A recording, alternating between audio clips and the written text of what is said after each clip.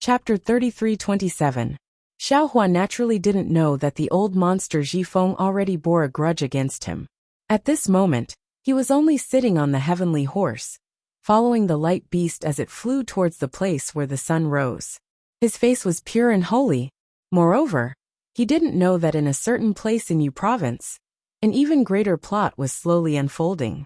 The hidden immortal continent was vast, and the vast majority of mortals wouldn't have the opportunity to completely travel through all 9 provinces in their lifetime. As one of the 9 provinces, Yu province was a huge monster in the eyes of most mortals. Similarly, many people from Yu province had never left Yu province in their entire lives. The Chongli country was also part of Yu province, but it was completely different from the state of Xi. The Chongli country was far to the south of Yu province. Its climate was like spring all year round, and the Tuachua River, which was several times wider than the Liao River, flowed through its borders. With such a pleasant climate, the Chongli country was not only rich in natural resources, but also had beautiful mountains and rivers and lush vegetation. It was a famous country of fish and rice within a radius of 10,000 miles. However, what truly made the Chongli country famous in Yu province wasn't the scenery and wealth, but the towering Hanling Mountain in the middle of the Tuachua River. Hanling Mountain was thousands of feet tall and several acres wide. It was like a jade pillar that supported the sky in the torrential river. It was truly a strange scene. However, this strange scene had only been a part of the Chongli country for thousands of years. Although people came to enjoy it, its reputation wasn't very prominent. Commoners who were slightly further away from the Chongli country might not have heard of this mountain. However, ever since Hanling Mountain was purchased by an unknown wealthy merchant from the Chongli country's king, and then offered to the Buddhist sect, the Buddhist sect built a Hanling temple on Hanling Mountain. Hanling Temple became famous in Yu province. Not only was Hanling Temple the largest temple in Yu province, but it was also the first temple in Yu province that was recognized and built by the Buddhist sect. After Hanling Temple, the Buddhist sect built many more temples in Yu province. Not to mention temples like the Small Gold Temple, which could be found in many villages and towns. Even temples like the Cloud Forest Temple could be found in many countries. However, due to Hanling Temple's special status, it attracted tens of thousands of devout pilgrims from Yu province every day. Some even traveled thousands of miles to worship it. Hanling Temple was built at the peak of Hanling Mountain, and one could see the majestic temple by the Tuachua River. However, it was not easy to go from Tuachua River to Hanling Temple to offer incense and worship. Beside the Tuachua River, there was an official ship of the Chongli Kingdom that would sail from the riverside to the Hanling Temple every hour. It would only stop at the ferry of Hanling Mountain, before immediately returning to the ferry of the Chongli Kingdom. Although the official ship was large, it could only accommodate a limited number of people. Furthermore, the Chongli Kingdom only provided 2 official ships. Only a few hundred pilgrims could cross the Tuachua River and come to Hanling Mountain each time. 10 ferries a day from morning to night only amounted to a few thousand pilgrims. What gave pilgrims a headache the most was that the official ship could not be booked in advance. They could only line up at the ferry every morning. As for the remaining pilgrims, they could only think of their own ways. They either hired their own boats or hired people to ferry them across on rafts. There were even people who crossed the Tuachua River by themselves. The pilgrims finally arrived at the ferry of Hanling Mountain after much difficulty. Their test had only just begun. At this time, there was a path that led directly to the top of the mountain. This path had been specially built by the Buddhist sect to allow them to walk to the entrance of Hanling Temple. However, this path was not a smooth one. First of all, this path spiraled up the mountain. The mountain that was already thousands of feet high had now become thousands of feet high. Then, the path was uneven and winding, making it even more difficult to walk than if there was no path at all. Moreover, there were no places to rest on the side of the path. All the pilgrims could only climb to the top of the mountain in one go. Otherwise, they would block the pilgrims behind them. There were 9 extremely dangerous places on this path. There was a cliff that was only wide enough for one person to walk sideways. There was also a suspension bridge in a bottomless mountain stream, that swayed violently.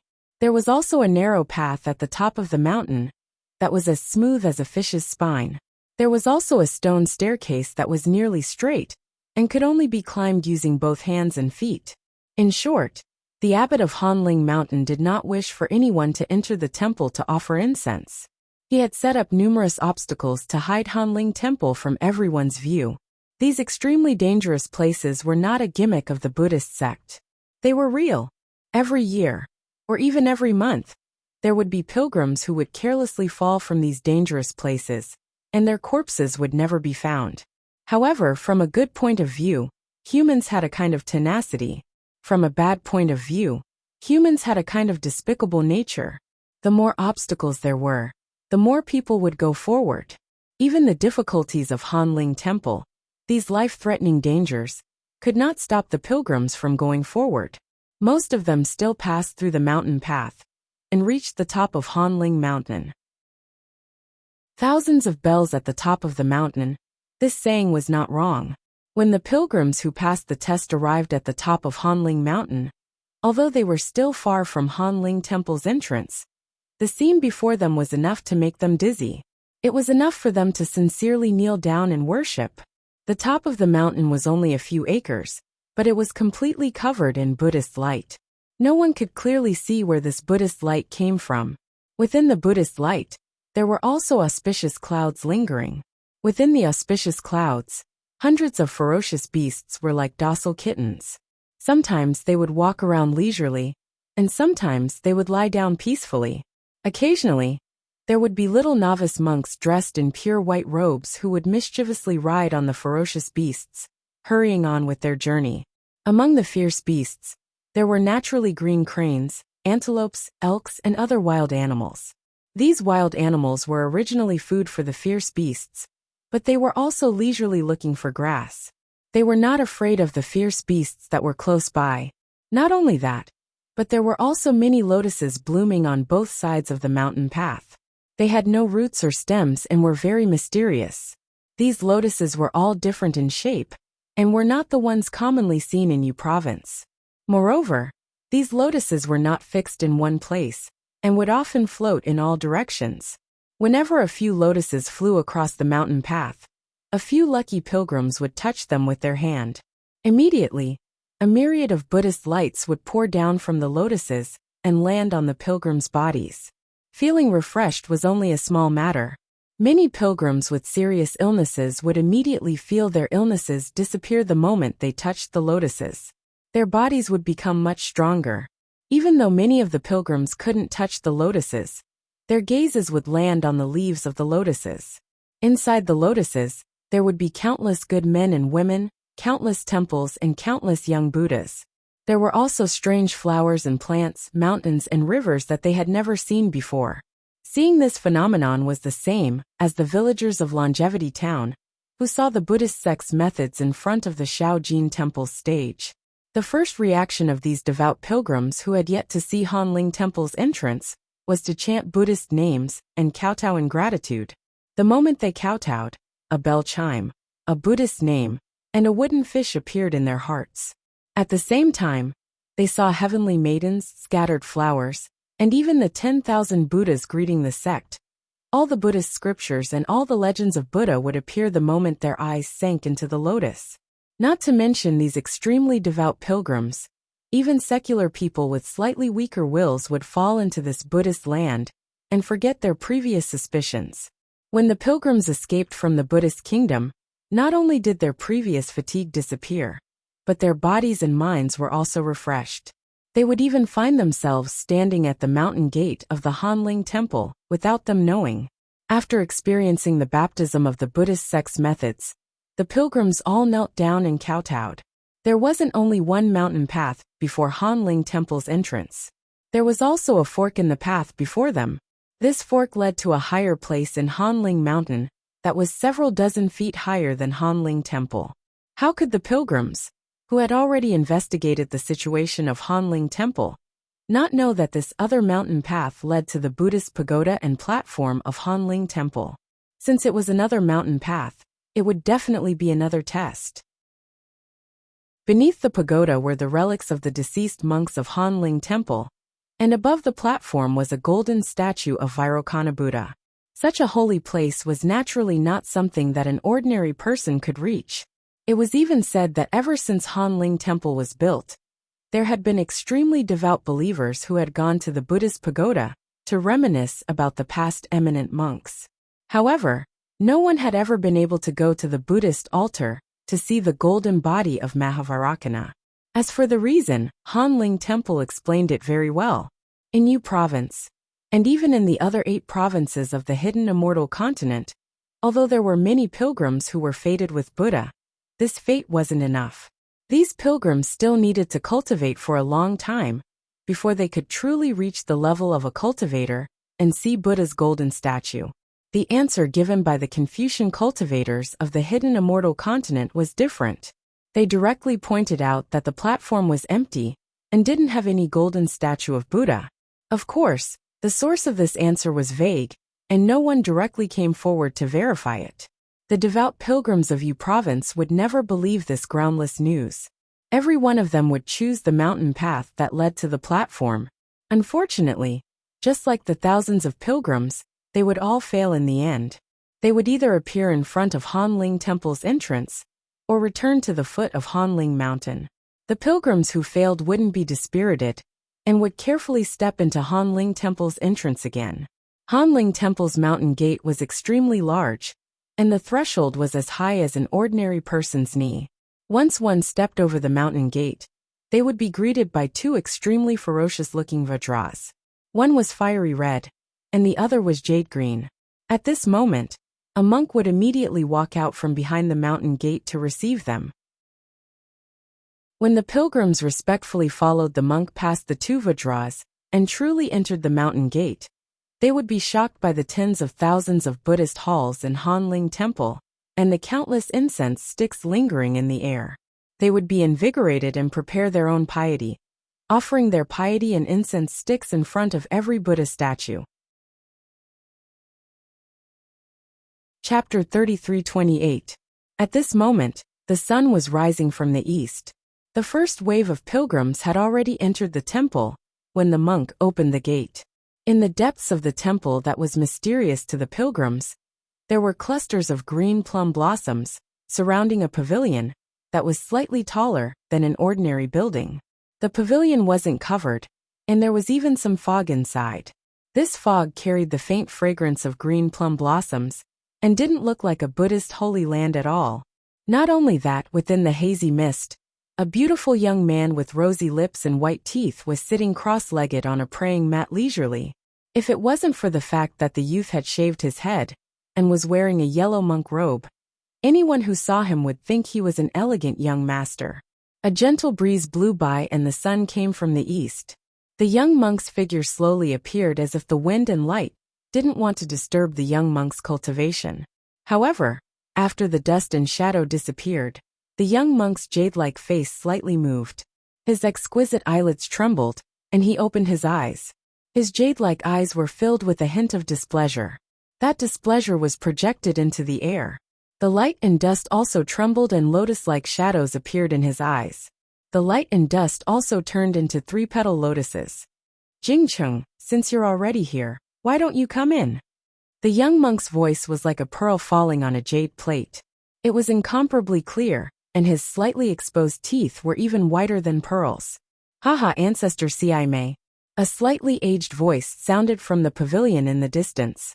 Soon after, the small door of the pavilion opened, and an old man wearing white monk robes appeared. Then, the old man walked out from the pavilion and slowly stepped on the green plum blossoms clustered around the pavilion and landed in front of the young monk. Seeing the white beard and eyebrows on the old man's respectful face, the monk named Bright Moon and Beautiful Plum frowned. His eyes, which were filled with displeasure a moment ago, now had a look of pity. The old monk Jingcheng had a smile on his face.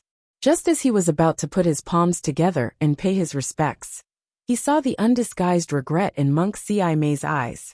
He raised his eyebrows and then lowered his head and said, "Jingcheng greets martial ancestor Siai. We haven't seen each other for more than 10 years, An ancestor has already stepped into the lotus realm. This disciple is truly envious. Amit Ba Jingcheng. May raised one hand and chanted the name of Buddha. Stand up. Yes, Jingcheng got up and respectfully stood to the side without saying anything. May raised her eyes to look at the dawn in the distance and sighed. She didn't make any movements, but her entire body slowly stood up from the praying mat and walked to the east side of the pavilion. Facing the rising sun, she asked in a low voice, "Do you know why I called you here?" Looking at May's back, Jingcheng's eyes were filled with reverence, and he hastily replied, "Yes, this disciple knows."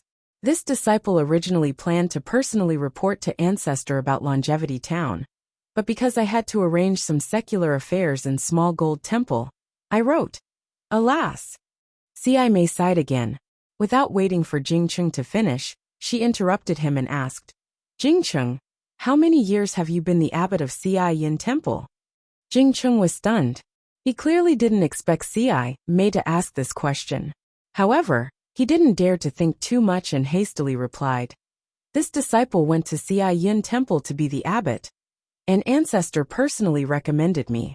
How could this disciple not know? It's already been 36 years and 3 months. Yes, you remember it very clearly." May nodded, but there was no joy in her tone. Jingcheng was even more stunned and hastily said with an apologetic smile, "Ancestor, this disciple did something wrong? I hope Ancestor won't be stingy with your guidance." "Actually, it can't be considered a mistake."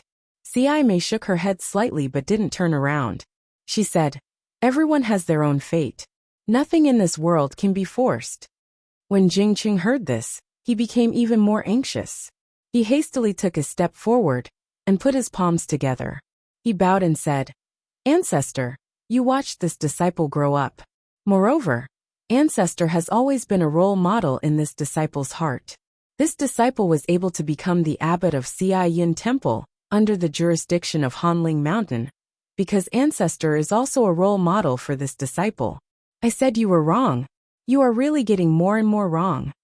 May flicked her sleeves and helped Jingcheng up. She said indifferently, "You and I are both Buddha's disciples. Everything we do is for the Buddha Lord. If there's a role model to follow, it's Ancestor Buddha. I have cultivated for many years, and have yet to attain any Buddhist results. Why are you imitating me? It's just 50 steps to learn 100 steps." When Jingcheng heard this, he said in all seriousness, "Ancestor is wrong. This disciple naturally places great importance on the Buddha Lord and the future of the Buddhist sect, but that is this disciple's lifelong pursuit. Ancestor is the benchmark in this disciple's heart. Every time this disciple encounters difficulties, the distant shore gives this disciple hope. However, the nearby benchmark gives this disciple the motivation to move forward." May smiled slightly. That smile was like a blooming lotus. She said, "Then let me ask you, is the matter of Longevity Town's Yin Temple more important?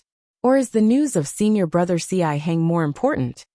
Jingcheng was somewhat puzzled. This disciple has already passed the news of Ancestor Hang to Ancestor Hang. There is nothing else important. This disciple is not talented, and has not been able to find Ancestor Hang's whereabouts.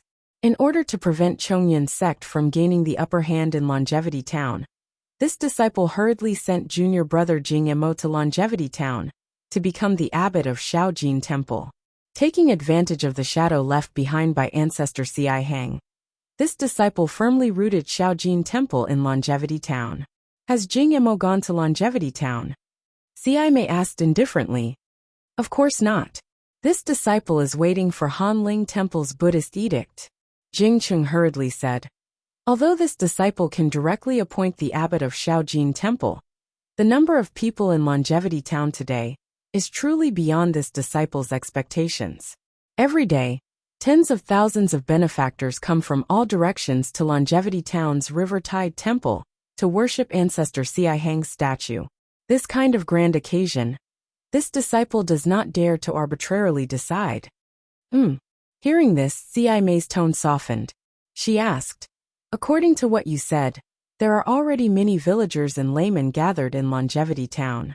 They spontaneously want to erect a Tianzhong golden body for senior brother Xi Hang? Yes. Speaking of this, Jing Qing's eyes lit up. Someone suggested this before Xingchen left Longevity Town. This suggestion was immediately accepted by all the benefactors. When Xingchen left Longevity Town, they had already prepared a lot of money. However, alas, our Buddhist sect does not have a golden body on the hidden immortal continent. Moreover, ancestor Xi Hang has not truly attained fruition. Therefore, this disciple can only tell you about this matter. At this point, Jing Qing's face suddenly revealed shock.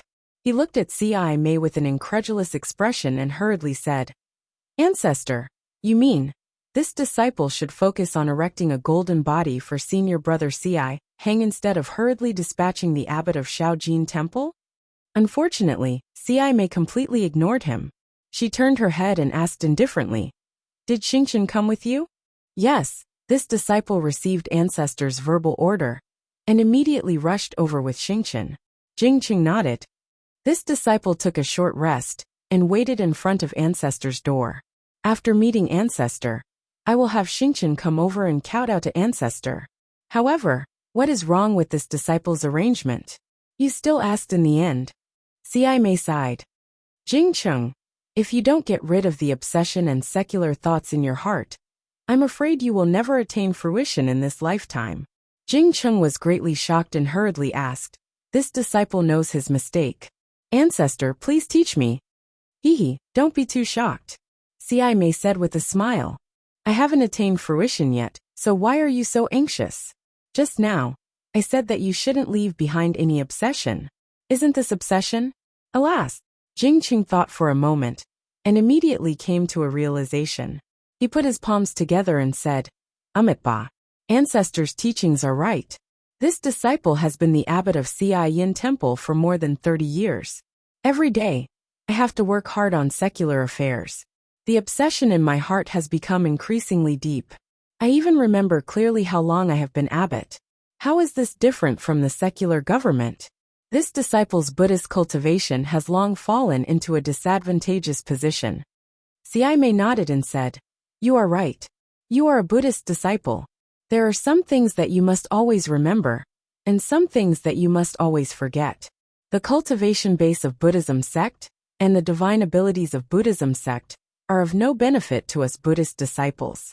They are merely some divine abilities to subdue evil. They are not the foundation of us Buddhist disciples. Doing good deeds and achieving enlightenment is the ultimate pursuit of us Buddhist disciples. Yes, this disciple understands. Jing Qing naturally thought of the compliments he had said to Ci Mei when he first met her. He answered very shamefully. Ci Mei said again, Amitba, although you and I are different in age and cultivation, we are both Buddhist disciples. The secular etiquette doesn't have to be firmly followed. You don't have to get up so early, and you shouldn't wait respectfully in the pavilion. If your heart is immersed in these secular thoughts, it will be difficult for you to make any progress in your Buddhist cultivation. This disciple understands. This disciple will keep it in mind and constantly remind myself. Jing Qing smiled bitterly. This kind of respectful etiquette was what the other monks in Yinlin Temple did when they paid their respects to him. He had seen it for more than 30 years and had long been used to it. Now he naturally took it out to greet Ci Mei. How could he have known that this was the secular practice and was different from the Buddhist sect's rules? I won't say much. Ci Mei smiled again and said, You have done well in the country of Shi. You have made great contributions. Our Buddhist sect's prosperity in the country of Shi is obvious to all the bodhisattvas of the hidden immortal continent. It's just that you have heard and seen too many secular affairs, resulting in today's bad consequences. As long as you wake up a little, you can correct it. Your future is limitless. It is also very possible to attain fruition. Speaking of this, Ci Mei smiled bitterly again and said, Not to mention you, even I, when I heard that senior brother Ci Hang almost attained the Bodhisattva Buddha fruit, almost lost my mind. Chapter 33-29. That's right. Jing Qing smiled wryly. Disciple can't compare to grandmaster. I was in a daze for half a day. Disciple couldn't figure out how the hundreds of thousands of villagers in Longevity Town could help Grandmaster Hang attain fruition. What's more, he didn't seem to care about the Buddhist fruit at all. According to Xingqian, Grandmaster Hang didn't react at all to the fact that he didn't attain fruition and just left. Disciple can't compare to such a pure heart. Call Xingqian over. May waved her hand. I'm also very curious. The power of will from hundreds of thousands of villagers can't help our Buddhist sect's bodhisattva attain fruition. I want to ask in detail. Yes, Disciple will call Xingqian over right away. Jingqing didn't dare delay and hurriedly got up. Just as he was about to fly out of the pavilion, he suddenly seemed to realize something. He stopped, looked around, and walked down the steps next to the pavilion. When his figure disappeared among the plum trees, May revealed a faint smile. However, this smile disappeared in a flash. May raised her head to look at the sunlight again and said in a low voice, Hang. Which senior brother is this Hang? After a short while, Xingqian followed Jingcheng to the pavilion. In front of May, Xingqian was like a little novice monk. He was very respectful and careful.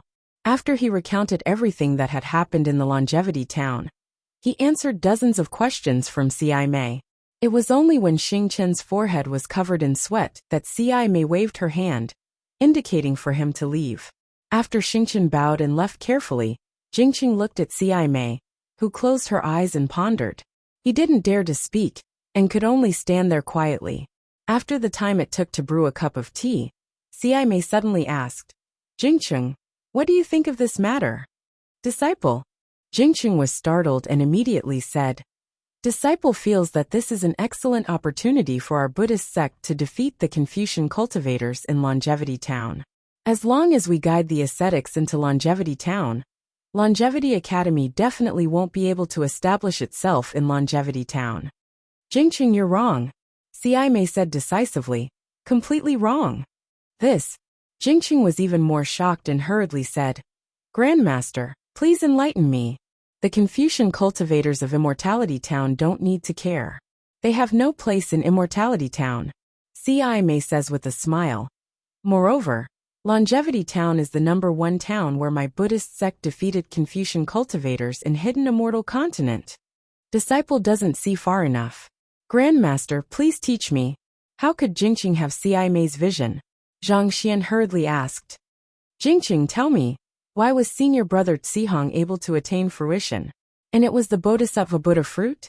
Why didn't you succeed? I only know that in order to attain fruition, one must practice good deeds and recite Buddhist scriptures. Different good deeds lead to different Buddha fruits. How many good deeds do you think the Bodhisattva Buddha fruit needs? May asked with interest.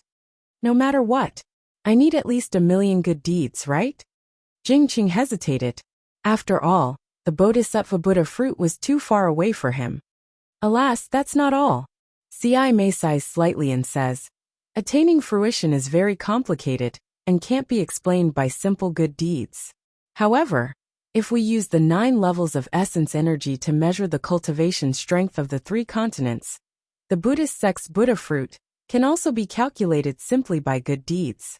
As far as I know, the most basic indigo Buddha fruit needs 300,000 good deeds to attain fruition, and the venerable Buddha fruit is 3 times more than the indigo Buddha fruit.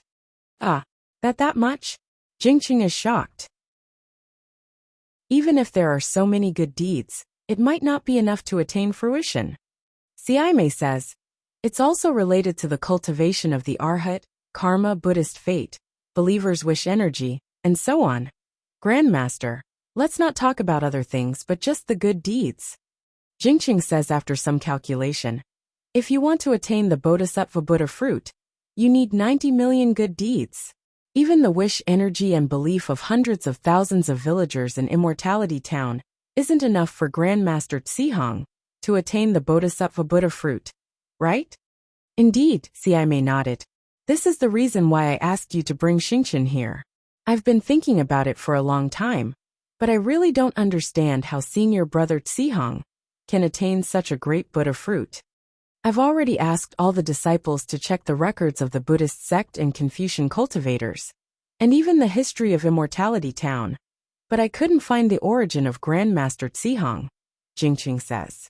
Even according to the villagers of Immortality Town, it's hard to determine when Grandmaster Zihong appeared in Immortality Town. Some say it was 100 years, some say it was 1,000 years, and some say it was 10,000 years. No matter what, senior brother Zihong has been to Immortality Town in the past. Otherwise, he wouldn't have left a statue in Jiangqiao Temple for people to worship. Xiaimei says with a nod. Senior brother Zihong also cultivates with hair. Could he be a lay disciple of the Buddhist sect? Jingqing probed. Xiaimei looks at Jingqing and shakes her head. If he were a lay disciple, he definitely wouldn't have the Dharma name of Zihong. Don't doubt this point. Jingqing's face turns red and he quickly says, disciple doesn't dare, this is only my guess. This involves some secrets of the Buddhist sect. You haven't cultivated in the Buddhist temple in the Pure Land world, so you probably don't know. Xiaimei doesn't blame him and says, even I only found these records in the scripture pavilion after I took over Hanliang Temple. Jingqing puts his hands together and says seriously, if it involves the secrets of the Buddhist sect, Grandmaster doesn't need to tell disciple. Xiaimei smiles at Jingqing and says, that's right, it's true. Even if you don't want to know, I'll tell you. Even if you beg me, I won't tell you what you shouldn't know. You only need to understand this today, to have a chance of attaining enlightenment. Yes, disciple understands. Jingqing calmly nodded.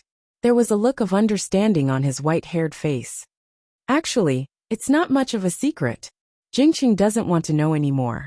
Xiaimei says seriously, our Buddhist sect has many branches. Some are Mahayana Buddhism, some are Hinayana Buddhism, and some are the 10 Buddhist sects. Yes, disciple knows. Our Hanliang Temple belongs to the Tiantai sect. Jingqing says with a smile. It seems that in addition to the Tantric sect, there are other sects like Complete Sect, Xing Sect, Xiang Sect, Virtuous Head Sect, Zen Sect, Pure Land Sect, and Vinaya Sect. Yes, that's true. Xiaimei nods. However, before the Buddhist light of the Pure Land world shone on the hidden immortal continent, or perhaps before the formation of the 10 Buddhist sects, there was a Buddhist sect disciple with a completely different cultivation method from us. They were called Duda. Duda is also called Duda Xing, Duda Matters, and Duda Meritorious Virtue. It means to get rid of dirt and worries. It means to get rid of greed for clothes, food, and shelter in order to cultivate the mind and body. All monks who practice the ascetic practice of Duda must strictly observe the following 12 rules of practice in their daily life. They must choose a free place. They must live a life of abstinence. They must eat sparingly. They must eat only once a day. They must beg for food, regardless of whether they are rich or poor. They must not drink milk after lunch. They must guard the 3 clothings. They must wear dung and sweep clothes. They must always sit under a tree to think. They must always meditate in the open. They must always live in the grave. They must always sit and not lie down. You can't even trim your hair or nails. There's such an ascetic cultivation method? Obviously, Jingqing has never heard of Ku Duda, and can't help but be surprised. Yes, Ku Duda believes that a person's life is originally miserable, and only through ascetic cultivation can one pass through the sea of bitterness. However, even a trace of enjoyment will taint oneself with the fire of the sea of bitterness, and when one is reincarnated, he will fall into the animal path. Xiaimei says, the minds of these monks are always tenacious, and their Buddhist doctrines are profound. Even their methods of subduing demons are better than those of us ordinary monks. I suspect that Xi Heng is Ku Duda. Alas, I understand now. Jingqing smiles bitterly. If we Buddhists publicize Ku Duda's cultivation method, how can there be secular people who shave their heads and become monks? People are afraid of hardships, and they find it inconceivable that they don't eat meat and get married. If they continue to live like this, they will treat us Buddhists as snakes and scorpions. That's true, Xiaimei nods. Although Ku Duda's cultivation method is very effective, there are very few monks who practice it, and they have already faded out of Buddhist cultivation. Of course, I admire these Ku Duda a lot, and only their cultivation is true cultivation. However, This kind of cultivation is not beneficial to the illumination of our Buddhist light. If Grandmaster C.I. Hang is Kuduta, it's normal that we don't know his name. Jingqing smiles obsequiously and says, moreover, he has cultivated for many years and accumulated a lot of good karma. The pure willpower of the hundreds of thousands of people in Longevity Town might be the last good karma. So, C.I. May squints and says word by word, we want to help the villagers of Longevity Town build the golden body of Nanwa Guanyin Bodhisattva in Jiangqiao Temple, and help senior brother C.I. Hang attain karma. Ah. Jingqing is shocked. Grandmaster, this doesn't conform to our Buddhist Dharma, right? Grandmaster C.I. Hang, he has yet to achieve fruition? What is Buddhist Dharma? C.I. May says with a smile. You know I know, and thousands of Buddhists know. However, do the villagers of Longevity Town and the kind men and women who go to Jiangqiao Temple to worship Guanyin Bodhisattva know? They want to build the supreme golden body of Nanwa Guanyin Bodhisattva in Longevity Town. Do we need to stop them? Hiss. Jingqing takes a deep breath, his eyes widening as he blurts out. Supreme golden body? Grandmaster, the supreme golden body can only be built by Buddhists who have attained karma. Even if Grandmaster C.I. Hang has attained karma, Guanyin Bodhisattva's karma isn't enough to build 100 feet supreme golden body. C.I. May doesn't care about Jingqing's surprise and says slowly, senior brother C.I. Hang hasn't attained karma, so he naturally can't build a golden body. Even if he did, he can only build an 80 feet bodhisattva golden body. This is our Buddhist Dharma. However, this is the hidden immortal continent. There isn't a single golden body of Buddhism in the entire hidden immortal continent. Now that Buddha has given us the opportunity, how can we let it go? I've already sent a Buddhist certificate to Lane Temple to build a 99 feet Nanwa Guanyin Bodhisattva golden body for senior brother C.I. Hang in Longevity Town's Jiangqiao Temple. If nothing goes wrong, Buddha Lord will agree. Chapter 3330. This, Jingqing couldn't wrap his head around it. When he came, he was only thinking about how to compete with the Confucian cultivators in the Longevity Town, and how to appoint the abbot of the small gold temple. He didn't expect that when he came to Hanling Mountain, he would build the first bodhisattva golden body in the Longevity Town, in the hidden immortal continent. Moreover, it was a 99 feet tall Dharma idol, which was only a little less than a 100 feet Buddha body. This was indeed inconceivable. C.I. May continued. Senior brother Tsihong didn't achieve fruition because his cultivation was insufficient, and his willpower was insufficient. With this 99 feet bodhisattva golden body, how could he lack willpower when millions, or even billions of people came to the Longevity Town to worship him? Even if senior brother Tsihong didn't want to achieve fruition, he still had to do so. The first bodhisattva to achieve fruition on the hidden immortal continent is in Yu Province, in the Longevity Town in the country of Shi. Jingqing, whether it's you or me, we've both made great contributions to Buddhism. This is something that has never been done before, and will never be repeated in the future. Think about it, a 99 feet bodhisattva golden body. TSK. It'll crush all the other bodhisattvas. Yes, of course. Jingqing suddenly understood what C.I. May was thinking. Moreover, there's another reason. C.I. May looked at the place where the morning sun was shining in the distance. Our Hanling Temple's Buddha golden body has always been blocked by the Confucian cultivators, making it difficult to build. After so many years, benefactors have been suspicious. Now that the Longevity Town has a bodhisattva golden body, the pressure on the Hanling Temple has decreased a lot. In particular, with the first golden body Dharma idol, the second, the third. Are they still far away?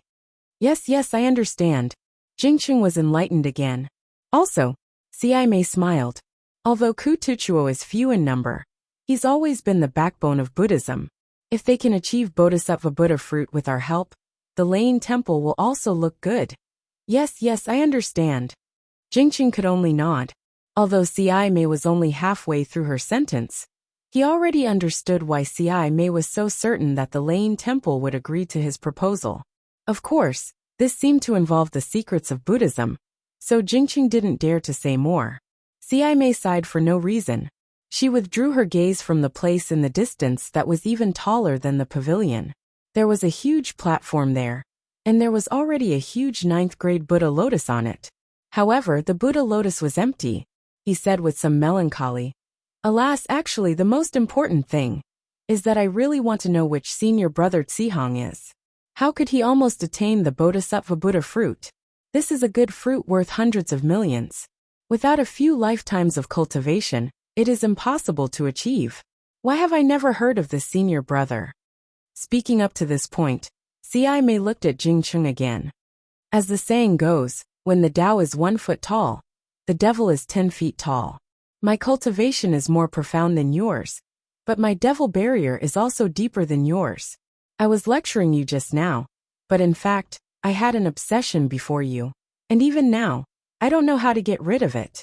How could Jingcheng not know what Xi Mei meant? He put his palms together and said, "Disciple understands. This is Grandmaster's devil barrier. As long as I break through this devil barrier, my cultivation will advance again." Grandmaster helping Grandmaster Ci Hang to attain enlightenment is also equivalent to attaining enlightenment for yourself. This is a necessary step for Grandmaster's cultivation. Yes, I know it myself. Ci Mei nodded.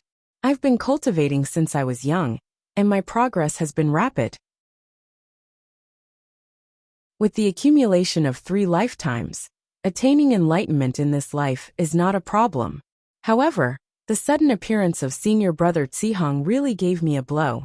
Ordinary senior monks can accumulate merit for 3 lifetimes. After reincarnating, their merit will weaken. I thought for a long time, if senior brother Zihong didn't have enough merit, then his cultivation method must be extraordinary. This is why he was able to attain enlightenment so much earlier than me, and have such high achievements. If I can help him attain enlightenment, it must be good karma. It will also be beneficial to my cultivation. Upon hearing this, Jingcheng's heart skipped a beat. Ci Mei's words were somewhat incoherent, and even went straight to her heart. No matter what, it shouldn't have been something he could hear. However, Ci Mei had actually exposed herself in front of him without any scruples. If it wasn't that Ci Mei's cultivation was high enough, then she had ulterior motives. How could Jingcheng not be afraid? As if she saw Jingcheng's abnormal state, Ci Mei smiled and pointed her finger. Although they were a few feet apart, her arm seemed to have suddenly stretched out and pointed between Jingcheng's eyebrows. Jingcheng was shocked. Unfortunately, he didn't even have the chance to dodge. However, when Ci Mei's hand touched between Jingcheng's eyebrows, she immediately retracted her hand. Jingcheng was so scared that he broke out in a cold sweat. When the sweat dripped from Jingcheng's forehead, Jingcheng suddenly came to his senses. It was as if he had thrown away a heavy burden. He was very convinced and said, "Amipa, thank you, Grandmaster, for clearing my doubts." Yes. Ci Mei closed her eyes and said faintly, "The matter of Nanwu Guanyin Bodhisattva's golden body is settled. You don't have to do anything. You just need to reveal the 99 feet Dharma body. Naturally, the benefactors in Longevity Town will add fuel to the fire. As for Chongyan sect, you don't have to worry about it. No matter how strong the Confucian cultivators are, they are built on the billions of ordinary people in hidden immortal continent. They can stop us Buddhist disciples, but they don't dare to. Perhaps they can't stop crazy good men and women. Moreover, the more they stop, the more successful Nanwu Guanyin Bodhisattva's golden body will be." Disciple understands. Jingcheng's face regained its calm. Disciple will make Nanwu Guanyin Bodhisattva's golden body technique my #1 priority. As for the abbot of Shaojin Temple, you don't have to send Jingchen over. Ci Hang instructed again. I've already sent out a Buddhist edict. Lizhan Run is the abbot of Shaojin Temple. When you leave, he will go with you to Longevity Town. Lizhan? Jingcheng was stunned at first, then said in shock, Grandmaster, Martial Uncle Lizhan, is Elder Lizhan of Hanliang Temple's Sutra Pavilion. That's right. It's him. Ci Mei answered without opening her eyes. Grandmaster, Longevity Town is now the focus of hidden immortal continent. It's where we Buddhists and Confucian cultivators compete. Martial Uncle Lizhan only reads Buddhist scriptures and doesn't practice magic. He's no different from ordinary people. Jingcheng said anxiously. If he goes to Shaojin Temple, I'm afraid he won't be able to convince the masses. Won't be able to convince the masses. When Xi Mei heard this, she opened her eyes. 2 more lotus flowers flashed out from light and dust, giving Jingcheng a fright. He looked a little panicked and said in a low voice, This disciple has a feeling. If we don't have a thunderous method, we won't be able to deal with the aggressiveness of Confucian cultivators. The aggressiveness of Confucian cultivators? Xi Mei sneered. Even Xingchen didn't have a way to deal with that Taoist cultivator, right? If it weren't for that little Taoist cultivator, how could there be senior brother Xi Hang? Jingcheng, you have to remember that our Buddhist sect emphasizes the cultivation of Buddhist Dharma the most. Buddhist fruit is more important than cultivation realm. The biggest reason why I suggested for senior brother Xi Hang to attain fruit is that Ku Tuchuo has always placed Buddhist Dharma first. Senior brother Xi Hang's psychokinesis is profound, and he's proficient in Buddhist Dharma. Although Lieshan doesn't have many methods to subdue demons, he has countless Buddhist scriptures in his heart. He's number 1 in fierce debate temple. Letting him be the abbot of Shaojin Temple is a powerful method for our Buddhist sect to advance in order to retreat. Jingcheng was also an abbot. When he heard this, he immediately understood that Xi Mei's image in his heart was once again raised. He really couldn't understand why this handsome young monk in front of him was so intelligent and thought of everything ahead of him. This disciple understands. Jingcheng replied with heartfelt admiration. Then, he thought for a moment and said with a smile, Speaking of the little Taoist cultivator of Taoism, Xiao Yi's appearance is strange. Disciple feels that this Xiao Hua's appearance is very strange. Moreover, this Taoist priest has some means. Even Xingchen is not his opponent. And that's right. Speaking of Taoism, Xi Mei frowned slightly. Lane Temple has a Buddhist edict. However, although Xiao Hua has some methods, if our Buddhist sect attaches importance to him, his cultivation is really too shallow. The Buddhist edict should have nothing to do with him. What? Jingcheng, what do you think? It's nothing. This disciple just feels that he's a bit strange. If his origin is correct, we can make use of him. It wouldn't be bad for him to be our Buddhist sect's protector. Jingcheng muttered to himself and spoke his bold idea. Xi Mei seemed to agree with Jingcheng's words. She glanced at him and said indifferently, You're right. Although Xiao Hua isn't worthy of our Buddhist sect's roping in, he has some cultivation after all. Moreover, he's definitely older than Xingchen. You should search for his traces. This person has great strength and is suitable to be our Buddhist sect's protector. If he can convert to our Buddhist sect, and then go to Jiangqiao Temple to guard the golden body of Guanyin Bodhisattva, Amitabha, that would be the most perfect ending. When Jingcheng heard this, his snow-white eyebrows raised. He said with a smile, This disciple will follow martial ancestors' Buddhist edict and immediately send people to investigate. And, after hearing this, Xi Mei closed her eyes and said indifferently, Go.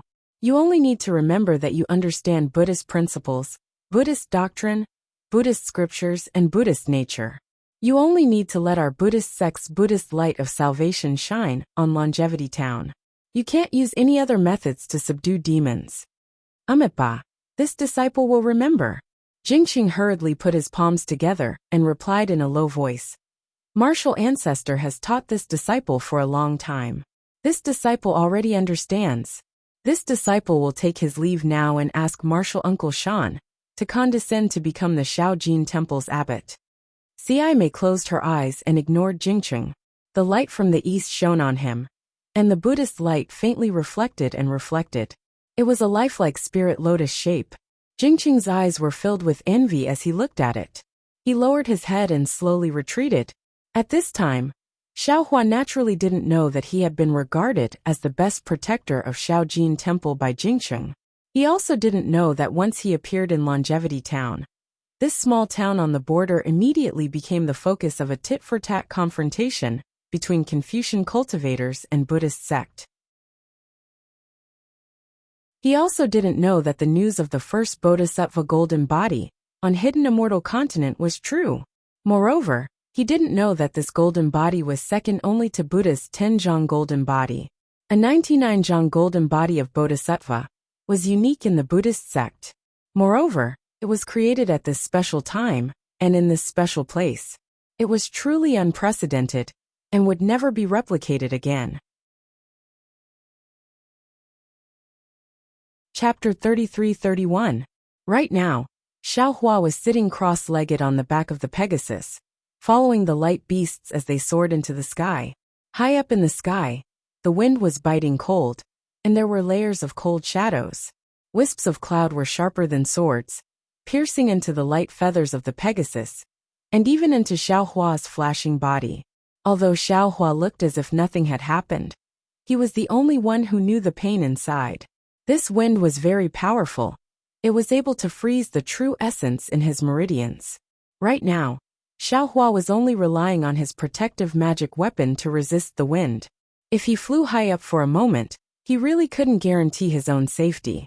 Xiaohua looked at the distance under his feet. The flaming sun was like a pellet.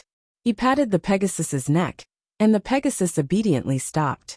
Only then did he say, "Senior, this little one's cultivation is limited. I'm afraid I can't follow Senior on a long journey.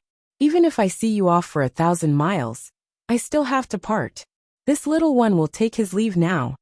And, seeing Xiaohua stop, the three light beasts also stopped. Especially the light baby. It actually flew in front of the Pegasus and coquettishly circled around it a few times. Then, under the lead of another light beast, it continued to fly forward. "Thy name is Xiaohua, I will remember it." The light beast's voice sounded in Xiaohua's ears. "Thou saved my child, I will repay thee. Thou can tell me what is on thy mind. As long as I can help thee, I will definitely do it." Xiaohua cupped his hands and said, "Senior's words are too serious. In fact, if not for Senior's appearance, Junior and the others would have fallen into the mouth of the catfish. What thou said before, I have heard it in my heart. Thou is not a monster, but you can actually stand up for my son. A group of monsters actually dared to frame me. Thou is much more magnanimous than them." The light beast said, "I can help thee, it is also my wish." Hearing the light beast's words, Xiaohua no longer pretended and said, "Junior saw that the light baby's body is surrounded by condensed world essence qi. It is impossible to use it.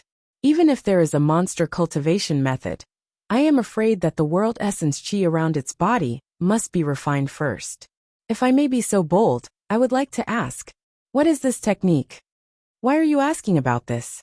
The light beast asked coldly. "This matter seems to have nothing to do with you." Xiaohua was helpless.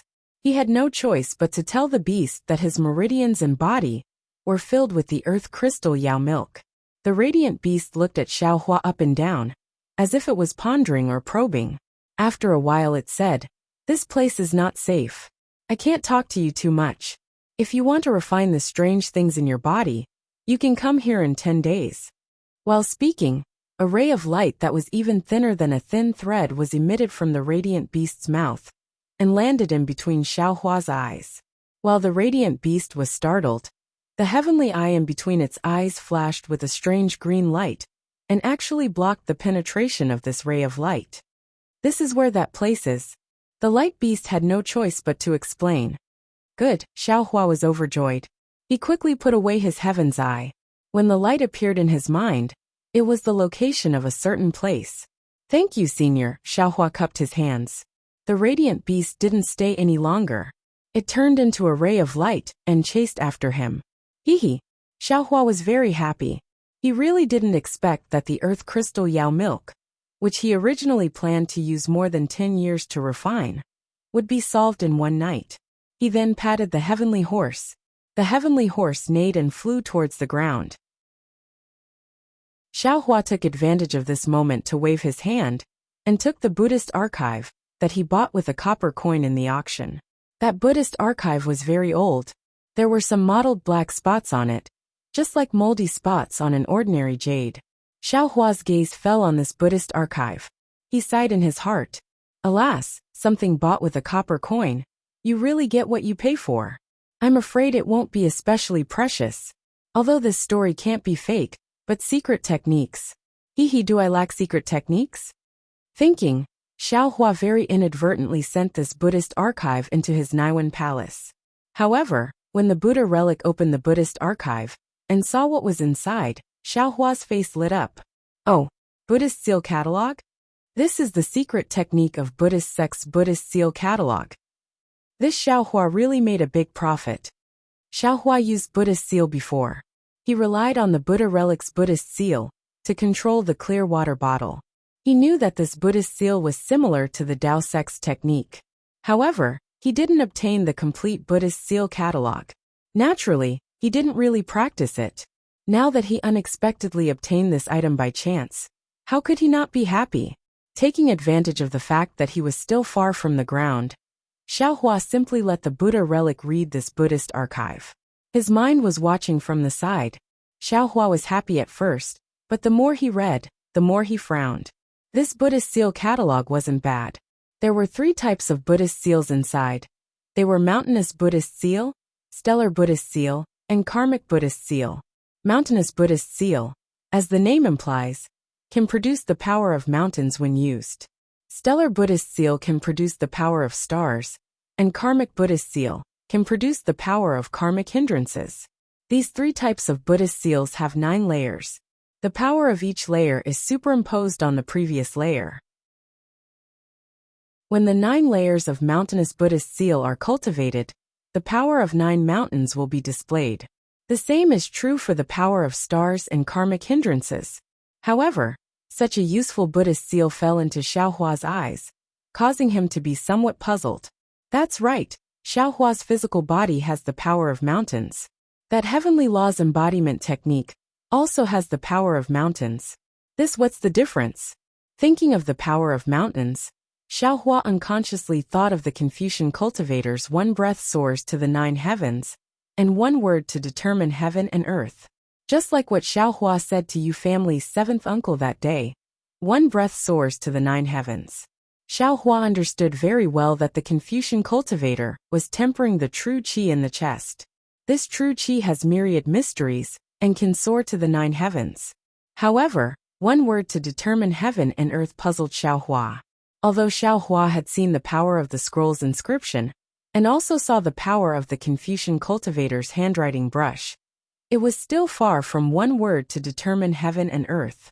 If 1 word to determine heaven and earth, Xiaohua's first thought should be of soul cultivation.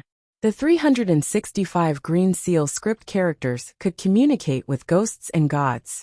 Each character could determine heaven and earth. That was the true 1 word to determine heaven and earth. Moreover, although the sword cultivators of the Donrain continent also used flying swords, there were also illusory swords and transforming swords. However, when it came to the hidden immortal continent, it was very obvious that the pure flying swords should belong to the Confucian cultivators' Mahist sect. Using qi to control the sword and storing divine sense in the sword seemed to be a level higher than the sword transformation, swords of the sword cultivator. Speaking of sword cultivators, Xiaohua naturally thought of Yao cultivators.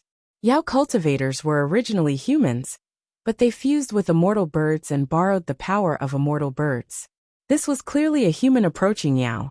There was also divine sense, Buddhist awareness and elemental awareness. Although each of these was different, if one really wanted to talk about it, there was no special difference. It's really strange. It seems different from what others said. Yao, Confucian, Buddhist and Taoist, these 4 sects all seem to look down on other sections. Even in the hidden immortal continent in Western Paradise, the Taoist sect was destroyed by the Confucian and Buddhist sections. In the Donrain continent, the Confucian and Buddhist sects were destroyed by the Taoist sect. They all said that they were the orthodox sect between heaven and earth. However, thinking about it this way, each sect always had some methods and magical abilities that were similar. How could anyone know who was the orthodox sect? Who was the plagiarist? Or it could be said that for millions of years, no one knew who was the orthodox sect. The taboo of my Taoist lineage, Confucian cultivators and Buddhist sects, was to borrow the power of heaven and earth. Whether it was magic arts or magic arts, they were all more powerful than the methods of Confucian cultivators and Buddhist sections. Therefore, if I only look at the methods of fighting, I only need to practice Taoist magic arts, and don't need to practice anything else. But the problem is Confucian cultivators Qi, Buddhist sects Saraira, and Soul cultivators Green Seal script characters. What is their true essence? Oh, and there are also demons. Demons have always looked down on humans, but unfortunately, they frequently appear in places like the hidden immortal continent. What is the true essence of their cultivation? Thinking of this, Xiaohua's brows furrowed. This dispute between Buddhism, Taoism, and Confucianism had not been resolved for millions of years. Xiaohua, with his nascent soul cultivation, actually thought so much. Perhaps he was the first person in all of history to do so? This was also one of the big disadvantages of Xiaohua's, biting off more than he can chew. He always thought a little more than others. And the little more he thought a little more was something that others could not even dream of. It could even be said that they could not think of it even after they became immortals. It was only this kind of thinking that made Xiaohua's path extremely difficult and unexpected. Seeing that the Pegasus had landed, Xiaohua released his divine intent. He didn't find a familiar place, nor did he find the capital of the Bronze Pillar country.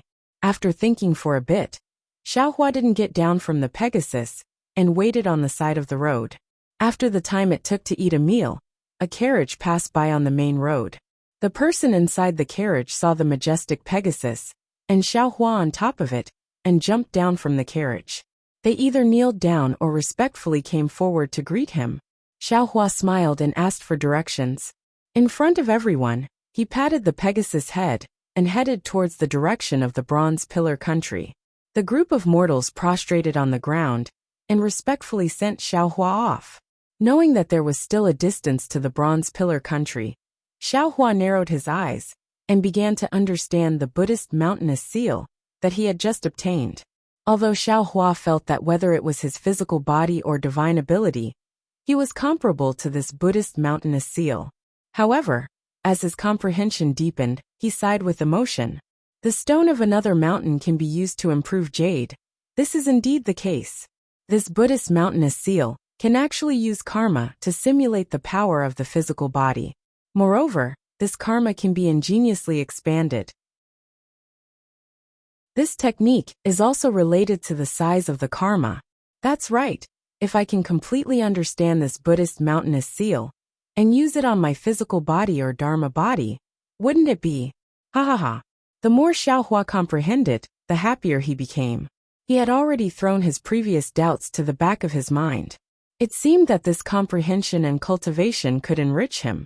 Not to mention Xiaohua riding the Pegasus towards the Bronze Pillar country, 300 li away from the capital of the country of Xi. There was a mountain peak that was not very tall. This mountain peak was shrouded in a faint white fog.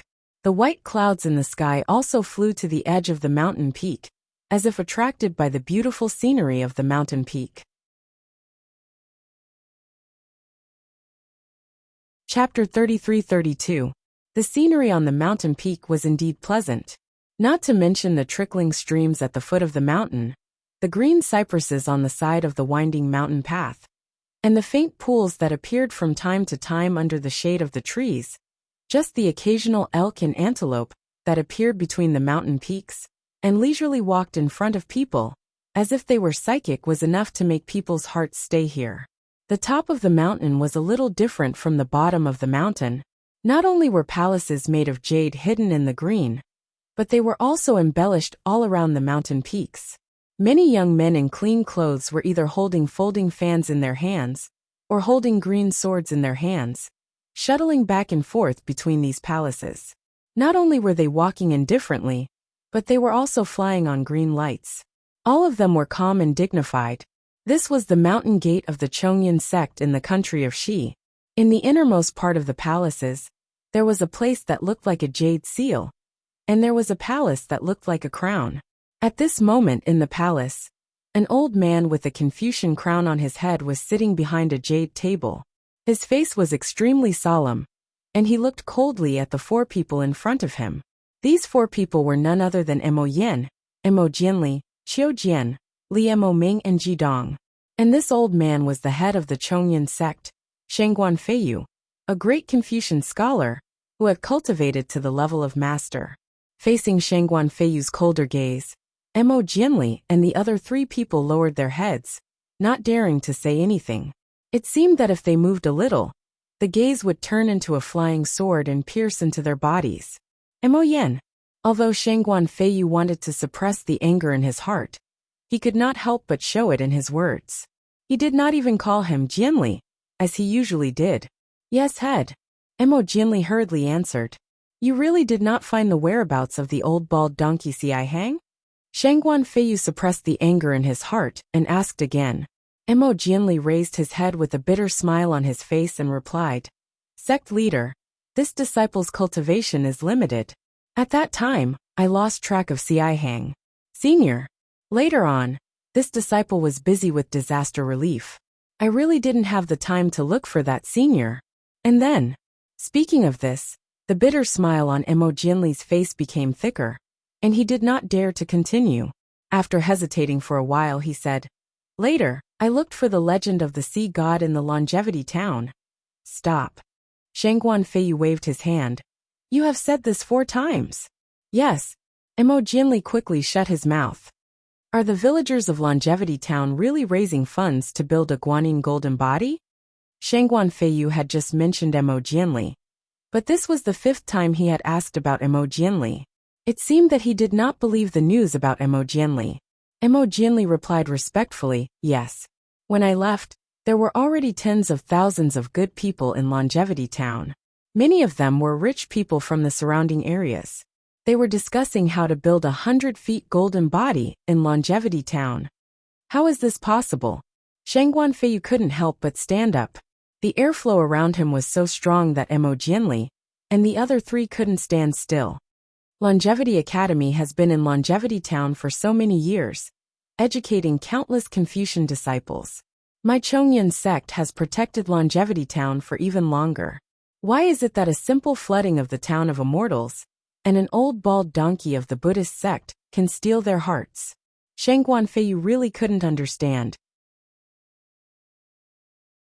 Even their basic necessities, food, housing, transportation, and farmland were all given to them by the king of the country of Xi, right? Besides, the Buddhist sect has never built a Dharma golden body in Zhongxian land.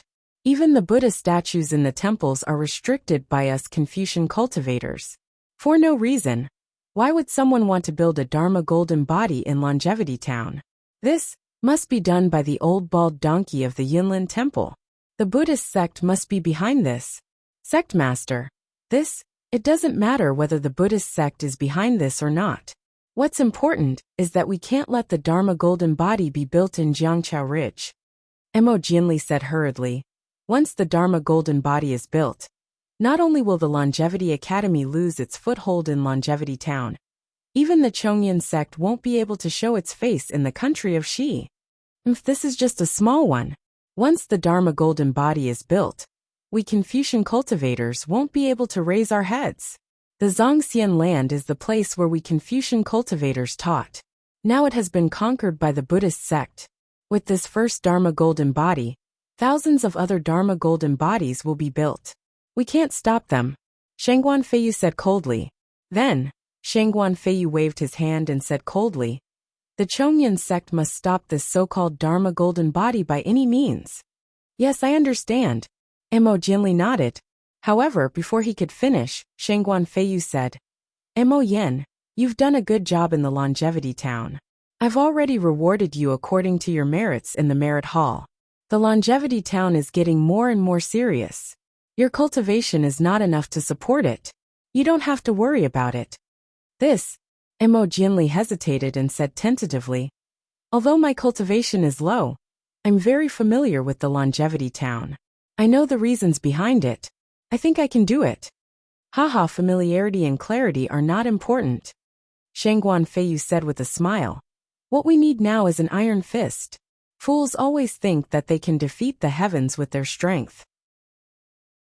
However, they don't know that in the eyes of heaven, they are just ants.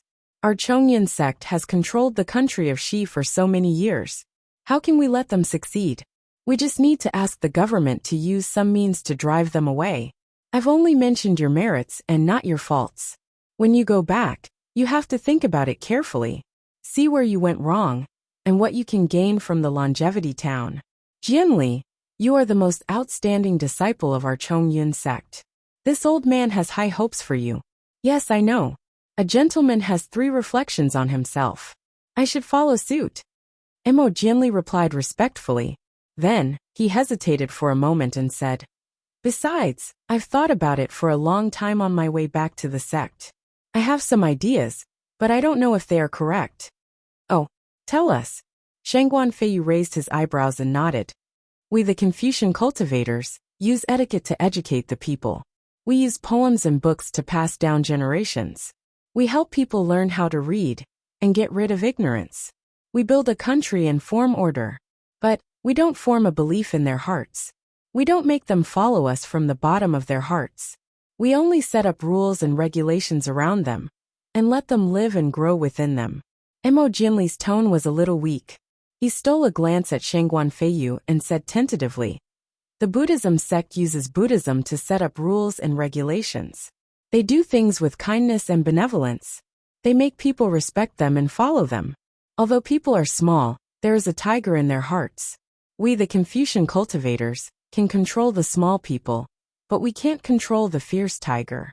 1 or 2 people are easy to control, but if there are millions of people, millions of tigers, it's even harder for us to control them. It's inevitable that they will be like the flood and fierce beasts in the longevity town. Shut up. Before Mo Jianli could finish, Shangguan Feiyu shouted, Mo Yen, do you know what you are saying? Mo Jianli was shocked. He hurriedly shut his mouth, bowed and said, I know I was wrong. I was worried because the situation in the longevity town was out of control. Jianli, you are too smart, but your experience can't keep up with your cultivation. Now you are facing a layer of mental retardation. This is both a test for you and a disaster for you. If you can get rid of the Buddhism and Confucianism, I will congratulate you. It won't take you many years to reach the level of master and become a great Confucian cultivator. But if you can't get rid of it, I'm afraid you will fall into a state of eternal damnation. Shangguan Feiyu sighed and said, I thought you would encounter this disaster in 20 years. I didn't expect that the trip to the longevity town would bring you to this stage. It seems that the old bald donkey Ci Hang's fruit has affected you quite a bit. Mo Jianli didn't expect that his feelings would have such a deep impact. He was shocked and didn't know how to answer. Go back and cultivate in seclusion. Shangguan Feiyu waved his sleeve. I am regretting sending you to the longevity town. Disciple understands, Mo Jianli bowed.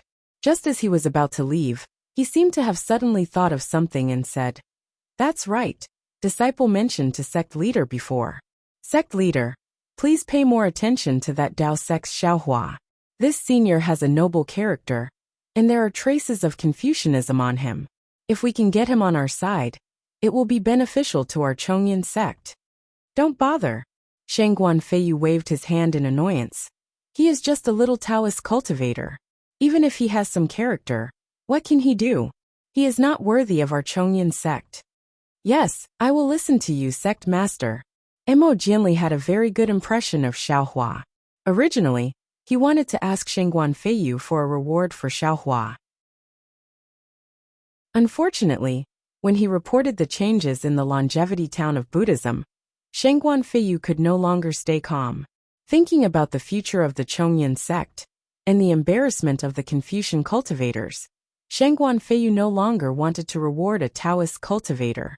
Thus, Mo Jianli's last hope was shattered. After Mo Jianli and the other 3 left, Shangguan Feiyu took a deep breath and sat down. However, a moment later, he stretched out his hand again. His slender and fair fingers played on the white jade table, as if he was playing a zither. Shangguan Feiyu frowned even more as his fingers, which were whiter than the white jade, moved. After a meal, Shangguan Feiyu's hand paused. A violent aura burst out from his fingers. The noble spirit in the air rushed into the table with this aura. Boom! Like a hammer, the jade table was smashed into pieces by Shangguan Feiyu's finger. Shangguan Feiyu stood up and said to himself, The Buddhism sect has established a Bodhisattva Dharma body in the longevity town. This is a shame to the Chongyun sect and the Confucian cultivators. If the Chongyan sect can't deal with this alone, the other sects can't just sit and watch. Then, a cloud appeared under Shengguan Feiyu's feet.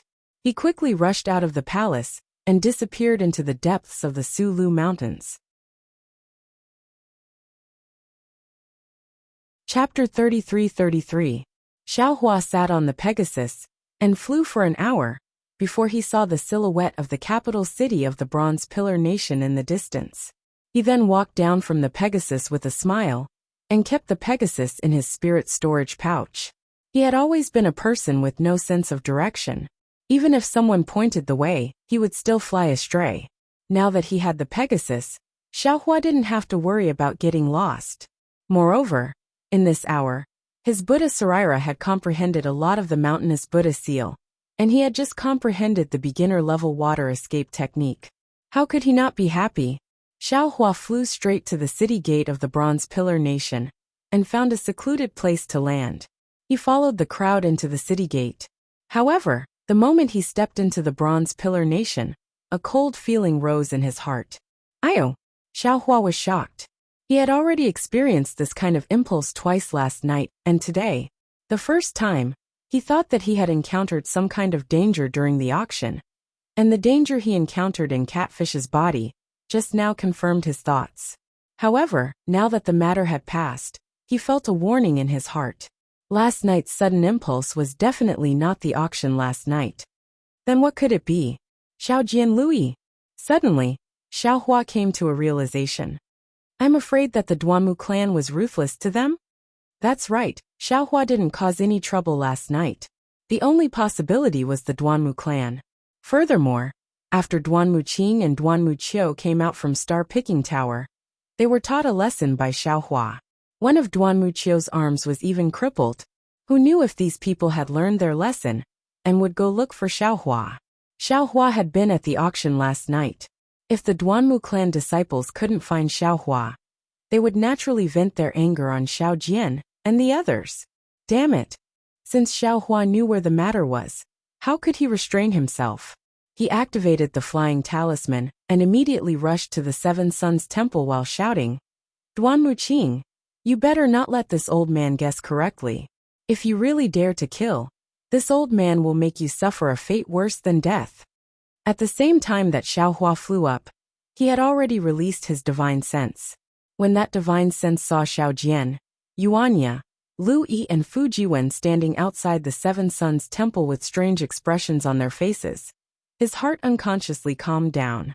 However, when they saw that the four of them were blocked by more than 10 people in official robes, and there were many officials in front of the Seven Suns Temple, as well as many commoners, they were stunned. Immediately after, when Xiaohua's divine sense once again probed into the Seven Suns Temple, his expression suddenly changed. A wave of coldness and killing intent shot out from his body like a flying sword. If it weren't for the fact that his middle dantian was also blocked by the earth crystal Yao milk, his anger might have already shot up into the sky. What's going on? When Xiaohua arrived at the Seven Suns Temple, the expression on his face had already returned to normal. He did not enter, but instead walked down step by step, as if there was a flight of stairs beneath his feet. Senior. Before the others could recover from their shock and astonishment, Xiao Jian hastily called out, "You finally returned. Speak, what happened?" Although Xiaohua had already seen the situation inside the Seven Suns Temple, he still asked word by word like a thunderclap. Not only was Xiao Jian's ears buzzing from the shock, even the expressions of the commoners and constables in the Seven Suns Temple changed greatly. Even the constables surrounding Xiao Jian and the others retreated a few steps. Who is making such a ruckus here? An angry roar that did not seem to be inferior to Xiaohua's roar sounded. A tall and sturdy constable with a face full of sideburns and a long blade hanging from his body charged out of the Seven Suns Temple and fiercely shouted. Xiaohua did not pay any attention to the constable and only looked at Xiao Jian. Xiao Jian hastily explained, "Senior, we separated from Senior in front of Zhai Xinglu and returned to the Seven Suns Temple. However, because we were really thirsty, we rested in a small shop by the roadside. However, when we returned to the Seven Sons Temple, the entire Seven Sons Temple was silent, and the temple door was wide open. Junior thought that Senior Dao Shan and his disciple had already rested, and was about to find a place to rest, when Yuanya discovered that our horses had all died in the temple. Furthermore, before Junior could go and check the situation, the constables of the Copper Pillar Nation charged in and chased us out of the Seven Sons Temple without any explanation.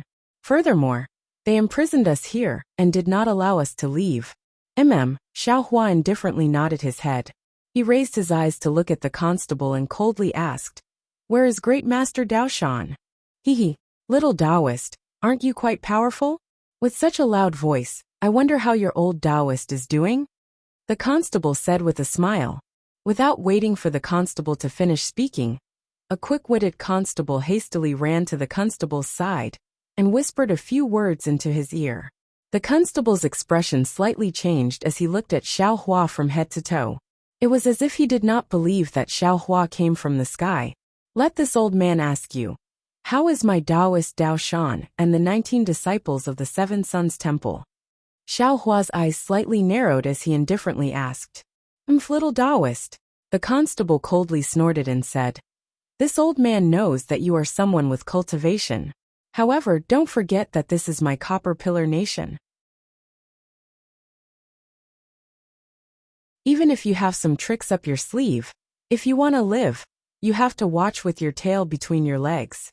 Perhaps the Seven Sons Temple was your Taoist sect's property before, but now this property no longer has an owner. You have no right to point your finger at this old man here. Furthermore, such a huge matter has already broken out of your Taoist sect's control. Right now, the Seven Sons Temple has already been listed as a forbidden area by the Yamen. If you don't want to get into trouble, then hurry up and leave." Ha ha ha. Xiaohua faced the sky and laughed loudly. He laughed so hard that tears were about to flow out of his eyes. He pointed at the Seven Sons Temple and said, "What a joke! This Seven Sons Temple was bought by my Taoist sect with real money. Even if Dao Shan and the rest died, the Seven Sons Temple is still my Taoist sect's property. Since when is it your Yamen's turn to speak?" "Ah, Dao. Great Master Dao Shan." Xiao Jian was shocked. "He is? How do you know that the old Taoist is dead?" Looks like you have your eyes on the property of the Seven Sons Temple. You poisoned the old Taoist to death, and want to set up your own sect here," the constable said with a sinister laugh. Xiaohua laughed. "You seem to have said those words just now, right? If you didn't say it, how would this old man know?" "When did this old man say it?" The constable looked around and asked. "Tell me, how come this old man doesn't remember such a thing? You said it yourself just now." This one heard it clearly. Fujiwen, who was at the side, did not immediately greet Xiaohua. At this moment he opened his mouth and said, "Even if we are in court, this one will still say it." The constable looked at Fujiwen's scholarly robes and pondered for a moment. The arrogance on his face was wiped away and replaced with a smile. Hee, since this scholar is testifying, then this old man might really have said it. "Forget it, little Taoist, you quickly leave. This Seven Sons Temple matter is rather strange. It has nothing to do with you." "No." Xiaohua shook his head slightly. "Dao Shan is my Taoist disciple. Since he is dead, then this old man must get to the bottom of this matter. And, since you want to know, then this old man will tell you," the constable said impatiently. "There are 20 people in Seven Sons Temple. Every one of them strangled themselves to death by strangling their own throats. The coroner in the Yamen has already checked, and there are no signs of homicide. Homicide has already been ruled out." "Suicide? Ha ha ha." Xiaohua laughed from extreme anger.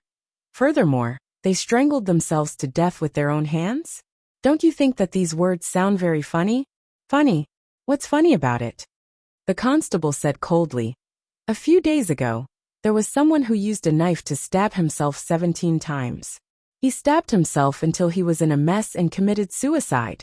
This is the judgment of the coroner, the conclusion of my Tongzhou country's Yamen." Good. Xiaohua said good 3 times in a row. Then he turned his head to look at the surroundings and said with a smile, "Fellow villagers, all of you live near Seven Sons Temple, and have met old Taoist Dao Shan many times. You all know this kind old man very well. Now that old Taoist Dao Shan strangled himself to death. Do you all believe it? Although Xiaohua was full of smiles, his gaze was like a sword. Everyone who looked at him retreated. If they didn't lower their heads, then they looked elsewhere.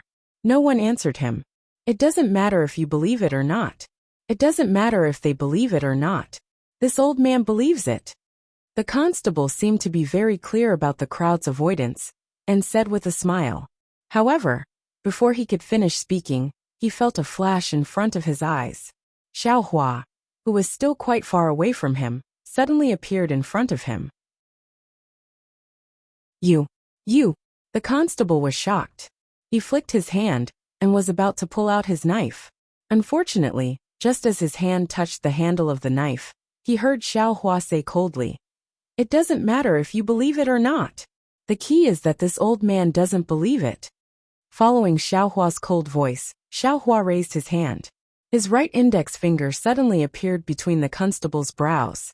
Endless terror appeared in the constable's eyes, because in front of him, when the finger moved, it brought about swaying starlight. Clusters of dark green brilliance burst out like exploding stars. Countless scenes were shattered by the finger, as if the constable himself was about to fall into the shattered starlight. However, just as Xiaohua's finger was about to touch the constable's eyes, it suddenly froze there. This constable is an evil person's evil words, and is really disgusting. However, he might not be the real culprit who killed Dao Shan. He might not even know some inside information. This Xiaohua's soul-searching finger can't guarantee that this constable's soul is intact. If this Xiaohua can't find anything related to Dao Shan, won't this Xiaohua also become an evil person? Xiaohua narrowed his eyes. However, his index finger stopped in midair, as if it was cast from copper and iron. After half a cup of tea's time, Xiaohua laughed coldly and said coldly, "Humph. Good will be rewarded with good. Evil will be punished with evil. It's not that there's no revenge, it's just that the time hasn't come.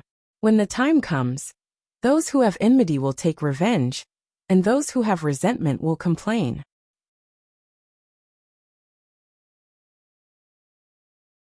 Chapter 33-34. Speaking until here, Xiaohua waved his hand and disappeared from the constable's sight. He looked at Xiao Jian and the others and shouted, "You all follow me." Yes. Xiao Jian did not know why Xiaohua suddenly stopped, but he still turned his head obediently. Currently, Seven Suns Temple was a place of trouble, so Xiao Jian did not dare to stay for long. Xiaohua had just left when the constable was covered in sweat and collapsed on the ground. Xiaohua gave him too much power. He opened his mouth and wanted to say something, but an indescribable tiredness emerged from the bottom of his heart. Moreover, an unpleasant smell of urine came from his crotch. He lowered his head in shock, and only then did he realize that he had unknowingly peed himself. Xiaohua's face was like water, and his eyes were filled with anger. He walked out of Seven Suns Temple's dilapidated mountain gate step by step. The surrounding villagers all lowered their heads and hurriedly made way for him. Even the surrounding constables did not dare to block him, and dispersed in panic. After crossing the small bridge over the river, they arrived at the smelly street. At this moment, there were no pedestrians on the street. It was obvious that the surrounding residents and pedestrians were gathered at Seven Suns Temple to watch the show. Xiao Jian looked around and walked a few steps to Xiaohua's side. He said softly, "Senior, there must be something fishy about Senior Dao Shan's death." "You." Xiao Jian, hearing this, Xiaohua stopped and looked at this cultivator who was once the ruler of a country. He said word by word, "To be honest, I do not have a good impression of you. It can be said that this period of time has been testing you. I will not hide the results of the test from you. You still cannot satisfy me. If it was not for Dao Shan's matter and the tragedy of Seven Suns Temple, I would not have helped you. However, now, I understand. Every disciple of the Dao sect is precious. Although you have flaws, you are still a disciple of the Dao sect. I am a senior of the Dao sect. If I don't help you, who else can I help? Now even if I want to help Dao Shan and let him live for another 100 years, it is impossible. Therefore, Xiao Jian, You must cherish this opportunity and not disappoint me again. As Xiaohua spoke, he waved his hand, and a heavenly mending pill appeared in his hand. This is my Daosek's heavenly mending pill. It's a spirit medicine used to repair your meridians and dantian. Your cultivation has been crippled, so you need this to restore your strength. Furthermore, this old man promises to help you restore your country. Chase the Buddhist sect out of the country. Disciple thanks Master. Xiao Jian was truly overjoyed. The long-cherished wish that he had always kept in mind had actually come true at this moment. He hurriedly knelt on the ground and kowtowed to express his gratitude. Xiaohua said indifferently, "This old man is only helping you, a disciple of the Dao sect. I will not accept you as a disciple. Yes, Senior has been so kind to this Junior, comparable to a teacher. Junior will perform the etiquette of a disciple in front of Senior for the rest of my life," Xiao Jian hurriedly said. "As you wish," Xiaohua handed the sky-mending pill to Xiao Jian, then looked at Fu Jiwen and said, "Fellow Taoist Fu, Xiao Jian and the others' cultivation levels are low. I originally wanted to send them out of the Bronze Pillar Nation, but I was afraid that there would be more changes in the Seven Sons Monastery. Therefore, I will have to trouble fellow Taoists to send them out of the Bronze Pillar Nation. Fellow Taoist Xiao wants to." Fu Jiwen had been silent the entire time. Hearing Xiaohua's words, he immediately understood what Xiaohua was thinking.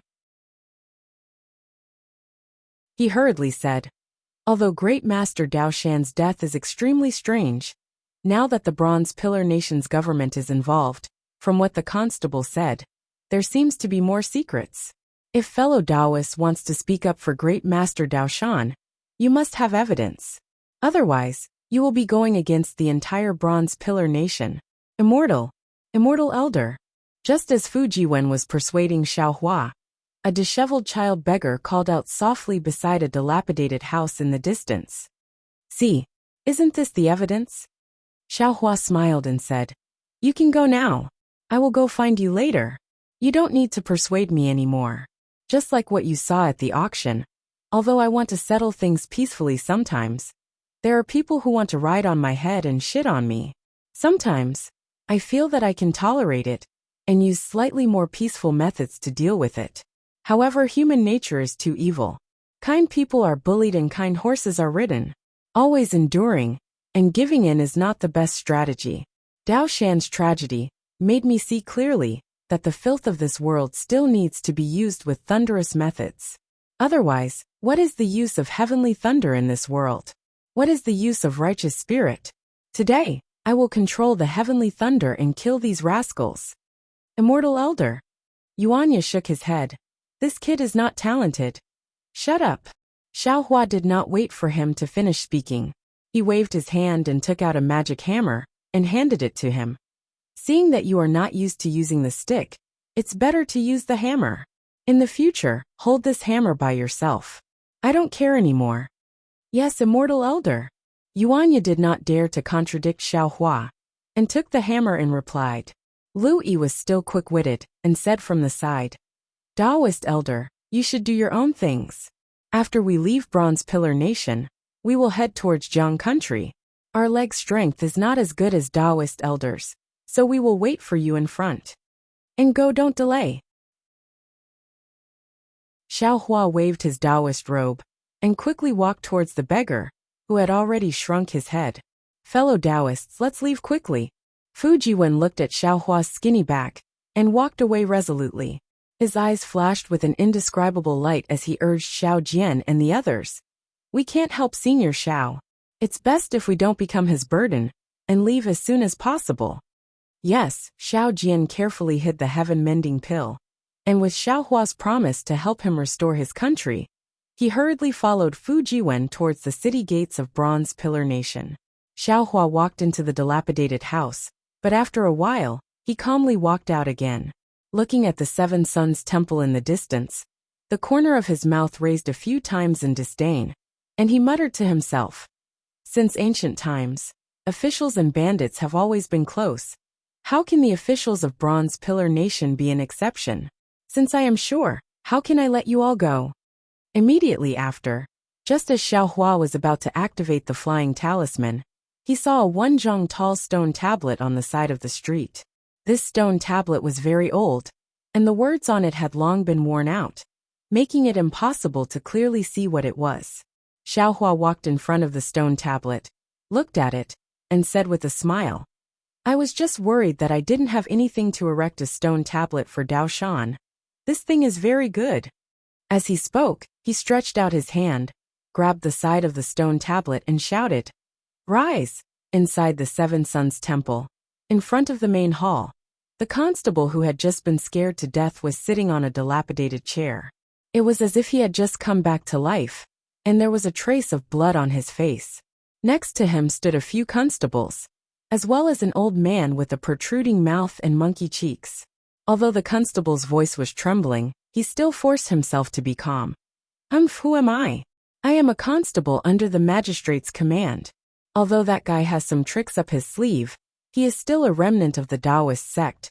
So how could he dare to oppose me? Lend him 10 more guts." Just as the constable said this, he suddenly felt that something was wrong, and hurriedly looked around, but didn't see anything strange.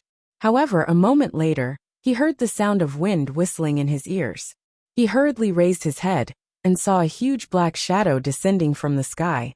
That black shadow blocked the scorching sun, and the constable was so frightened that he hurriedly jumped up from his chair. Unfortunately, just as his but left the chair, a voice that made him tremble with fear came from midair. "I don't need to lend you more guts. As long as I have a pure loyalty in my heart, it will suffice." As Xiaohua's voice fell, the several zhang long and several qi tall stone pillar also fell from midair, and with a rumbling sound, it caused the entire Seven Suns Temple to shake. What are you doing?" The constable was shocked.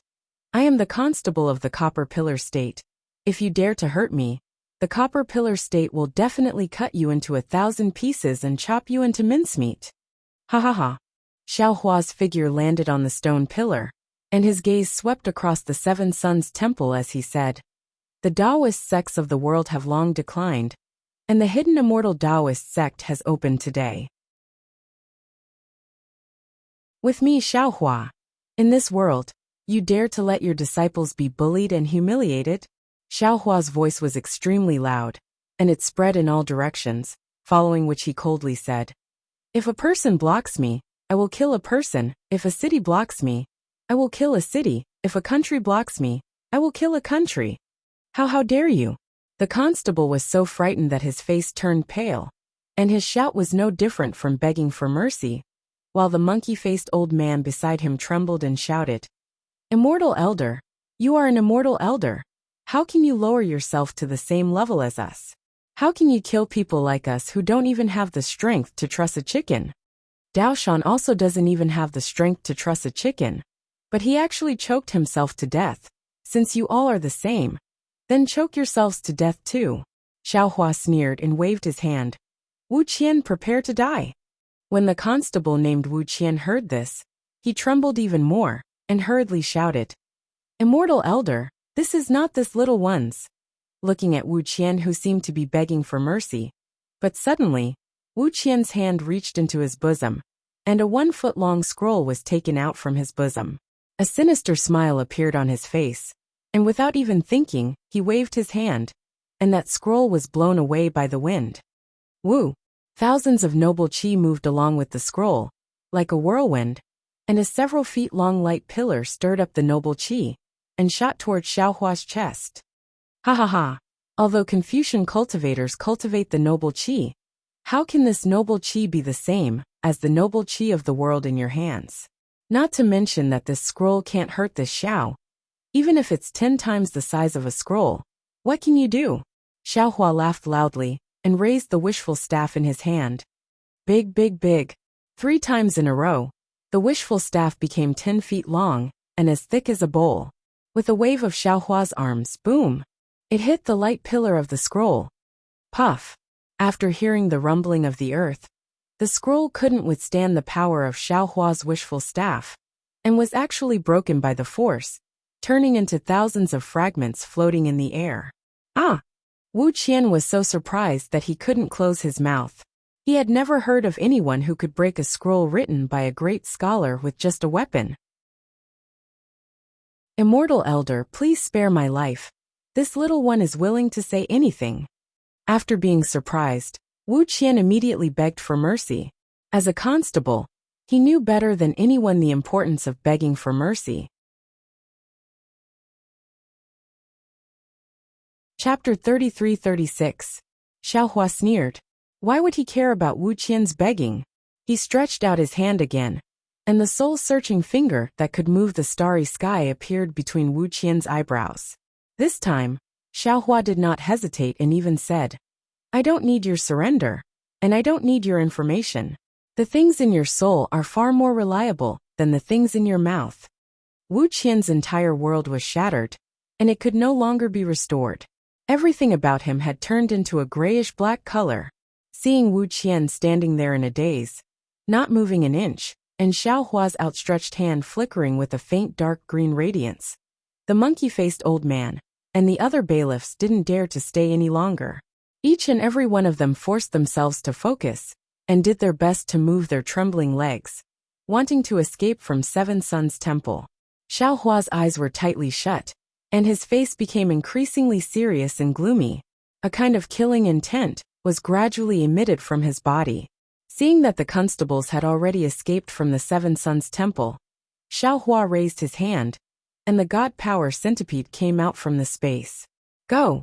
Xiaohua ordered. "Kill him and him." Wu, the god power centipede whistled, and flew out from the Seven Suns Temple. In an instant, there were 4 blood-curdling screams outside, and the hysterical screams of the crowd. "Run! The demon is killing people!" Amidst the panic screams, the god power centipede quickly flew back. Its body was surrounded by black gas, and it was truly terrifying. "Umph." Xiaohua pulled his hand out from between Wu Qian's eyebrows and said coldly, "I didn't expect you to be even more sinister than the mountain bandits. No less than 20 people have died in your hands. Today I'll let you off easy." As he spoke, Xiaohua waved his hand, and the god power centipede flew over again. The 2 antennae in front of its head were 10 times sharper than scissors, and it flashed past Wu Qian's waist. After the cold light passed, Wu Qian's body still stood there quietly. Only the blood that gushed out afterwards showed that he had been cut in half by the god power centipede. "This blood can't be wasted." Xiaohua looked at it and sneered. He flew up again, and used his hand to push the stone tablet that was half a meter deep into the ground. He forcefully pushed it several meters into the ground, leaving only about half a meter above the ground. It was just like an erect tablet. Xiaohua stretched out his hand and put his index finger and middle finger together to write on the stone tablet. "This is the land of the Dao sect. Only good people can enter. Otherwise, you will be killed without mercy." Then he waved his hand again, and several streaks of blood-red light flew out from Wu Qian's body and painted the words on the stone tablet. The dozen or so words couldn't be said to be neat or calligraphy, but their bloody appearance was truly terrifying. "Alas, Grandmaster Daoshan." Xiaohua sighed and walked to the main hall with light steps. He gently raised his hand, and the originally tightly shut door opened with a soft sound. Xiaohua walked into the main hall quietly, as if he was afraid to disturb Daoshan's rest. Although Xiaohua had used his divine telekinesis to check on Daoshan, he could not help but grit his teeth when he saw Daoshan's miserable state with his own eyes. He saw Daoshan sitting cross-legged on a praying mat and facing many memorial tablets. He was still wearing the new Taoist robe that he wore when he saw Xiaohua. The white hair on his slightly drooping head was still neat and tidy. However, Daoshan's hands were now clutching his neck. His neck was bruised, and the marks of 10 fingers were extremely obvious. What Xiaohua could not bear to look at the most was that Daoshan's face was green, and his eyes were wide open. An expression of disbelief lingered in his dead fish-like eyes. At this moment, Daoshan's eyes were protruding, as if all the resentment in his heart was concentrated there. His tongue was slightly stuck out of his mouth, and there was a layer of light purple. There were actually 2 or 3 rice grains in his dried saliva. Xiaohua shifted his gaze away from Daoshan, and his gaze fell on the shrine wall that was originally dedicated to the Dao ancestor. His gaze swept across the many old memorial tablets. Previously, Xiaohua did not feel anything when he saw these memorial tablets. Now it seemed to be divided into different categories. Each memorial tablet seemed to be mocking. It was the mocking of the Confucian cultivators to the Dao sect, and the Buddhist sect to the Dao sect. Go! Xiaohua waved his hand, and a few wisps of flame flashed. He said coldly, "Since you can't protect your disciples, what's the use of you staying here? Why don't you just go back? Even if you have the true body of the Dao ancestor, why do you need to worship the Dao sect's disciples when they are brutally killed? In the future, you might as well worship this Xiao." Seeing that the shrine wall of the main hall was slowly burning, Xiaohua turned around and waved his hand. He picked up Dao Shan's remains out of thin air, as if Dao Shan was still alive. He said indifferently, "Great Master Dao Shan, this Xiao knows that you died with grievances. You don't know why you ended up like this after doing good deeds for your entire life. Since the heavens sent this Xiao here, then this Xiao will answer this question of yours. Follow this Xiao.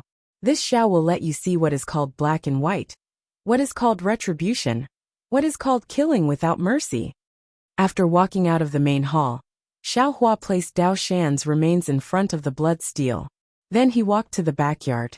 There were also several tens of pitiful Taoists who had the same appearance as Dao Shan. Even the few fine horses that Xiaohua brought were lying dead in the corner of the wall. Looking at this miserable situation, Xiaohua was truly furious. He really couldn't think of how Wu Qian could make the coroner conclude that this was a suicide. This was really inconceivable and impossible to justify. However, at the same time, he also understood that this so-called justification was only a kind of explanation to others. Since others didn't need an explanation, and no one would stand up for the pitiful Dao sect's disciples, there naturally wasn't any need for an explanation. Soon after, Xiaohua put away those rations.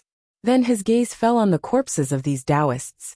Amitabha, Xiaohua pondered for a moment and released the Buddha's Saraira. As soon as the Buddha's Saraira appeared, it immediately gave rise to a heavenly phenomenon. A kind of unconcealable benevolence seemed to have materialized and spread in all directions. Not good. How could Xiaohua expect such an unforeseen event? He didn't have time to use the confrontation, divine ability, and hastily put the Saraira into his mind palace. Sure enough, as soon as the Buddha's Saraira disappeared, the heavenly phenomenon also disappeared. What is going on? Xiaohua was somewhat depressed. He was originally hesitating whether or not he should use the Buddha's Saraira to transcend these dozens of Dao sect's disciples. Since this wasn't appropriate, there was naturally no need to use it. Moreover, it had been a long time since they were brutally killed. Even if there were vengeful spirits, they should have already dissipated, right? Rise! Since the Buddha's Saraira couldn't be used, Xiaohua flew up. He clenched his fists and closed his eyes. He carefully comprehended the little bit of Buddha's seal technique that he had just comprehended. After that he waved his hand. Boom! A loud sound resounded.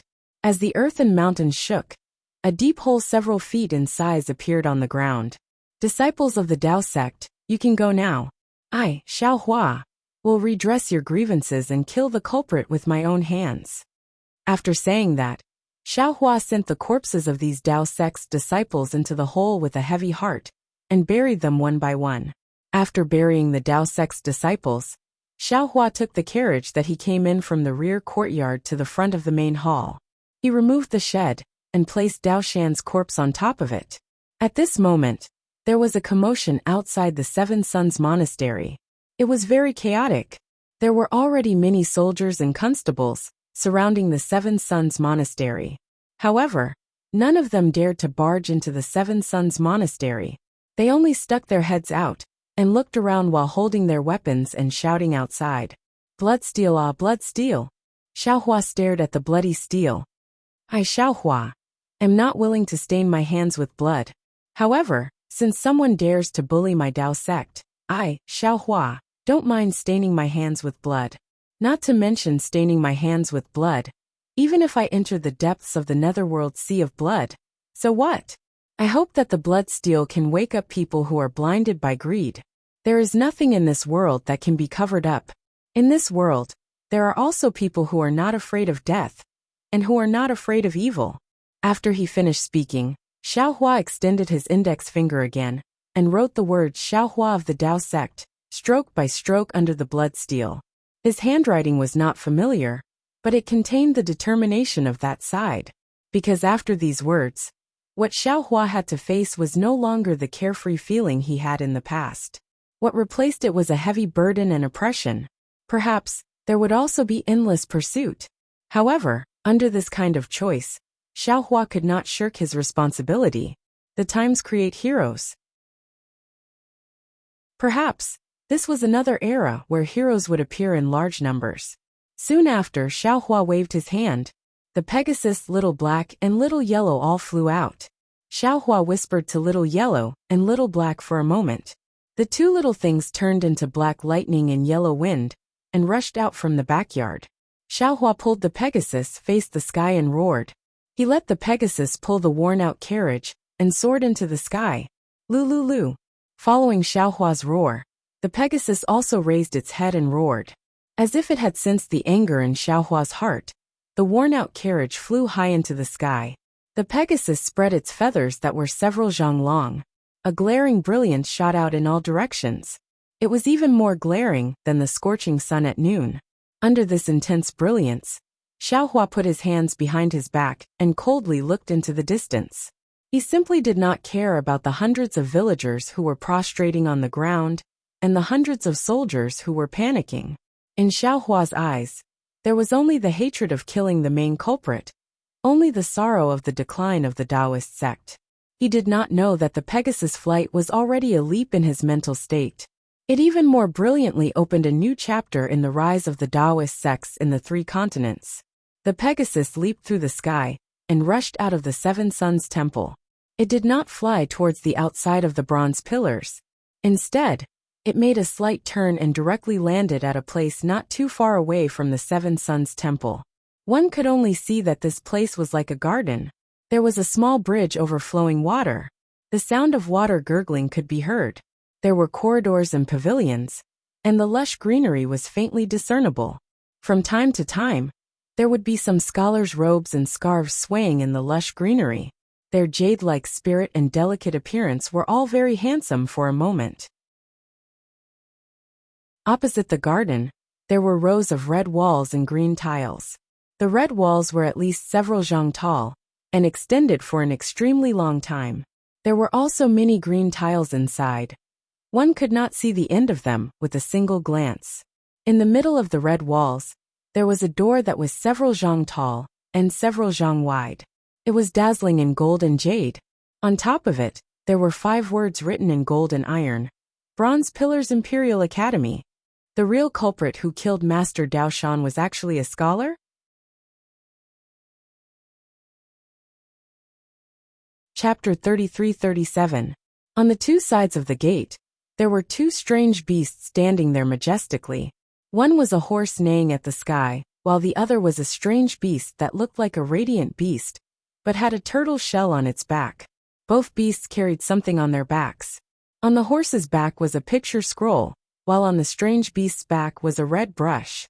Through the majestic gate, there was a straight and wide road inside the Imperial Academy. At the end of the road was another Confucian cultivator statue that was several feet tall. This Confucian cultivator statue was dressed in a simple Confucian robe. His forehead was protruding, and his hands were raised in front of his chest. His hands were also holding a scroll and a red brush. Around the statue of the Confucian cultivator, along with the sound of reading from the Imperial Academy, countless amounts of clear air were emitted from the surroundings. They swam in the air above the Imperial Academy like fishes, and revolved freely around the statue. Wave after wave of righteous energy spread from the Imperial Academy to the entire Bronze Pillar country. It was a peaceful and bright world. Unfortunately, this idyllic scene was suddenly shattered by the loud neigh of a horse. Not only did the orderly and righteous energy soar into the sky and rush towards the neigh of the horse, even the gazes of the students in the Imperial Academy were attracted by the neigh of the horse. When they looked over, what kind of scene was that? A radiance comparable to the bright moon fell from the sky. Within the radiance, there was a sacred Pegasus with its mane fluttering. On the Pegasus' back, there was a tall and skinny man standing solemnly. His face carried an aura of authority as he descended along with the Pegasus like a deity descending from the heavens. However, after the Pegasus, there was a tattered carriage that made everyone's eyes pop out. Even though the carriage was much brighter under the radiance of the Pegasus, everyone could tell that it was just an ordinary carriage. However, when their gazes turned to the carriage and saw Dao Shan sitting cross-legged with his head slightly drooping, they couldn't help but gasp. Everyone's heart was on alert. This descending from the sky was definitely not a good thing. It might be some kind of disaster. The students of the academy were not the only ones who attracted attention. On the way from the Seven Suns Temple to the academy, and even further away, the citizens of the Copper Pillar country, who saw the heavenly steed's brilliance, all rushed towards the academy. Everyone wanted to know who was on the heavenly horse, and who was the one who died on the tattered carriage. Moreover, Xiaohua rode the heavenly horse down from the sky. Before he even landed, there were already dozens of divine senses that swept out from the academy. They were very curious and even warned him. Xiaohua ignored the curious divine sense, but he immediately countered the warning divine sense with a soul stab. This Confucian cultivator's divine sense seemed to have borrowed from the Tao sect.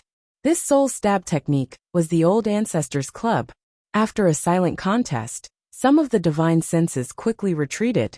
It was obvious that they had other plans. However, some of the divine senses hesitated. When Xiaohua's nascent soul-level divine sense swept over, these divine senses retreated. At the same time, within the academy, there were some figures moving. Many scholars and literary masters had begun to move. Xiaohua's face was still as calm as water. He followed the heavenly horse and landed in front of the Copper Pillar Imperial Academy. Looking at the crowd coming from all directions, as well as the curious and surprised students, Xiaohua flew down from the heavenly horse and walked step by step towards the dazzling golden gate. As he walked, he said, "There is righteousness in heaven and earth." The academy is the place where righteousness gathers. People of the secular world can't distinguish the ghosts of the world. The students of the academy should be happy, read books, understand etiquette, no shame, and should keep themselves clean. Since there are students of the academy who knowingly broke the law and committed heinous crimes, this so-called Imperial Academy cannot escape. With such scum in the academy, what right does it have to educate the world? What right does it have to build a gate here? There is a saying in the world, if you want to be a whore, you still want to build a monument. How can there be such a good thing? Come, come, come. Let this Xiao smash this chastity monument square that looks like gold and jade on the outside and rotten on the inside.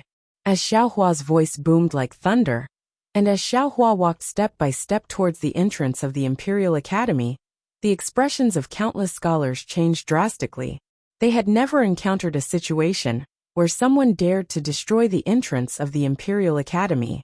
Even if the entire Bronze Pillar country was defeated, no one dared to invade the Imperial Academy.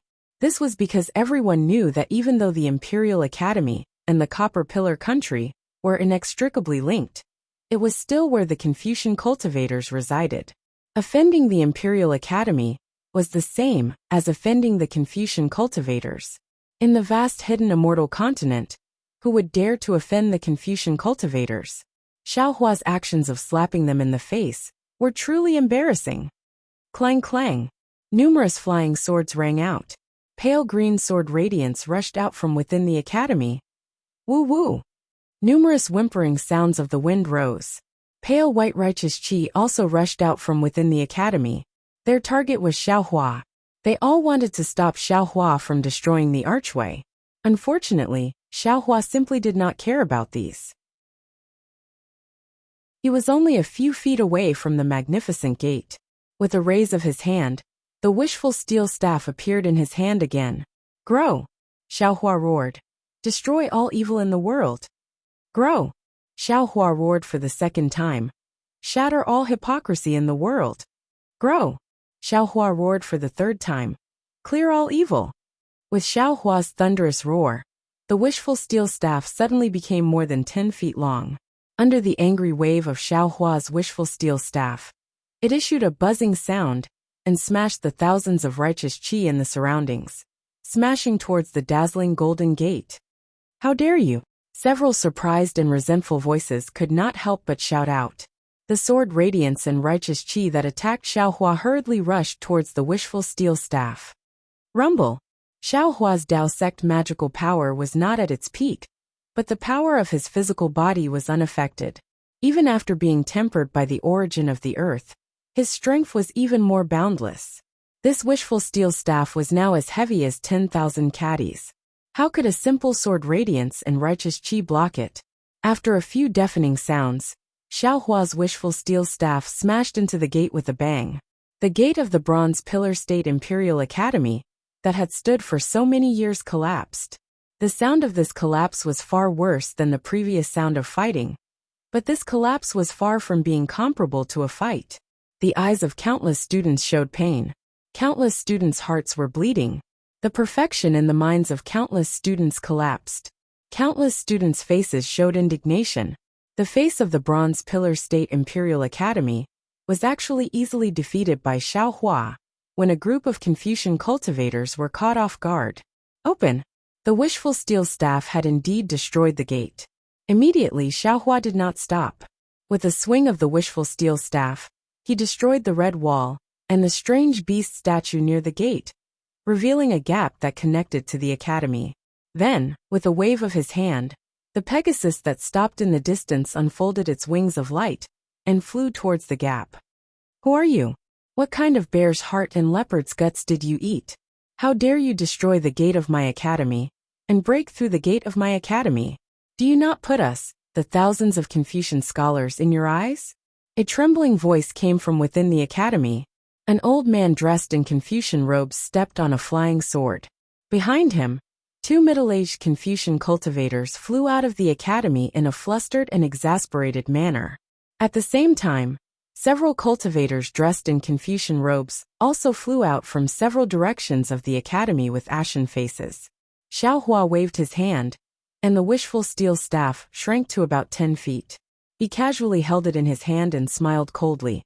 I am Xiaohua of the Dao sect. How dare you, Xiaohua? The old Confucian cultivator's face was clear, with a short gray beard under his chin. His square face could not hide his anger as he roared. Your Dao sect has long declined in the hidden immortal continent. We, the Confucian cultivators, have not cut the weeds and eliminated the roots.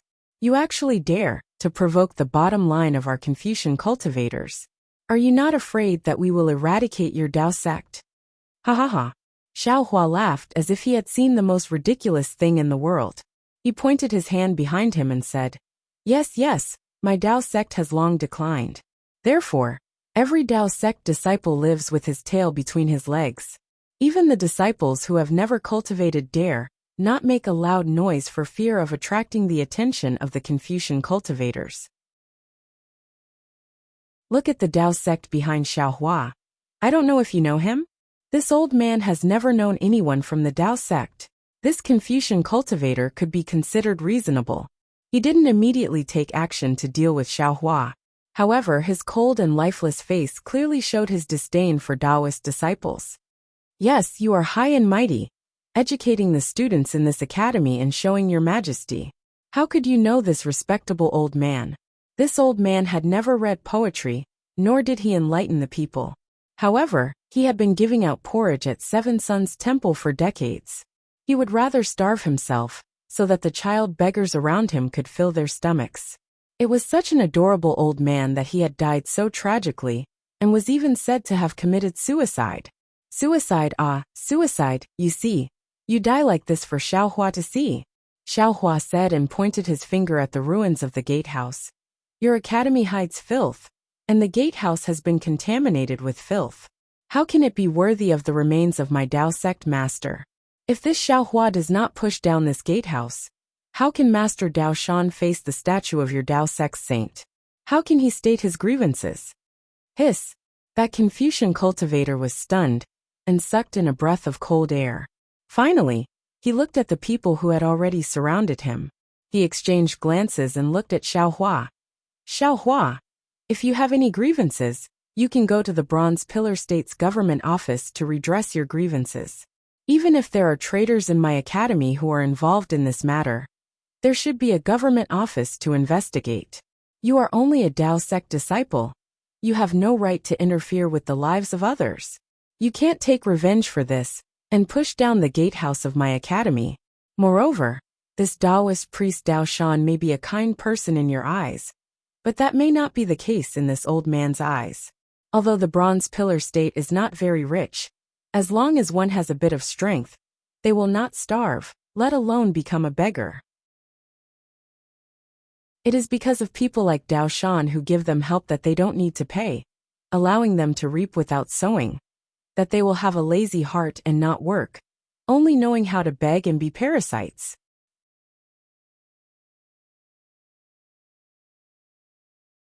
Chapter 33-38. Xiao Hua was originally burning with rage and wanted to vent his anger on the Imperial Academy. If this old man had attacked him the moment he came up, Xiao Hua would not have shown mercy. Even if he did not take this old man's life, he would definitely not let this old man off. Although his cultivation was not the same as before, he had many methods available to him. It should be easy to deal with this old man. However, the old man did not directly attack. Even if the academy's gate was destroyed, he still suppressed his anger and wanted to get to the bottom of the matter. Of course, putting aside the truth, just this attitude and self-restraint caused Xiao Hua's anger to lessen. Hee. Xiao Hua laughed coldly.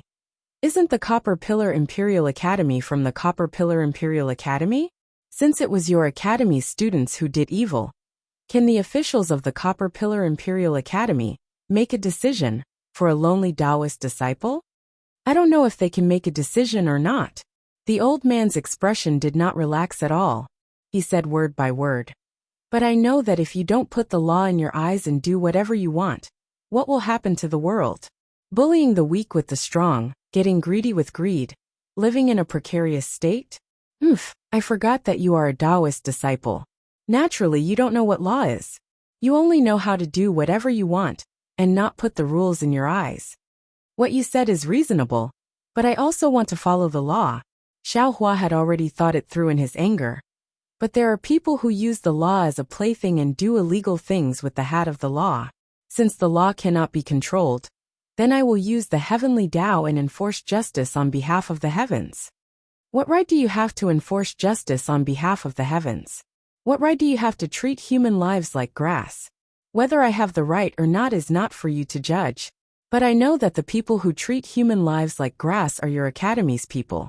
I will kill this academy's people on the spot and redress the injustice of my Taoist disciple. Xiao Hua retorted. I am too lazy to talk about the specifics. The officials have already caught up. You can investigate in detail. Now that I am going to send Master Dao Shan to the saint, please step aside. Xiao Hua, you keep saying that it was my academy student who did evil. What is this student's name? Where is your evidence? Where are the witnesses and material evidence? The old man was enraged. You didn't know what was right or wrong, and you destroyed my academy's gate. How can my academy let you off the hook today? Ha ha ha, what a good give up. I never thought that I would be able to give up today. The wishful steel rod in Xiao Hua's hand shook, and he laughed. In the eyes of the government, what is the use of evidence?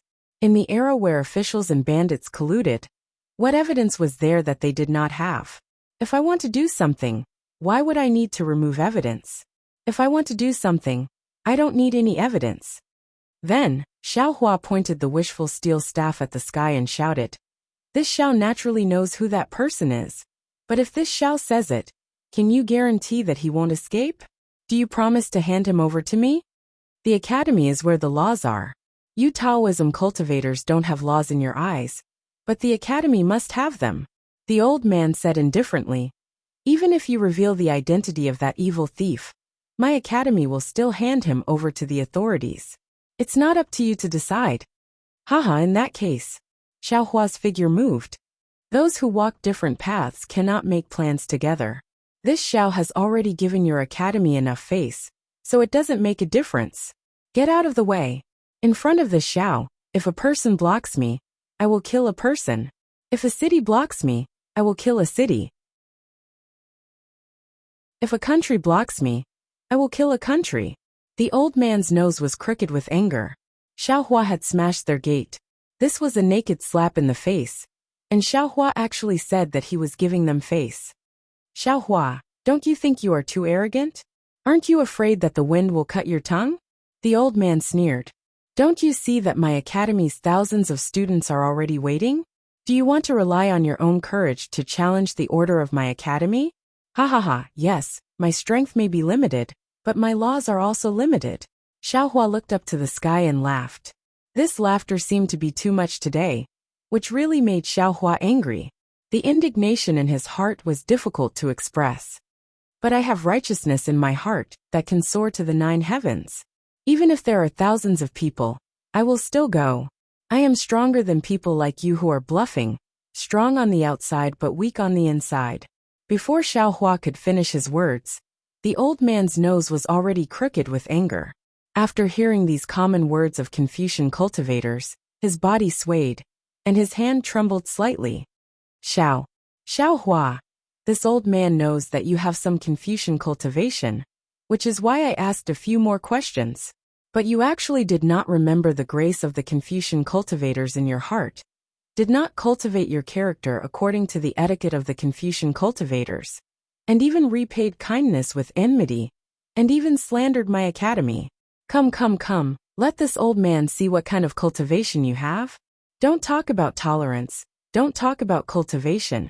Everything is just delaying. Xiaohua sneered. Do you think this Xiao does not understand?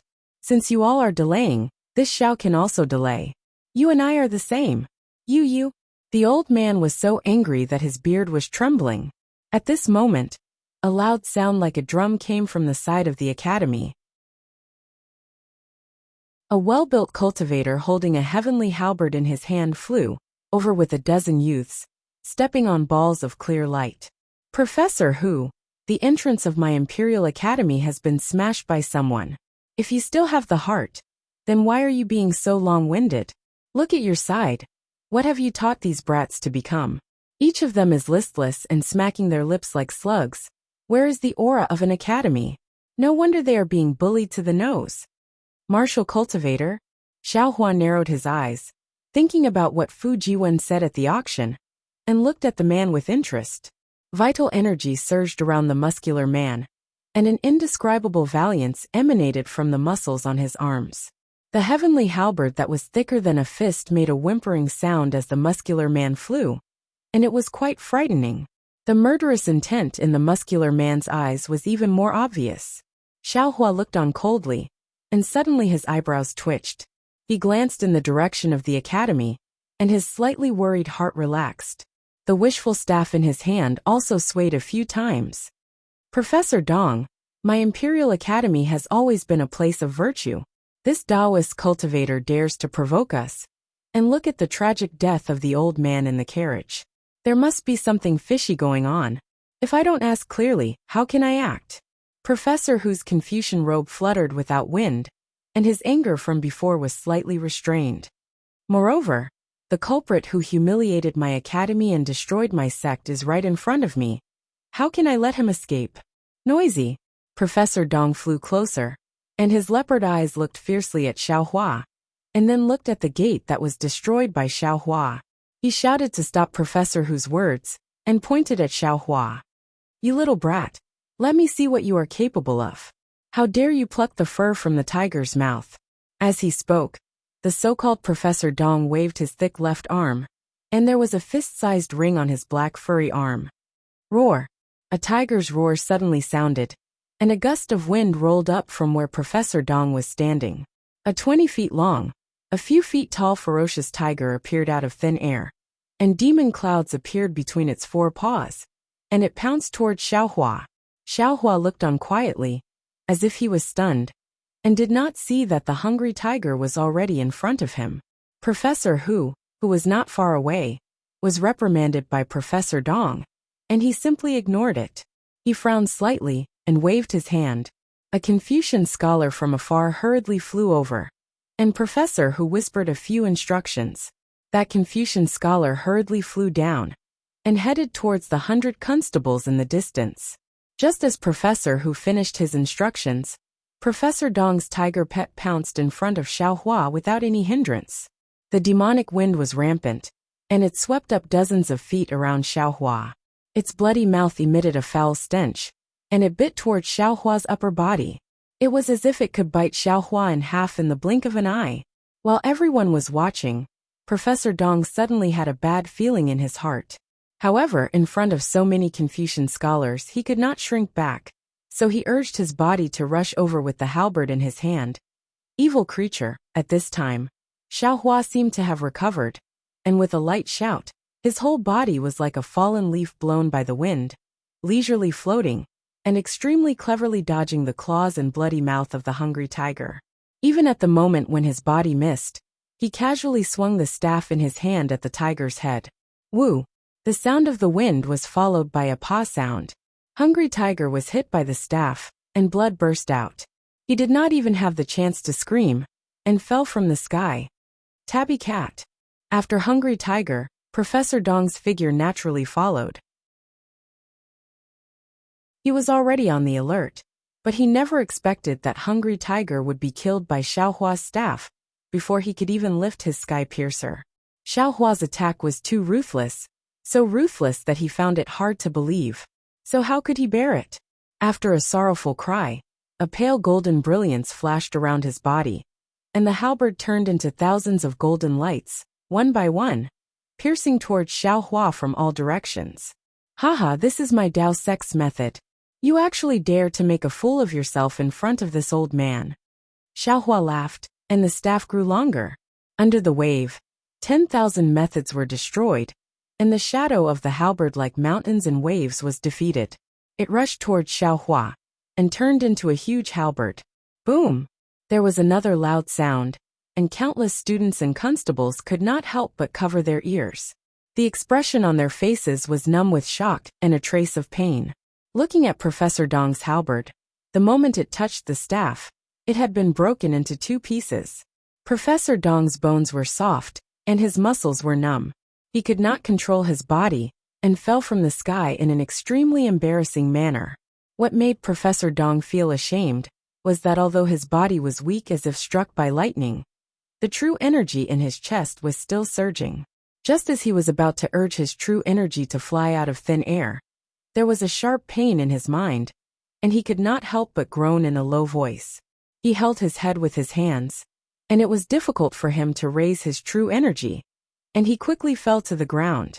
Looking at the increasingly swollen green bricks, and the gray ground clearly visible, Professor Dong's face could not help but turn red.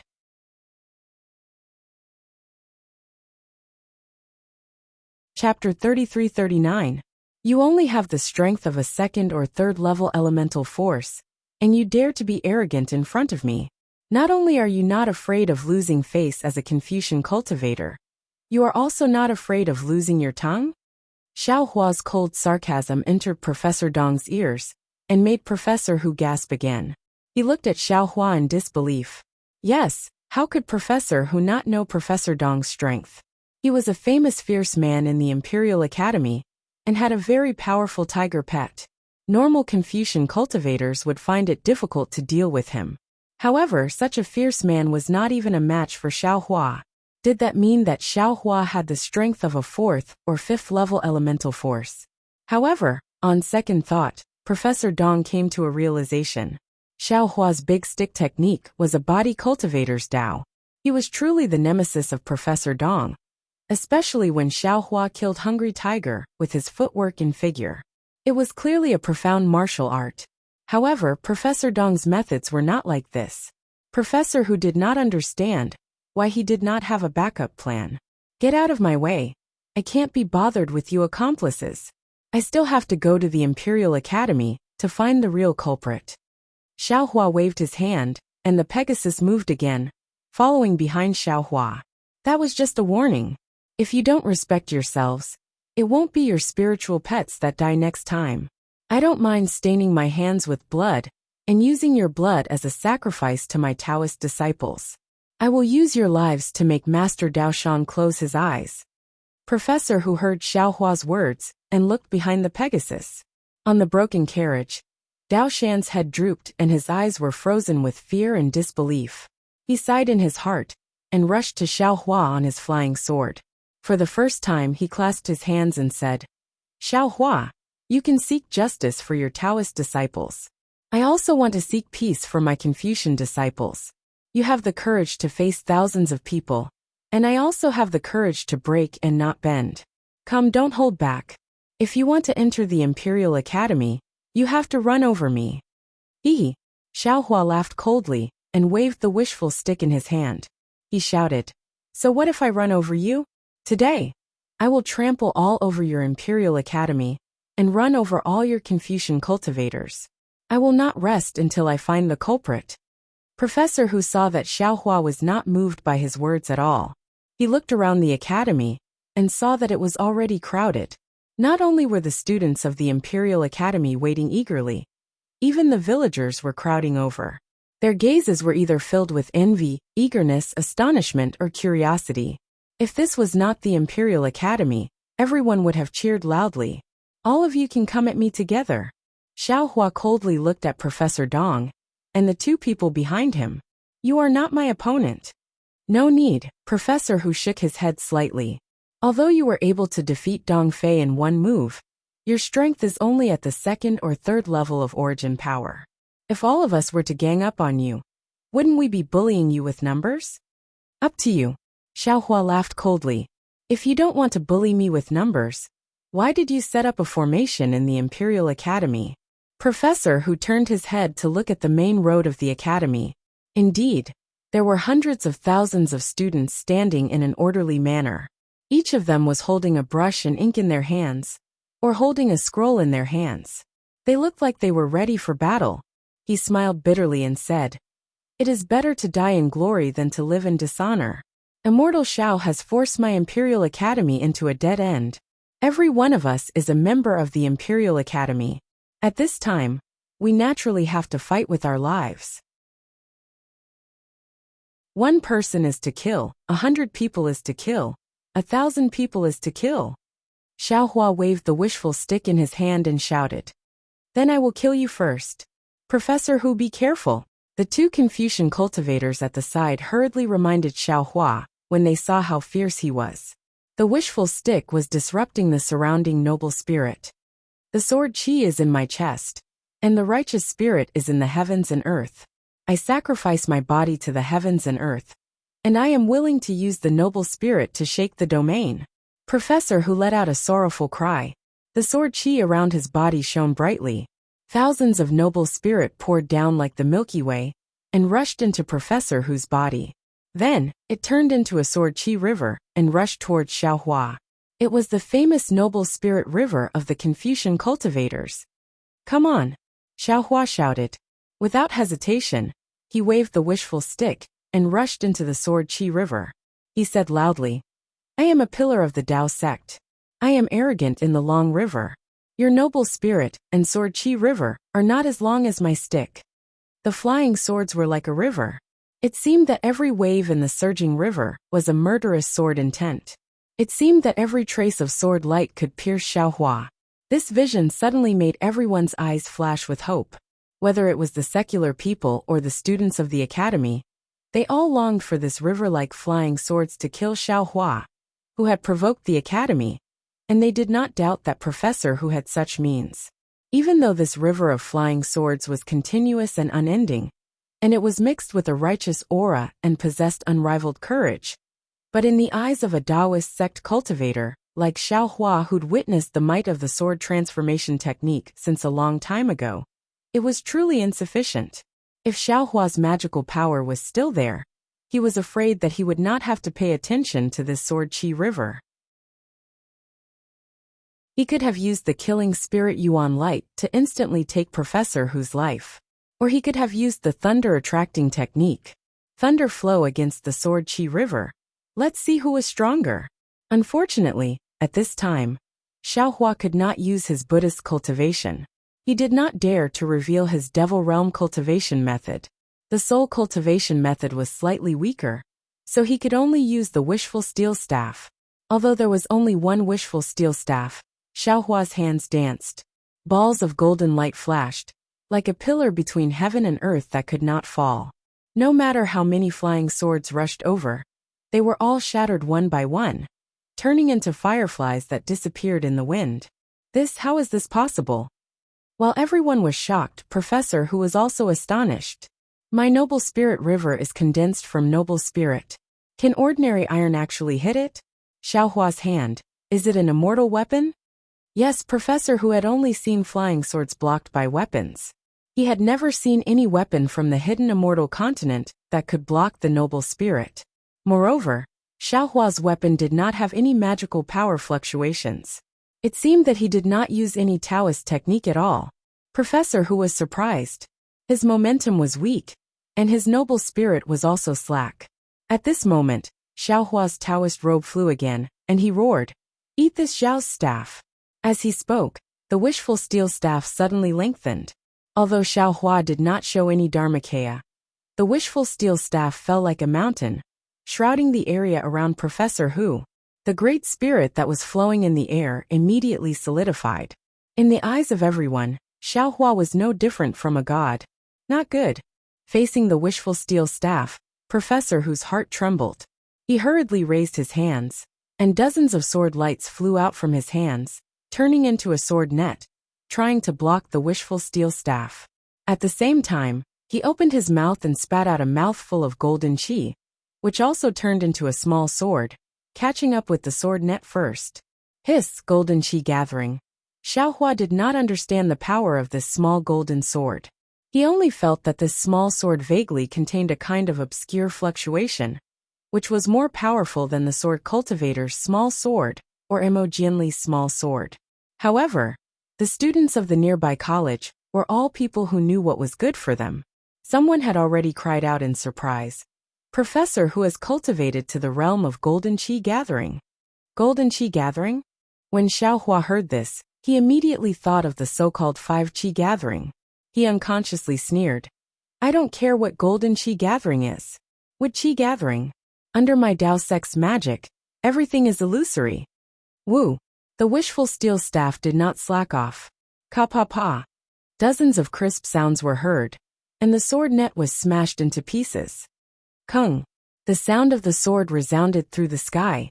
The small sword of golden qi gathering was still defeated under the force of the wishful steel staff. Although it was extremely dim by Xiaohua's attack, it was still able to escape from the wishful steel staff, and rushed into Professor Who's mouth. Professor Who's face was ashen, and he could hardly stand still in the air. In particular, the wishful steel staff fell like a mountain, and he had already smelled the breath of death. Seeing that the shadow of the wishful steel staff had already shrouded him, Professor Who suddenly felt the true qi in his chest boiling, and a long-lost heroic spirit rushed into his heart. Although his body was like a withered branch swaying in the wind, his eyes were like an awl, looking straight at the falling wishful steel staff. He smiled and said, "In my life there is a beginning and an end. What joy is there in life? What fear is there in death? Grandma, I didn't want to kill you at all. Aren't you making me lose face by yelling like this?" Xiaohua even had to find definite evidence to kill Wu Qian. How could he kill Professor Who for no reason now? At this time, when he heard Professor Who's words, he didn't know whether to laugh or cry. How could others understand Xiaohua's thoughts? The two Confucian cultivators next to Professor Who were shocked, and were about to urge their true qi to save him. At this time, a clear voice sounded without the slightest bit of smoke and fire. Xiaohua, since you don't have the intention to kill, why are you so aggressive? This voice seemed to be in his ear, but if he listened carefully, it seemed to be in his heart, as if he was talking to himself. Xiaohua was shocked and unconsciously released his divine sense, shouting, "Who is it?" Who knew that there was no abnormality in the place where the divine sense passed, and the others didn't feel anything. Even Professor Who was still facing death. How could Xiaohua not know that he had met a master? Hey, who said that I don't have the intention to kill? Xiaohua sneered and said, "Today, I will let you see the thunderous means of my Dao sect." With that, the wishful steel staff, which had been somewhat stagnant, once again slammed down with the sound of wind and thunder. In this gap, everyone seemed to understand something, and they all exclaimed, as if they were worried about the fate of Professor Hu. AI. The voice sighed, and Xiaohua suddenly felt that there was a quagmire under his wishful steel staff. Although there was no great force, the seemingly endless winding force wrapped around the wishful steel staff. Looking at the other side of the college, a tall and thin figure similar to Xiaohua, wearing a blue robe, slowly flew over.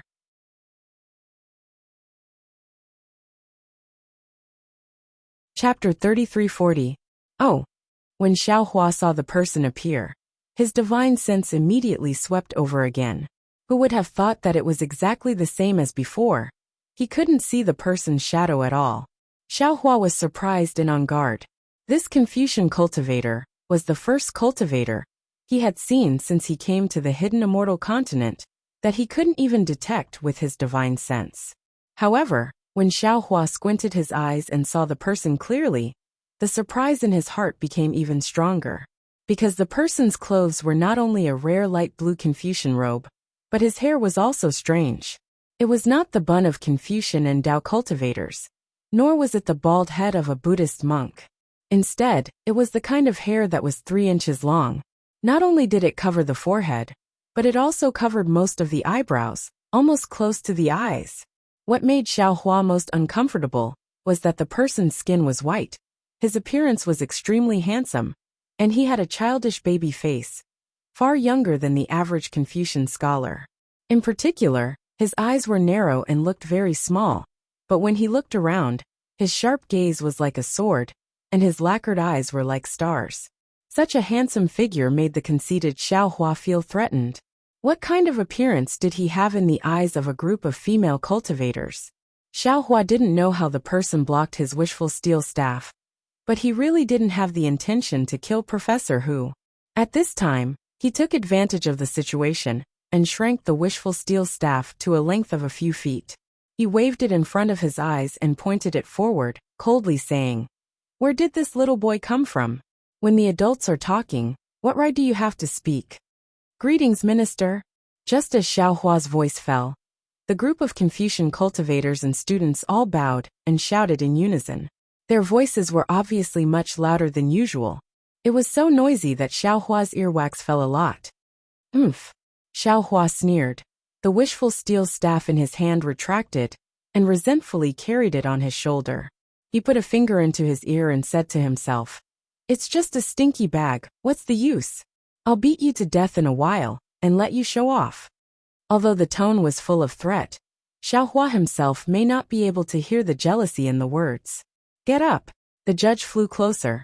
His starry eyes landed on Dao Shan's corpse, and then looked at the collapsed gatehouse. He waved his hand and said, "What happened? Why are the Dao sect's fellow immortals so angry?" Seeing that this judge was far from being as delicate as he looked, seeing that he didn't fly into a rage when the gatehouse was destroyed, and instead asked questions without the slightest bit of anger, Xiaohua sighed in his heart. He knew that he wouldn't be able to fight today. However, he didn't pay any attention to this judge. He glanced at him and didn't say anything.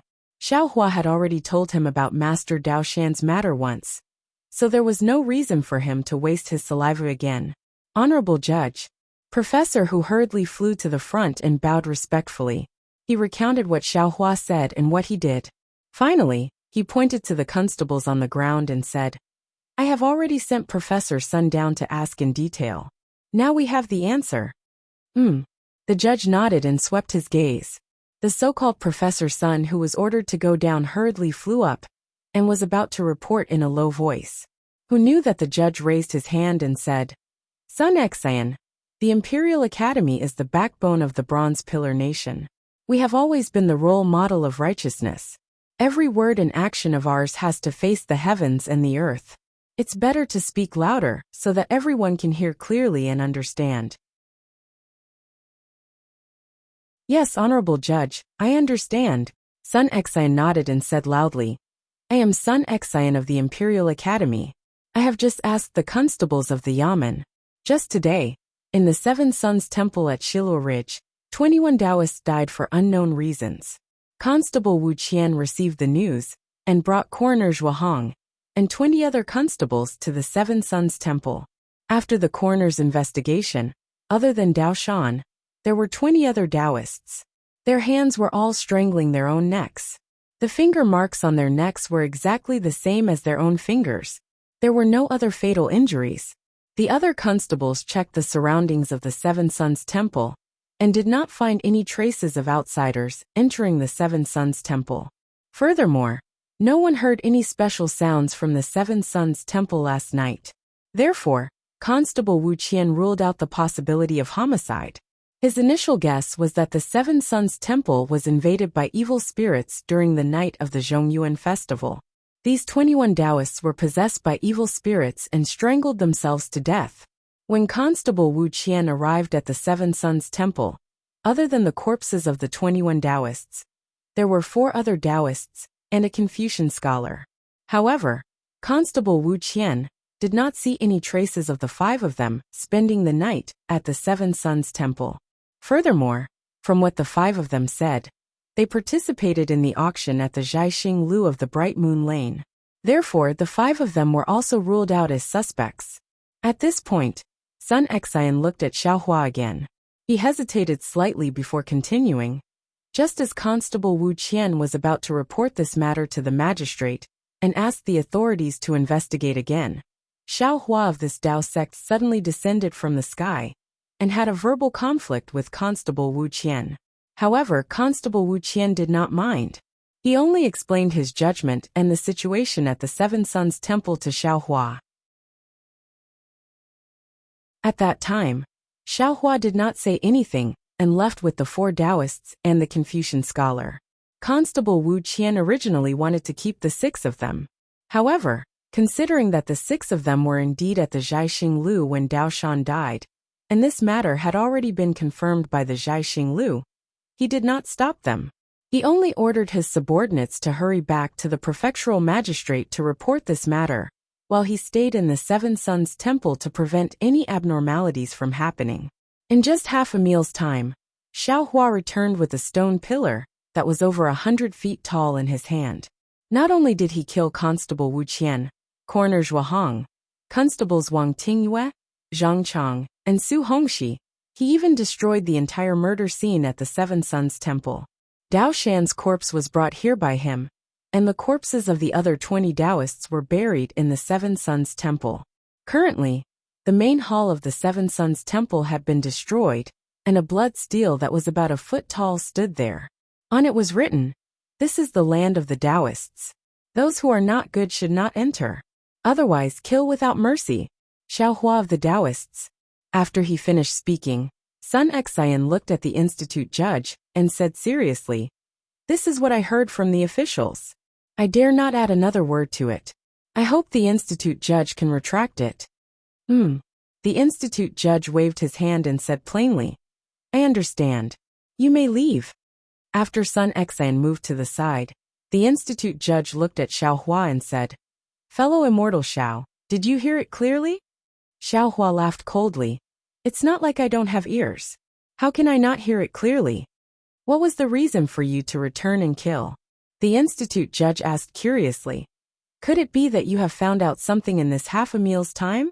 Since you have found out something, you should have reported it to the prefectural magistrate. Why did you kill him privately?" "Who are you?" Xiaohua retorted. "I have told you the truth. Can you redress the grievances of the Taoists? Can you hand over the real culprit hidden in the academy to me? I am the institute judge of the Imperial Academy, Du Ming. My courtesy name is Shan Jun. You can call me Professor Du." The institute judge replied word by word. "If you have solid evidence that can convince me, and even the students and Confucian scholars present, I can naturally arrest anyone in the academy and hand them over to the officials. However, you are not an official and cannot replace the laws of the Bronze Pillar country. Therefore, I cannot hand that person over to you." Xiaohua looked at Du Shan's handsome face and suddenly thought of Zhang Qingxiao. He really doubted that there was anyone in the human race who could give birth to such a child. When he heard Du Shanjun's question, he replied plainly, "Professor Du. Professor Du. All right, since you claim to be a professor and not an institute judge, then I will give you face. Previously, I have already promised in front of Master Dao Shan and the 20 Taoists that I will personally kill the real culprit. Now that you have promised, I will believe you this time. I hope you will not disappoint me. Thank you for your trust, fellow immortal Xiao. Professor Du straightened his back and pointed to the surroundings. There are no less than 1,000 people in front of the academy. There are students of the Imperial Academy, people from the officials, and most of them are ordinary citizens. The teacher once said, guarding against the mouths of the people is more important than guarding against the river. When the river collapses, many people will be hurt, and so will the people.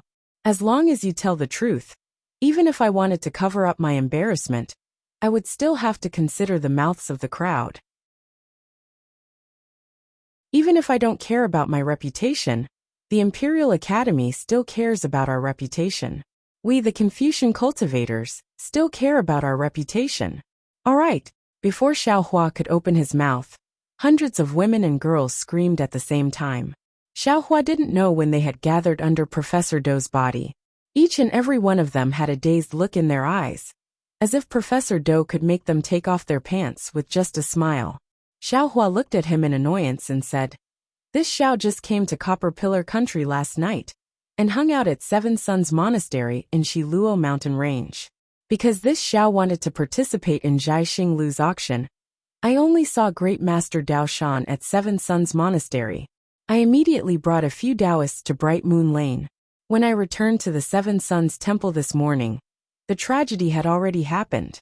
Before I could ask how Master Dao Shan died, Wu Qian said that Master Dao Shan and the rest strangled themselves to death. Who would believe such a ridiculous conclusion? Furthermore, Master Dao Shan and the rest strangled themselves to death. They had hands. But what about the horses that I brought with me? Did they also use their hooves to strangle themselves to death?" Boom! The group of students did not speak, but the villagers roared with laughter. Yes, the villagers knew more about livestock than the students.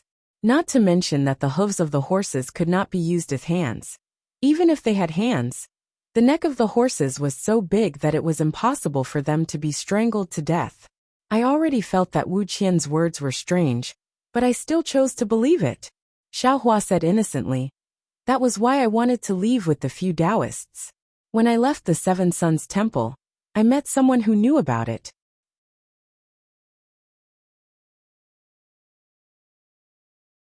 Chapter 3341. Who is this person? Why didn't Immortal Xiao bring him along? Professor Dou frowned and asked, Why should I bring him along? So that you can silence him?" Xiao Hua laughed coldly. This person didn't say much. He only said that he saw someone enter the Seven Suns Temple in the dark, and he vaguely saw Wu Qian nearby. You returned to kill Wu Qian just based on this? Professor Dou was even more dissatisfied. Xiao Hua laughed coldly again. "Do you think I'm that kind of person? If that's the case, I should have searched Wu Qian's soul when I saw him." "Search Wu Qian's soul? You searched Wu Qian's soul?" Professor Dou's expression changed. "That's right. If I didn't search Wu Qian's soul, how would I know that he knowingly broke the law and brought a few constables to the Seven Suns Temple? If I didn't search Wu Qian's soul, how would I know that he broke the law and accepted Jiang Wenhao's bribe to give the West Conch Ridge to the Jiang family? If I didn't search Wu Qian's soul, how would I kill Wu Qian, Zhuahong, Wang Tingyue, Zhang Chang and Su Hongxi? Why didn't I kill the other constables at the Seven Suns Temple? If I didn't search Wu Qian's soul, how would I dare to bring Master Dao Shan's corpse to the Bronze Pillar Academy?" Xiao Hua's every word shook the surroundings. Every word caused the faces of the students to change. After he finished speaking, not to mention the hundreds of villagers who were stirred up, even the students looked as if they were about to die. That's right. Xiao Hua was a Taoist disciple, and a weakling in the hidden immortal continent. If he didn't have such solid evidence, how would he dare to provoke the Confucian Academy? If he didn't know the filth within, how would he dare to bring Master Dao Shan's corpse to the Imperial Academy? But if what Xiao Hua said was true, this would be a huge humiliation to the Bronze Pillar Imperial Academy. Not only would the academy be destroyed by Xiao Hua for nothing, but its countless years of reputation would also be destroyed. Sigh! Professor Dou sighed and shook his head. "Immortal Xiao, you are too reckless. Even if Wu Qian and the rest are guilty, the Bronze Pillar country's magistrate should be the judge. You have no right to disregard human life. You should report it to the government. Especially, who knows if you searched Wu Qian's soul? Who knows if you're telling the truth? We don't have the testimony of Wu Qian, and the others either. You have no evidence, so how can this old man and the others say anything? Haha, Bronze Pillar State Magistrate. What a big government. Xiaohua laughed heartily. Not just the governor of the Copper Pillar State. Even if it's the Copper Pillar State. Even if it's the Yu Province. Even if it's the entire hidden immortal continent. None of them are worthy of this Zhao's report. Perhaps you have the right to be arrogant. Professor Dou didn't mention the shortcomings of the Taoist sections. Instead, he explained, however, the Seven Suns Temple is in my Bronze Pillar Nation. Wu Qian is also a subordinate of the Bronze Pillar Nation's magistrate. This matter has to go through the magistrate. Dou Shanjun, Xiaohua sneered. This Xiao thinks highly of you, and has already given you face by telling you the cause of the matter, as well as the name of the real culprit. Why are you not going to arrest Jiang Wenhao, but are here to argue with this Xiao about Wu Qian's death? Could it be that you want to arrest this Xiao and bring him to justice? Jiang Wenhao is the descendant of a Confucian family in the Bronze Pillar Nation. He is also a well-known figure in the Imperial Academy. Even I have heard of him. Professor Dou replied plainly. Therefore, you don't have to worry. The monk can run away, but the temple can't. At this point, Professor Dou grinned and mocked himself. This Dou's words are blasphemous to the Buddhist sections. I hope that the eminent monks of the Buddhist sects will not take it to heart. Wow! Another group of women exclaimed. They were obviously very satisfied with Dou Shanjun's modesty. If you have something to say it quickly. Don't pretend to be profound. Xiaohua was even more unhappy as he said coldly. Professor Dou didn't mind and smiled. What I mean is that immortal Xiao doesn't have to worry about Jiang Wenhao escaping. Even if he escapes, there is still the Jiang family. If he really did such evil deeds, not to mention me, even the Imperial Academy will not let the Jiang family off. Good. Xiaohua clapped his hands and praised. Just based on what you said, I will temporarily let go of the Imperial Academy's teacher statue. Professor Dou's face turned slightly cold when he heard this. He said with conviction, I will definitely give you an answer regarding Jiang Wenhao. But what about the Imperial Academy's gate? How are you going to give me, and the Imperial Academy, an answer? Is the dean the dean? Xiaohua suddenly asked. Professor Dou was stunned and replied casually, Of course not. If you are not the dean, why should I give you an answer? Xiaohua laughed. After the Jiang Wenhao incident, you can consider this matter again. Hee. Professor Dou laughed coldly. I would like to see how you are going to give the Imperial Academy an answer. How you are going to give the Confucian cultivators an answer. After he finished speaking, Dou Shanjun raised his voice and asked, Where is Jiang Wenhao? When Xiaohua mentioned Jiang Wenhao, there were already scholars in the Imperial Academy who sent out students to look for him. Xiaohua had already released his soul awareness and locked onto this person. Just as Xiaohua expected, when Jiang Wenhao heard that the Imperial Academy's gate was smashed and that Xiaohua had brought Dao Shan's corpse to look for him, he panicked and ran out of the Imperial Academy in a hurry. However, he only left for a short while before he turned back. After he turned back, his expression was much calmer. Obviously, it was as Professor Dou said. Even if Jiang Wenhao ran away, the Jiang family of the Copper Pillar Nation would not be able to escape. Instead of panicking, it was better to face it calmly. Xiaohua saw how panicked Jiang Wenhao was, and was already confident. Therefore, he was not worried that he would not be able to give the Confucian cultivators and the Imperial Academy an answer. Not long after, Jiang Wenhao came in a hurry with a scholar. Looking at the handsome man whom he had already seen at the academy last night, Xiaohua despised him from the bottom of his heart. What a waste of such a good appearance. That's right. This Jiang Wenhao was the scholar that Xiaohua had seen before. The scholar that was proficient in Qi Wenzhong. The scholar that used a brush to add the finishing touches to the lotus lantern. Even at this moment, The two whiskers at the corners of the scholar's mouth were still slightly curled up. Those seemingly ordinary eyes were still deep and profound. Although flying in the air and standing next to Professor Do somewhat obscured his elegance, it seemed that the two of them complemented each other, making them even brighter for a moment. Student greets Dean Do.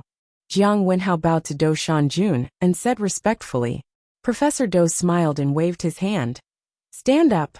Do you know the reason why I asked you to come here today? Yes, I have already heard about it. Jiang Wenhao nodded and looked at Xiao Hua. This Taoist senior may have misunderstood. I have some dealings with Wu Qian from the government. However, because of family matters, it did not involve any personal relationship. Furthermore, the Seven Suns Temple in Shilua Ridge is a property of the Taoist sect. As a Confucian cultivator, how could I go there? As for what Senior Xiao said about murdering old man Daoshan and occupying the property of Shilua Ridge, that is even more false. My Jiang family is also a Confucian family and is famous in the Bronze Pillar country. How could I do such a thing? After saying that, Jiang Wenhao turned to Professor Do and said, Dean, Senior Xiao may have been too angry. This student doesn't dare to blame this senior.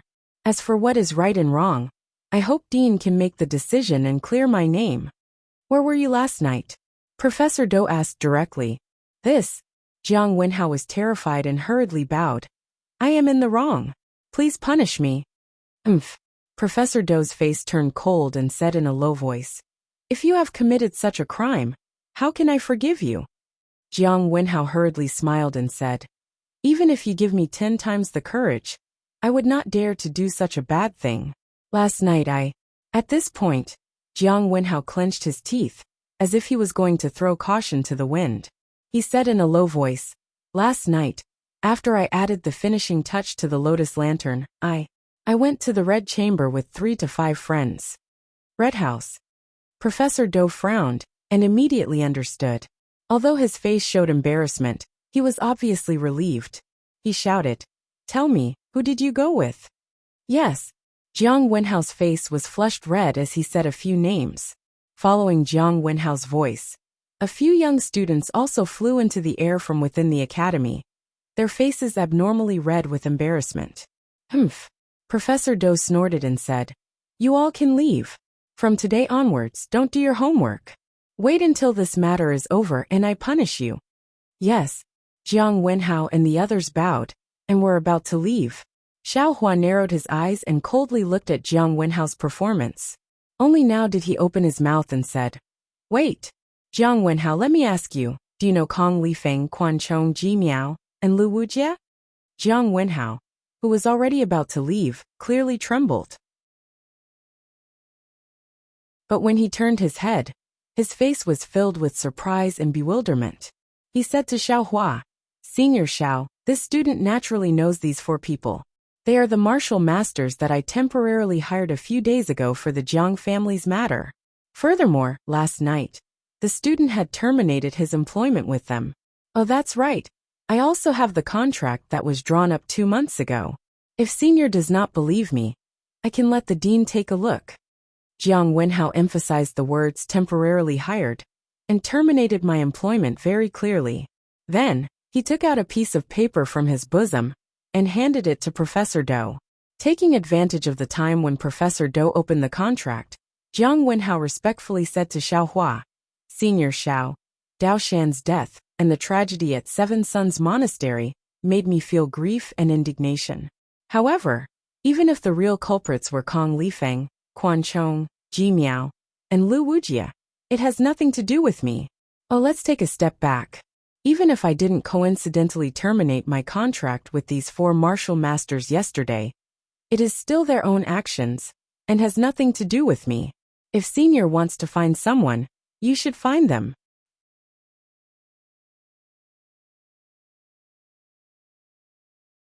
Chapter 3342. Xiao Hua could not be bothered to talk to this beast in human face. He ignored Jiang Wenhao's humility and waited quietly for Do Shanjun to finish reading the contract. As expected, Professor Do waved the contract in his hand and said calmly, Immortal Xiao, I have finished reading the contract and did not miss a single word. The 4 people that you mentioned have indeed terminated their employment with Jiang Wenhao. Just as Jiang Wenhao said, even if they killed the 21 people from the Seven Sons Temple, it had nothing to do with Jiang Wenhao. The most important thing is that Jiang Wenhao was not at the Seven Sons Temple last night, but at the Red Spectre House. If you do not believe me, I will send someone to call the manager of the Red Spectre House over and ask him to testify. No need. Xiaohua coldly glanced at the seemingly innocent Jiang Wenhao and pointed at the wishful staff in his hand. Professor Dou, this Xiao will ask you one last time. Can you hand this guy over to this Xiao? Impossible. Dou Shanjun took a step forward and stood in front of Jiang Wenhao. He replied calmly, Jiang Wenhao is a student of the Imperial Academy. I cannot hand him over to you just because of a false accusation. Now that Jiang Wenhao has proven his innocence, I naturally have the obligation to protect his safety. Ha ha ha. Xiaohua laughed and pointed at the statue of the teacher in the distance. Since you all want to protect him, don't blame me for being ruthless. I will bring the remains of Master Dao Shan and kill my way to the statue of the saint.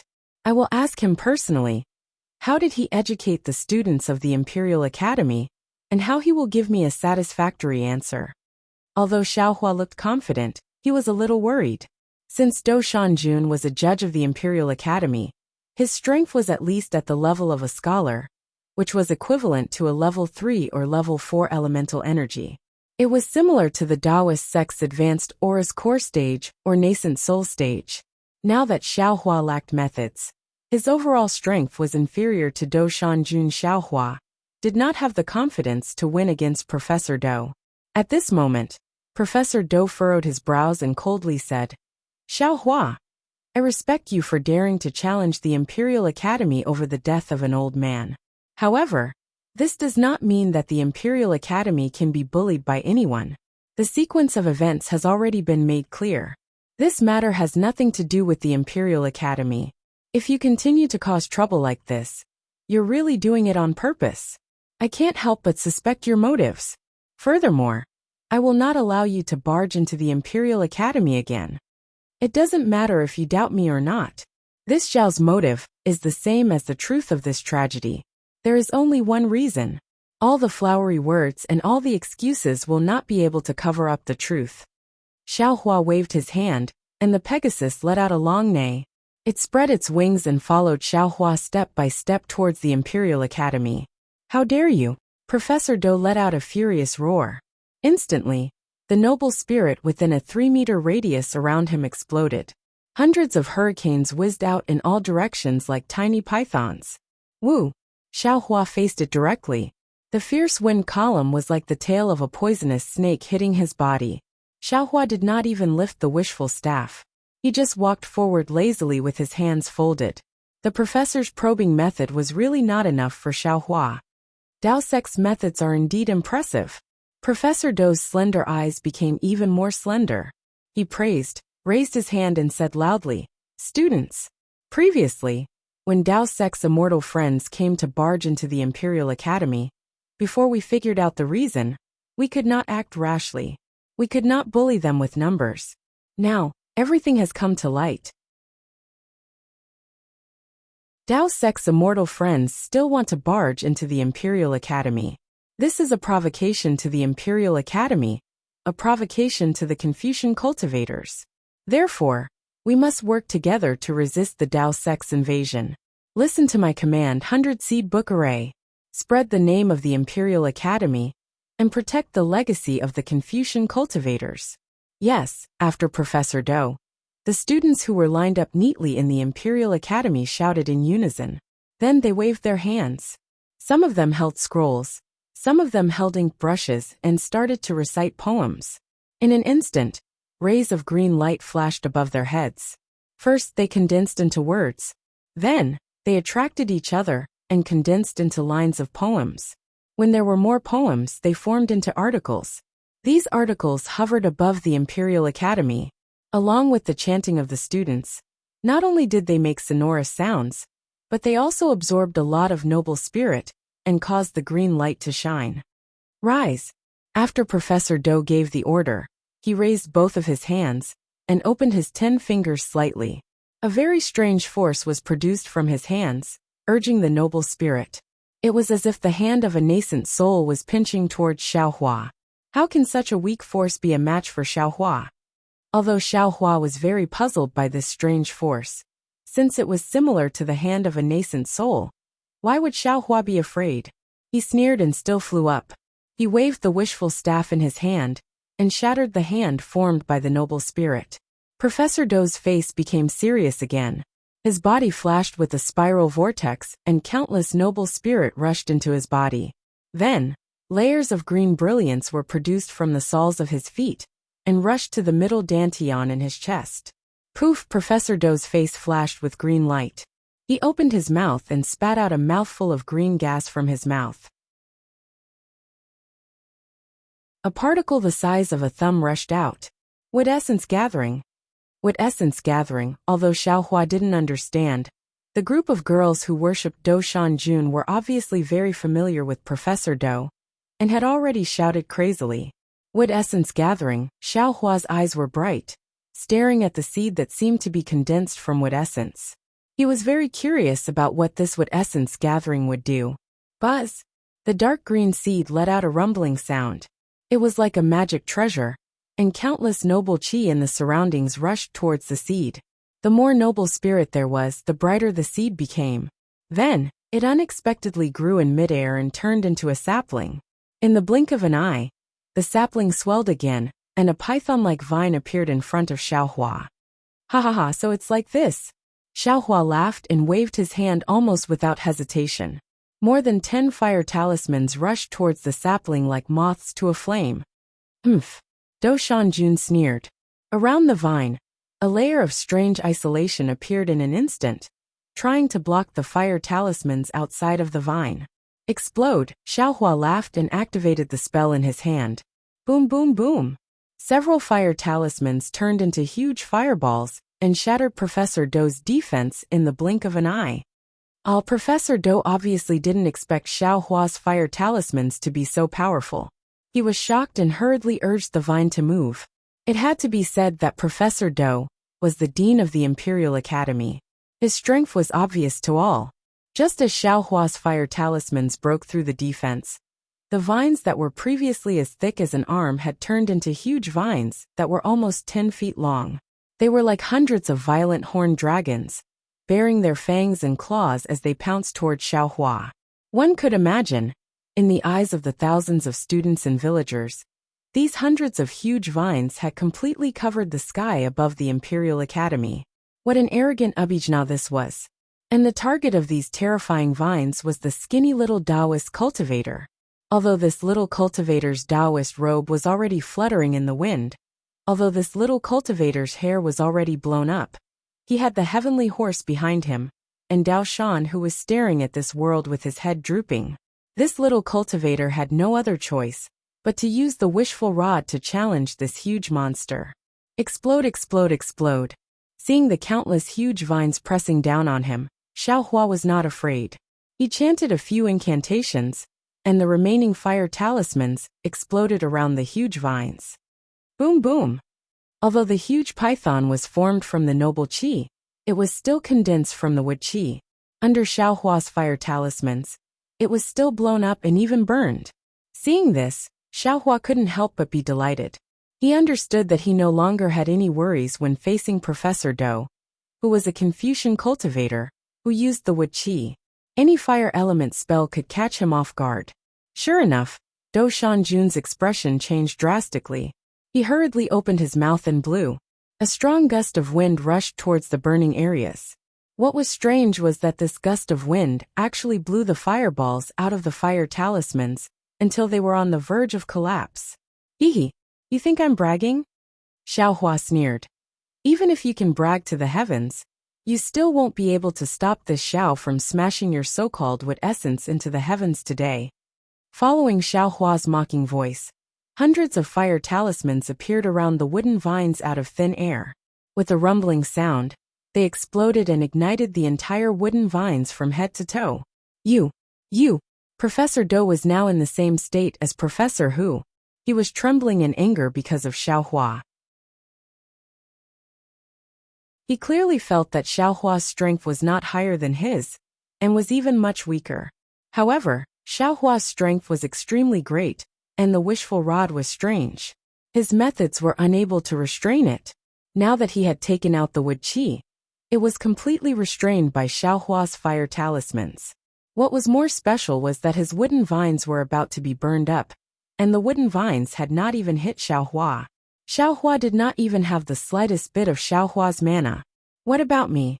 I'm also very handsome, Xiaohua said and flew forward for a while. He was about to reach the gate of the Imperial Academy. Forget it, Professor Do sighed. He opened his mouth, and a ray of light rushed into the fire. Then, as the light retracted, a seed the size of a thumb was swallowed into Professor Do's stomach. Following that, Professor Do hurriedly retreated into the sky above the Imperial Academy. Over there, thousands of students were reciting poems and books. They had already covered the entire Imperial Academy, like layers of a green net. Fu Yun. Do Shanjun fell into the middle of the words and immediately started reciting. His recitation was very strange. At the beginning it was only one voice, but in a moment, it seemed to have an accent. After a few breaths, the accent became even more serious. It was as if 100 mouths were reciting at the same time.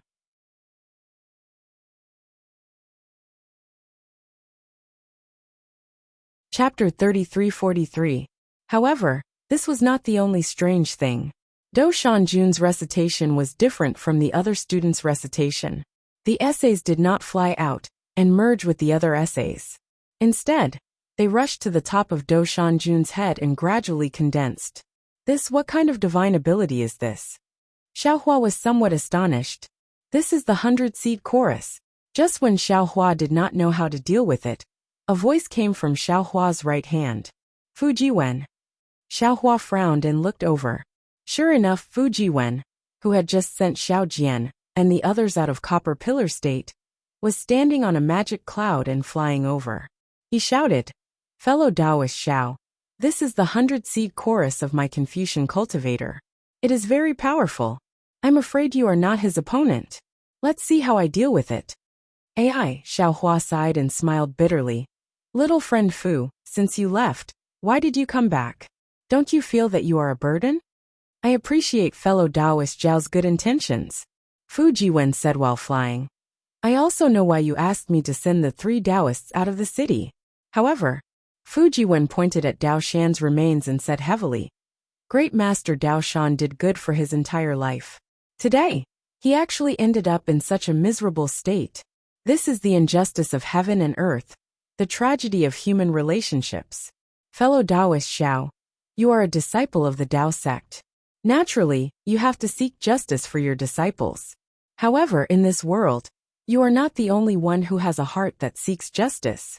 I came back today to tell you that other than you, there is also me, and even other Taoists who heard about this matter have the intention to seek justice for Great Master Dao Shan.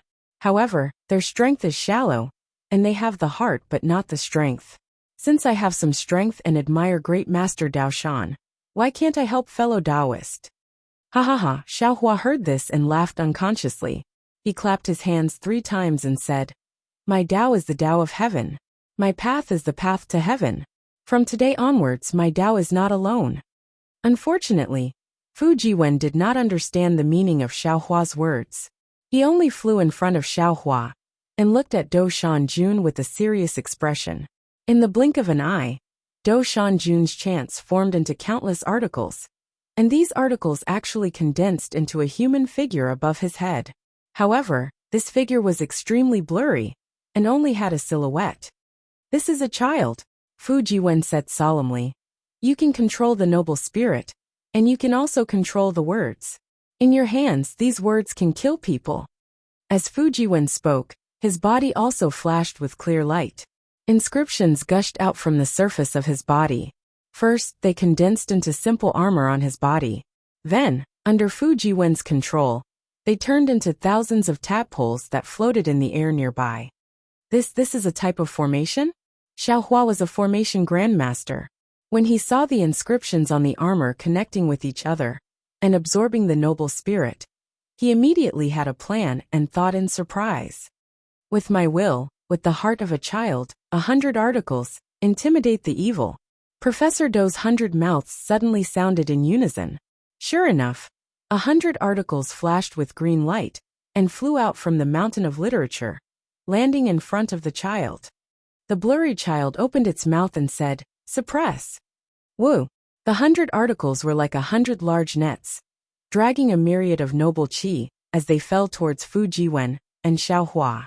Each article had several hundred sentences, and each sentence had a dozen words. The 100 articles had several tens of thousands of words, and all of them emitted a kind of unparalleled suppressive force. It was even more majestic than a mountain as it rushed down, as if it wanted to crush Xiaohua and Fu Jiwen into meat paste. 36 Heavenly Dipper words. Soul formation. Break for me. Fu Jiwen saw such a big formation, and his expression changed slightly. However, his eyes were filled with determination. He shouted and raised his hands. The floating inscriptions on the armor immediately flashed and turned into 36 huge inscriptions that Xiaohua had never seen before, rushing towards the child. It's a bit strange.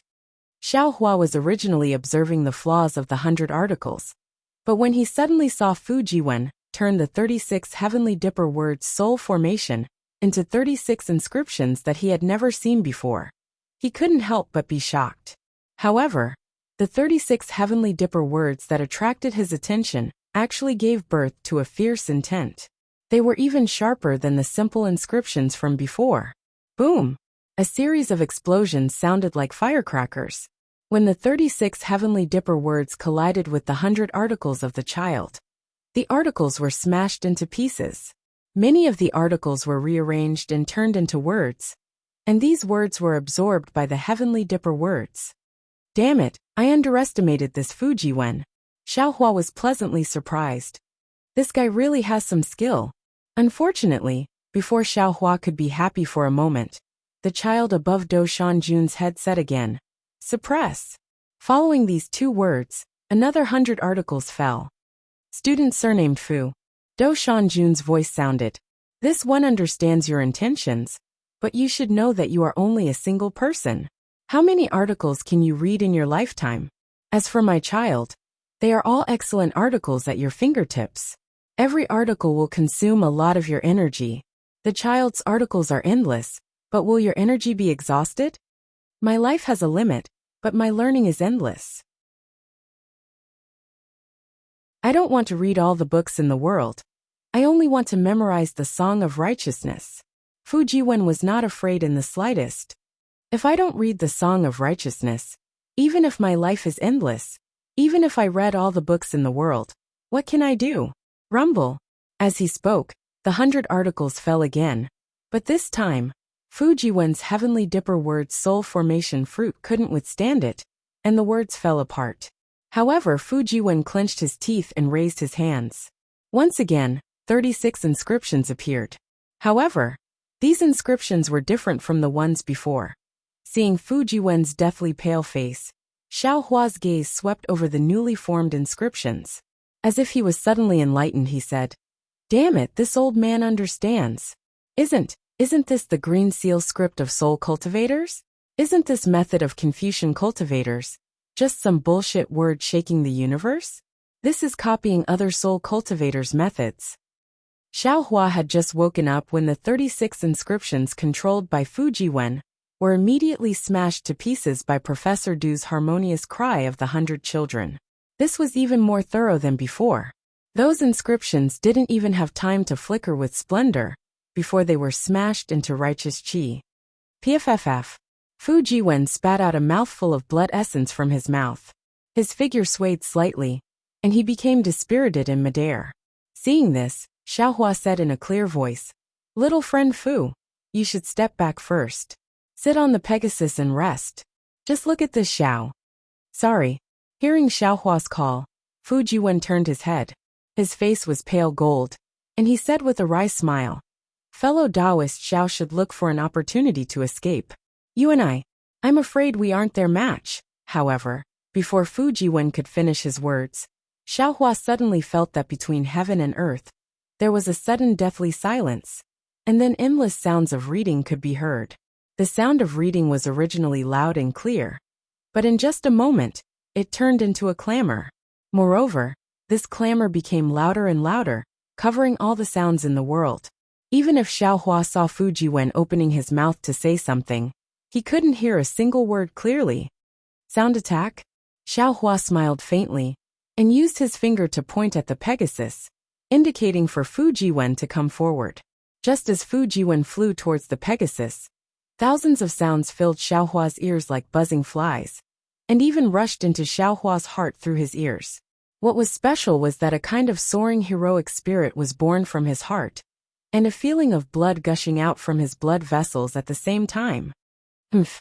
Do you have any other methods? Xiaohua sneered. If it was in the past, he might have been worried about this kind of sound attack. But at this moment, he had already cultivated the Devil Realm's cultivation method, and had already begun to refine his devil blood. How could the control of his blood vessels be compared to that of a Confucian cultivator? There was no need for Xiaohua to take the initiative to defend himself. The feeling of blood gushing out had only just appeared, and with a little circulation of his devil technique, it immediately disappeared. Although Fujiwen was very helpless in his heart, he was now seriously injured. Not to mention that the inscriptions on the outside of his body had already dimmed, and could only protect a limited area. Even the inside of his middle dantian was a mess. Fujiwen's middle dantian was different from that of an ordinary Confucian cultivator. Although it was also refined with noble qi, it was not pure true qi, but a vague thing like a book page. This book page seemed to be a seed, and also seemed to be a golden core, and even like a turtle shell. However, although there were some simple inscriptions on the book page, the outline of the book page had already been destroyed, like a mulberry leaf that had been swallowed by a silkworm, very damaged. Fujiwen slightly sensed it, and couldn't help but smile bitterly. This book page was his biggest secret, and no one had ever revealed it. Although he still didn't know what this book page in his middle dantian was, he did know that it was extraordinary. Taking a deep breath, Fujiwen urged his Confucian cultivation method, opened his mouth, and the abundant noble qi rushed into his body. It didn't need to pass through any meridians, and directly penetrated into the book page in his middle dantian. The book page flashed with a faint white light, and the white brilliance was like strands of silk, slowly winding around and repairing it. Ah! Just as Fujiwen took his first breath, a scene that he would never forget stunned him. He was so shocked that he even forgot to repair the book page in his body. He looked at Xiaohua, who was standing in front of him, with an inconceivable gaze. The current Xiaohua was so shocking that he could shock the world. A faint green brilliance was leisurely emerging from between his eyebrows like a layer of faint fog. Along with this green light, a loud sound like a big yellow bell came out of his mouth. Once this sound came out, not to mention the hundreds of children, even the recitation of the thousands of students in the academy, was immediately suppressed.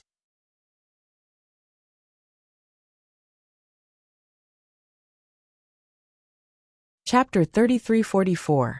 Not only that, a green dot of light the size of a soybean appeared along with the thunderous roar. The moment this dot of light appeared, it immediately caused a phenomenon in the sky. The sky above the Imperial Academy was filled with raging winds and dark clouds. Waves of dull thunder rumbled along with the dark clouds. Before Fujiwen could see it clearly, another strange sound came from Xiaohua's mouth, and in an instant, another green dot of light flew out. Boom, boom, boom. This light spot had an even more drastic change. Hundreds and thousands of lightning bolts as thick as a thumb flashed and surged towards the Imperial Academy. The lightning bolts landed on the Z, on top of the professor's head, and the green word net formed by thousands of students reciting poems. What frightened Fujiwen even more was that the seemingly indestructible green word net, the words that easily shattered his 36 heavenly dipper soul formation, and the hundreds of poems that even Taoist techniques found difficult to shatter, were actually melting faster than snow in the face of boiling water. Even the Z, that the professor was so proud of, the Z, that was formed by words and the noble spirit, collapsed under the lightning bolts. Not only did it turn into dull and lifeless words, It also turned into the purest noble spirit under the green lightning bolts. Lightning attracting technique. Fu Jiwen suddenly realized and thought of a Taoist abhijna from long ago. He was astonished. In fact, not only was Fu Jiwen stunned, even Xiaohua himself did not expect this lightning and thunder technique to have such a miraculous effect on the Confucian cultivator's 100 scholars chant. Xiaohua was first shocked for a moment, then he immediately roared into the sky. Ha ha ha, Xiaohua laughed in his heart and thought to himself, this is really a fake meeting the real thing. Just now he looked unusually ferocious, but now he is so weak. So he is just a good-looking but useless piece of trash.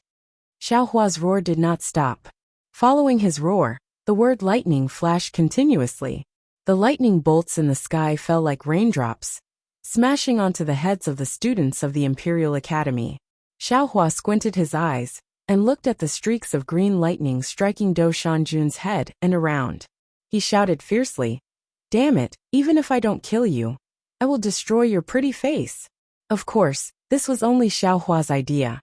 He activated the art of lightning and thunder to trap Elder Yuan's students and Professor Du Shanjundu, following which, he rode his heavenly horse and galloped across the sky, charging towards the Imperial Academy. Still want to leave? Jiang Wenhao, hand over your life. Jiang Wenhao was indeed smart. Seeing that Dou Shanjun's chorus of the 100 seedlings was defeated by Xiaohua, he had already fled and rushed towards the depths of the Imperial Academy on his flying sword. Unfortunately, Xiaohua's soul consciousness had already locked onto him. The heavenly horse crossed the red wall of the Imperial Academy. Xiaohua roared, and a few more streaks of lightning fell from the sky, blocking Jiang Wenhao's path. Senior Xiao. Jiang Wenhao turned pale with fright and said with an apologetic smile, "This is all a misunderstanding. This junior has already explained everything clearly. If you don't believe me, this junior won't leave and will accompany senior." Oh! Xiaohua's gaze was like lightning. He looked straight at Jiang Wenhao and laughed coldly. "Jiang Wenhao, what's the use of saying so much now? No matter what happens today, no matter who comes, no matter if you are innocent or not, I will definitely take your head." Say, senior. Seeing the lightning bolts falling, Jiang Wenhao wanted to spit out his flying sword to resist, but he did not dare to do so. However, he was also unwilling to surrender. Unknowingly, he felt a little despondent. He did not know if he was feeling regret or something else. Just as Jiang Wenhao was worrying about his gains and losses, suddenly, all the earth-shattering noises disappeared. It was as if all the lightning in the sky was just a golden millet. Ah! What's going on? Jiang Wenhao stared blankly. Just as he was about to look around, Xiaohua's shocked and angry voice exploded in his ears like a clap of thunder. "Evil creature, you still say you didn't do any evil? Look at what's in your arms." What? Jiang Wenhao was originally a little dazed. Xiaohua's angry roar was deliberate and directly shocked him into a daze. Jiang Wenhao could not help but lower his head to look. Indeed, a corner of a jade tablet was revealed in his arms. Jiang Wenhao pulled the jade tablet out and threw it out as if he had seen a ghost. He shouted, "No, you are framing me. I have already thrown this jade tablet too." At this point, Jiang Wenhao seemed to have realized something. His face was as white as paper, and he stood in midair in a daze. It seems like I am framing you." Xiaohua, who had just retracted his lightning and thunder technique, said plainly, "So you have already thrown this jade tablet away. I wonder where did you throw it to? Of course, it doesn't matter where you threw it to. The important thing is, this jade tablet belongs to the Seven Suns Temple. How did it end up in your hands? Why did you throw it away with a guilty conscience?" Xiaohua's face was filled with a cold smile. He waved his hand, and the jade tablet slowly landed in his hand. To be honest, he did not care about this jade tablet. It was only when Jiang Wenhao escaped from the Imperial Academy and hid this item in a tree hole that he remembered that he did not obtain any information about this jade tablet from Wu Qian's memories. It was probably Jiang Wenhao who saw this jade tablet on the spur of the moment.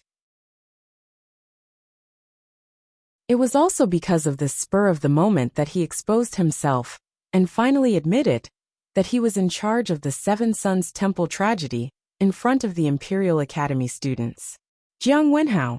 Without waiting for Xiao Hua to say anything, Professor Dou's face was already paler than a sheet of paper.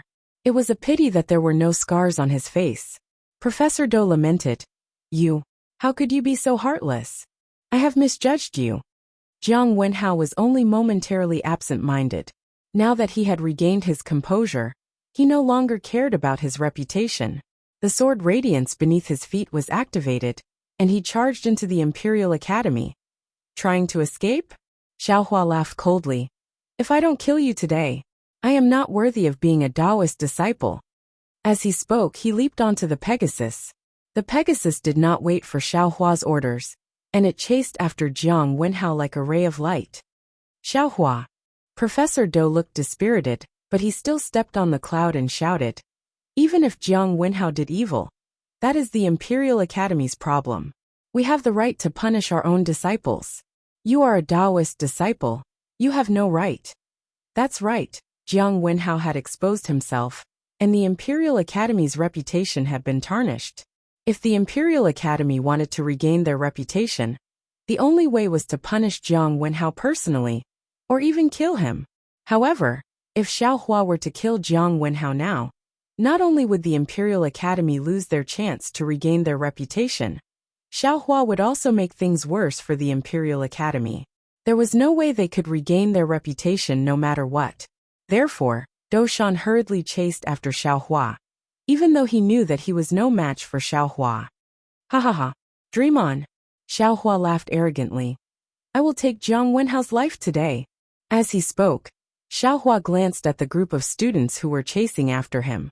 The lightning flashes and thunder rolls technique was unleashed again. Lightning of various colors appeared out of thin air. Humph rascal. Suddenly, a disdainful snort could be heard in the air above the Imperial Academy.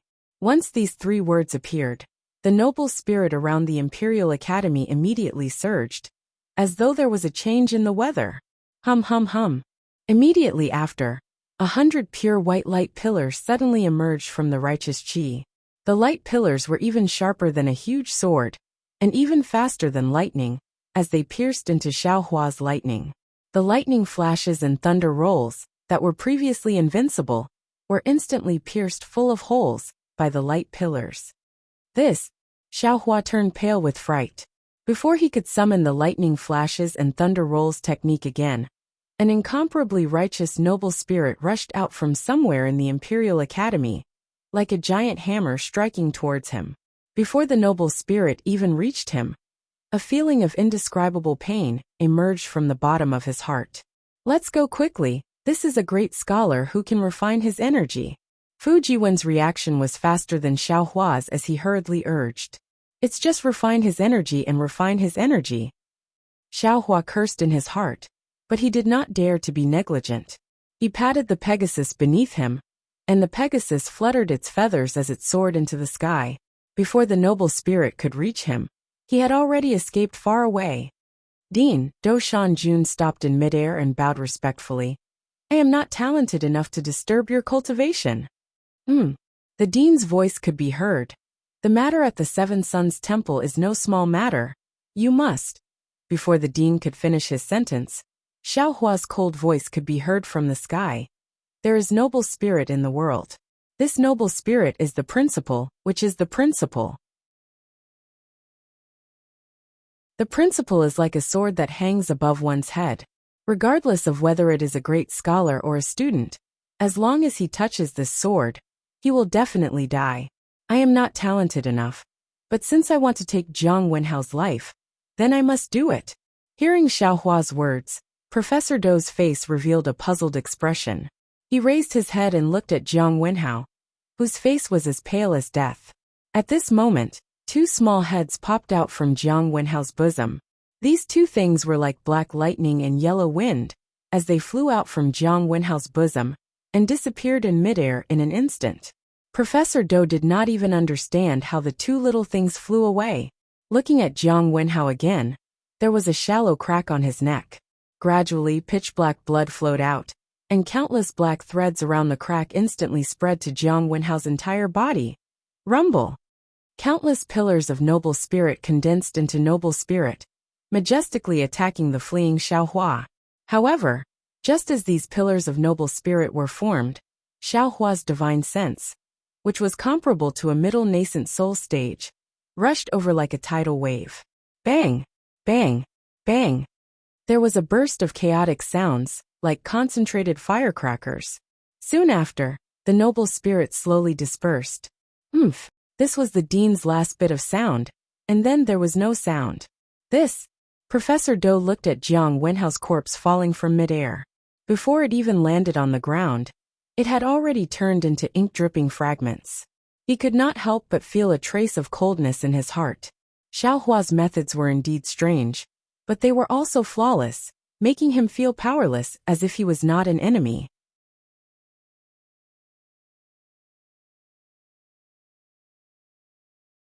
Chapter 3345. Dean. Professor Hu flew over quietly and said softly, Xiaohua of this sect is really powerful. It turned out that he had already buried a demon pet in Jiang Wenhao's body before seeing him. He could kill Jiang Wenhao with just a thought. And that aura was so terrifying that even the dean did not dare to kill him. It is not only because our academy is in the wrong. Yes. Professor Dou suddenly felt depressed. He defended Jiang Wenhao for half a day, but he did not expect Jiang Wenhao to be the real culprit. And Xiaohua was just watching the show.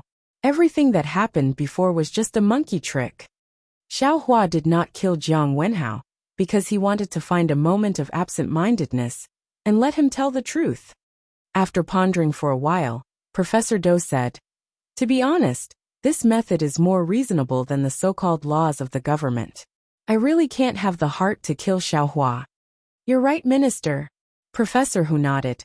This is also because our Imperial Academy is powerful. With the dean in charge, the Taoist sect did not dare to do anything. They only dare to kill when they have real evidence. Professor Dou smiled bitterly.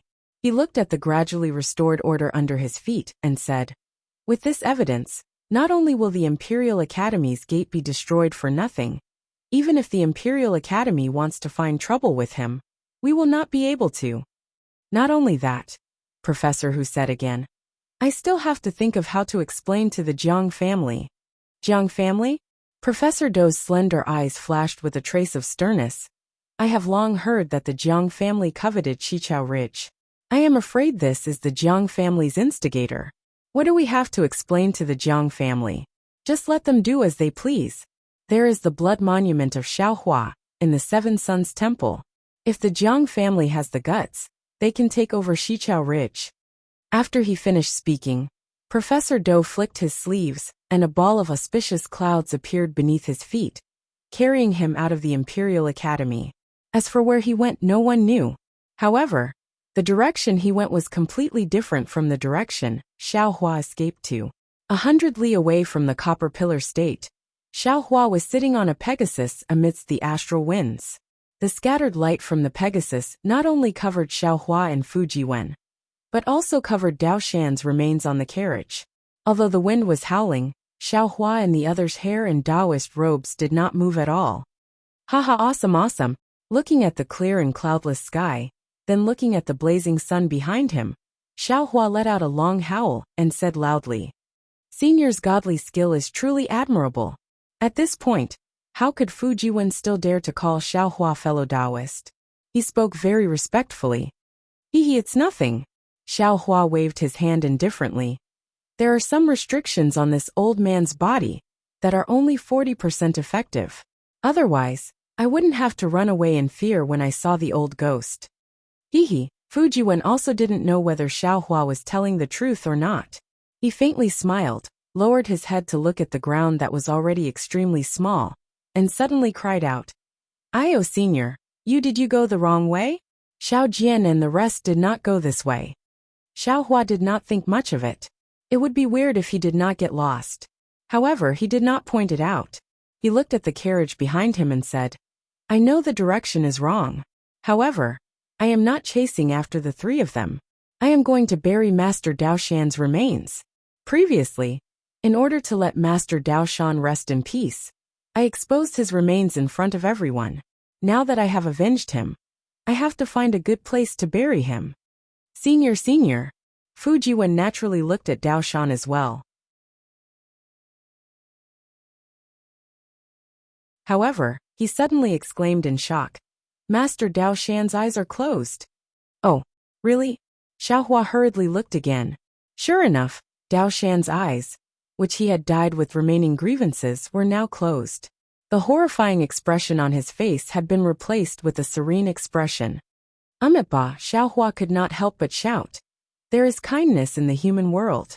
Master Dao Shan can finally rest in peace. Ba. Fu Jiwen looked at Xiaohua and could not help but curse. Senior Xiao killed people without blinking. You actually dare to chant the name of Buddha? All right, little friend Fu. Xiaohua thought of something and said, do you know if there is a place with beautiful scenery? Oh, or is it the place with good feng shui that you mentioned? Fu Jiwen shook his head and said embarrassedly, Junior only heard about it. I am not proficient in it. I am not even as good as Xiao Jian. If Senior wants to find a place with excellent feng shui, why don't you ask Xiao Jian? Xiao Jian? That guy knows about feng shui. Xiaohua was surprised. He suddenly remembered the scene of Xiao Jian selling fortune-telling on the streets of Longevity Town. Don't be fooled by him. Fu Jiwen smiled and said, Senior, don't belittle Taoist Xiao. He has some real skills in him. If he doesn't know anything, how can he fool others? That's true. Xiaohua nodded and looked around. He looked at the north, south, east, and west, then asked, where did they go? After Fu Jiwen pointed in the direction, Xiaohua urged the Pegasus to carry Dao Shan's corpse and chase after them. That, Senior, seeing that the Pegasus had attracted the attention of many passers-by, and many elderly, women and children bowed down in fear. Fu Jiwen could not help but remind Xiaohua softly, we just defended the Imperial Academy in the Bronze Pillar Country. This should be within the borders of the Bronze Pillar Country. Senior, can you keep the Pegasus? Moreover, Master Dao Shan's corpse is not suitable for others to see. If it is not convenient for Senior, how about I keep it in my small Qingquan bag? No need, I will do it myself. Xiaohua used his spiritual will to scan the area. As he answered, he rode the Pegasus to a place where there was no one, and kept Dao Shan's corpse. He casually threw the old carriage on the ground, and kept the Pegasus as well. Fu Jiwen saw how casual Xiaohua was, and could not help but show admiration in his eyes. He could not help but say, Senior's demonic pet is really powerful. Its flying speed is even faster than the Pegasus. Today, if not for a Senior releasing these two demon pets first, and leaving them by Jiang Wenhao's side in advance, I'm afraid that going to find Jiang Wenhao again would be even more difficult. Not necessarily. Xiaohua laughed coldly. Even without the help of these two little things, I will kill my way into the Bronze Pillar Country in 10 days. If the Imperial Academy protects Jiang Wenhao, I will destroy the Imperial Academy. If the Jiang family protects Jiang Wenhao, I will uproot the Jiang family. Since the day I set up the Blood Monument, my Taoist disciples will not be bullied. Especially Master Dao Shan. He is a true Taoist master that I respect. 10 days. Fu Jiwen was slightly puzzled, but he suddenly realized, Senior, you mean, you will break into the Jiang family of the Bronze Pillar Country in 10 days? And kill the rest of them one by one? That's right. I have the same intention. Xiaohua's eyes flashed with a cold light. Blood grudges must be repaid with blood. I want to let the Confucian cultivators of the hidden immortal continent know not to provoke me. If they provoke me, I will definitely make them suffer. Fu Jiwen smiled bitterly. The current Xiaohua was obviously different from the Xiaohua he saw last night at Jai Xinglu. He was less amiable and more murderous. Fu Jiwen thought for a while and suggested, if Senior feels that you can challenge the entire Jiang family of Confucian cultivators, then Junior will not dare to stop you. But if Senior has not reached the divine transformation stage of Taoist, Junior feels that Senior should wait for a few more days. After all, Senior killed Jiang Wenhao and alarmed the Jiang family. You have also offended the Imperial Academy, and the Bronze Pillar Country. Especially the other martial masters who committed the crime. I am afraid that news of them has already spread. It will be difficult for you to find them alone. Sigh, Xiaohua sighed and looked at the barren land in front of him. However, there were still some crops desperately trying to grow. He said, I know that Jiang Wenhao will definitely not do it himself. I also want to kill those accomplices first. But there are always a few ways to deal with things. Each method has its advantages and disadvantages.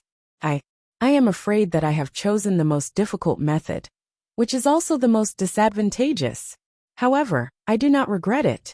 For Master Dao Shan, an old man who has been silently contributing to Taoist sects, I am willing to overturn the entire Bronze Pillar country. Senior, please follow Xiao Jian to another place first. First, you should finish your own matters. Fu Jiwen said with a smile. When Junior returns, I will secretly look for these people. When Junior has news, how about it? And that is the only way. Xiaohua was helpless. He was now alone. If he were to look for these people by himself, it would be like looking for a needle in a haystack. Moreover, Xiaohua was not good at looking for people. However, Xiaohua immediately felt a little embarrassed. His heart was moved and he said with a smile, Little friend Fu, you and I have never met before. It is just that we have hit it off at first sight. Last night and even today, you have helped this old man too much. This old man does not know how to thank you. Looking at Xiaohua's smiling appearance, Fu Jiwen was also enlightened. The words that Xiaohua had said when he killed Jiang Wenhao suddenly appeared in his mind. My Tao is the Tao of heaven. My path is the path to the heavens. From now on my Tao is not alone. How heroic was this? What kind of spirit was this to trample the heavens and earth under one's feet? The meaning of Xiaohua's words was clear. Fu Jiwen could not help but be moved at this moment. It was a pity that if such heroic words were said by the Imperial Academy, Fu Jiwen would probably kneel down and acknowledge him as his master. However, since it was said by Xiaohua, Fu Jiwen could not help but reconsider. Fu Jiwen saw Xiaohua's courage to barge into the Imperial Academy. Fu Jiwen also saw Xiaohua's loyalty in killing Jiang Wenhao. Fu Jiwen also saw the righteousness that Xiaohua gave him with the thunder-amplifying wood. However, if Fu Jiwen wanted to abandon everything and acknowledge Xiaohua as his master, and completely walk on the narrow path of Taoist sects, Fu Jiwen could not help but hesitate.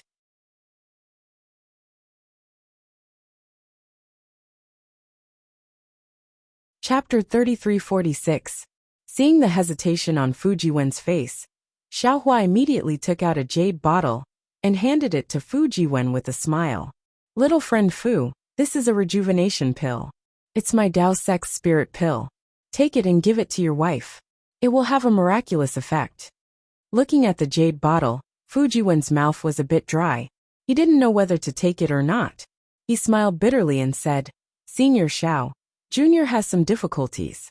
Although my Fu family is a family of Confucian cultivators, because Junior practices Tao Sex magic arts, and because of my wife, I have already moved out of the family. Otherwise, I wouldn't have less than 50 high-grade primordial stones. Haha, little friend Fu, no need to say more. Xiaohua stuffed the jade bottle into Fu Jiwen's hand and waved his hand. Last night at the auction, this old man already said that you and I met by fate. Today you stepped forward bravely again. This old man feels even more congenial. This rejuvenation pill is a little bit of this old man's appreciation. Take it. In addition, if you need any pills or spirit herbs for Tao Sex magic arts, you can tell me. You can also be considered half a Tao Sex disciple. If this old man doesn't help you, who should I help? Fu Jiwen's face relaxed a bit and said with a smile, Junior's magic arts are not completely pure Tao Sex magic arts. For the time being, I don't need any pills or spirit herbs. If Junior needs them in the future, I can ask Senior. Senior is my Tao Sex disciple. If Junior doesn't ask Senior, who else can I ask? Haha, that's right. Xiaohua laughed. When Fu Jiwen saw that Xiaohua didn't blame him and didn't turn hostile, his heart calmed down. Looking at Xiaohua flying in front of him, he thought for a moment and took out a jade eye from his bosom. He carefully said, Senior Xiao, you have been using the Tao Sex flying technique all this time, right? Although the flying technique of Taoism is fast, it looks very strange. It's like an ordinary person walking barefoot without shoes. I have a Confucian cultivation technique that allows you to ride the clouds. I don't know if you can use it. Take it as a gift from me to you." Xiaohua looked at Fu Jiwen with interest. He understood that in Fu Jiwen's heart, it wasn't that he didn't want to acknowledge him as his master. He was afraid that Fu Jiwen really had some difficulties that he had told him. These jade eyes were a buffer that Fu Jiwen had left for him. If it was someone else, Xiaohua might not have accepted him. After all, he had already made his intentions clear, and he almost wanted Fu Jiwen to be his disciple. However, Xiaohua really valued Fu Jiwen. Fu Jiwen was able to stand up against the cultivators of the Imperial Academy with that strange runic word formation. This was definitely not something an ordinary Confucian scholar could do. Therefore, Xiaohua stretched out his hand, took the jade eyes, and threw it to the green-robed Xiaohua in the space. He smiled and said, "Stones from other mountains can be used to improve jade. Then, this old man will take a look at the wonders of the Confucian cultivator's cloud riding technique." When Fu Jiwen saw Xiaohua retracting his jade eyes, he was very happy in his heart. He smiled and said, "There might not be any marvelous places, but the divine arts of Confucian cultivators have always been particular about appearances." Senior used the cloud riding technique to show the appearance of an otherworldly expert. As for the wonders, I feel that many of the spells of Taoism are the truly marvelous ones.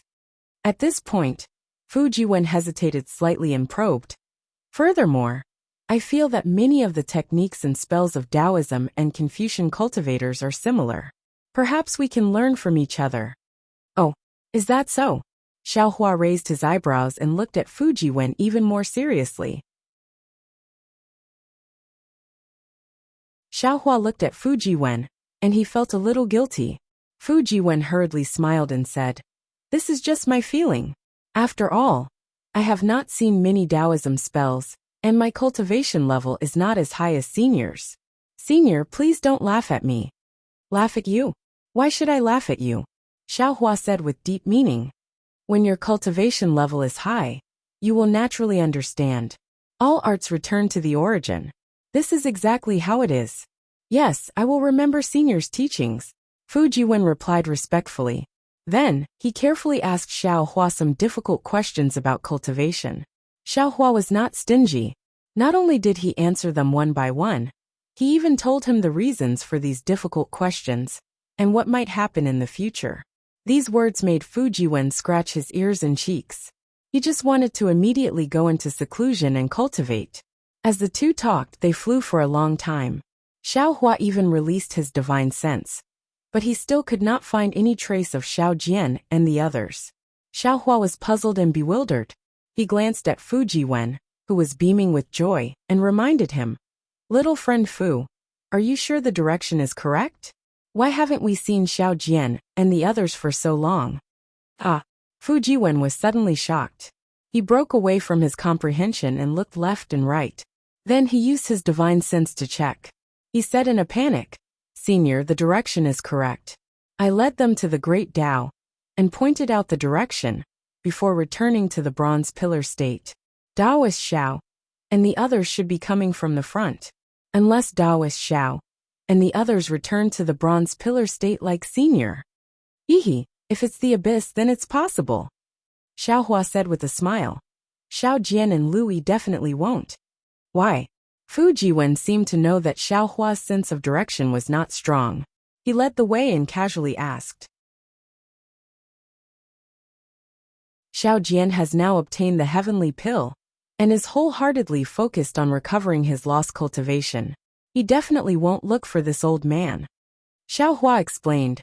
Moreover, this old man has no special relationship with him. If he didn't have a favor to ask of this old man, I'm afraid he would have already run away. As for Lu Yi, he definitely won't run away. He's even worried about how to find this old man. However, if he didn't have full confidence, he definitely wouldn't have returned to the bronze pillar state. He also wouldn't have revealed that he knew this old man. Taoist Xiao. Fu Jiwen was astonished. He opened his mouth but didn't know what to say. Not every Tao disciple is a Daoshan master. Xiaohua said indifferently, however, because Xiao Jian is a Dao disciple. This old man will help him. Yes, this junior understands. Fu Jiwen might not be as intelligent as Lu Yi, but he was definitely not a fool. He immediately understood. But since he already understood Xiao Jian's character, Fu Jiwen suddenly stopped in midair and laughed bitterly. If it's as senior says, then junior knows where Daoist Xiao went. Where? Xiaohua was curious. There are still a few paths from the Bronze Pillar State to the Jiang country, Fu Jiwen explained. The path that Junior pointed out to Daoist Xiao was the safest one, but after walking for a few miles, there were a few forks in the road. Although the other forks in the road were not very safe, there were few pedestrians, and the journey was short. If Daoist Xiao was afraid that others would catch up, or if he wanted to concentrate on cultivating, he might choose these forks. Although Fu Jiwen said maybe, his tone was already certain. Xiaohua laughed bitterly and waved his hand. I'll have to trouble you again this time. This old man originally thought that once I found Xiao Jian and the others, I would quickly let you return. But now it seems that you will have to stay here for a while. Senior's words are too serious. Fu Jiwen laughed. My wife's matter was not settled in a day or two. Since the old housekeeper has already returned, it doesn't matter if Junior is late for a month. After saying that, Fu Jiwen led the way in another direction. Seeing Fu Jiwen's understanding of the situation and his control of the direction, Xiaohua felt a little envious from the bottom of his heart. In his eyes, the crisscrossing paths under his feet, the crisscrossing forest, and even the sun and moon in the sky were the reasons why he was lost.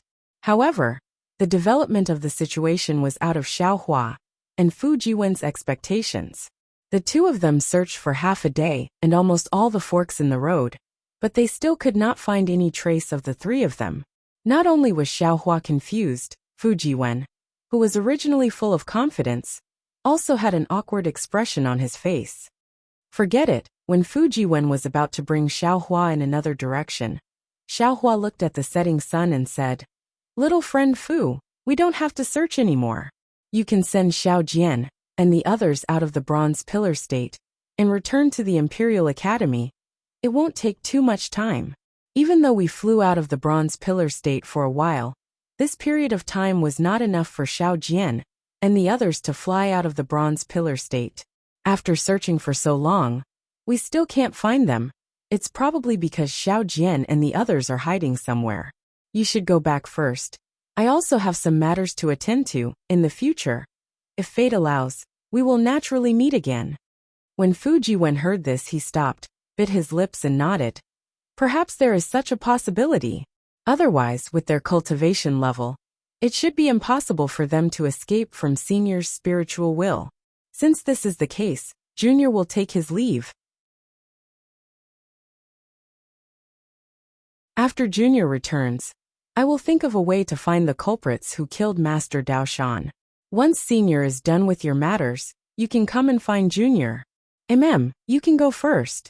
Xiaohua nodded.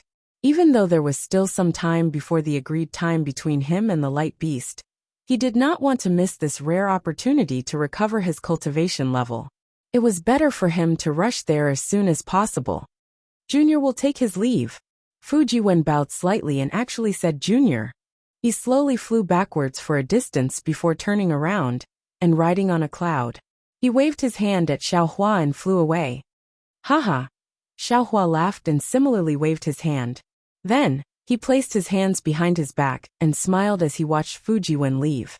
Xiaohua knew that Fu Jiwen had always been thinking about his wife, accompanying him through life and death. Fu Jiwen could not wait to bury Master Dao Shan.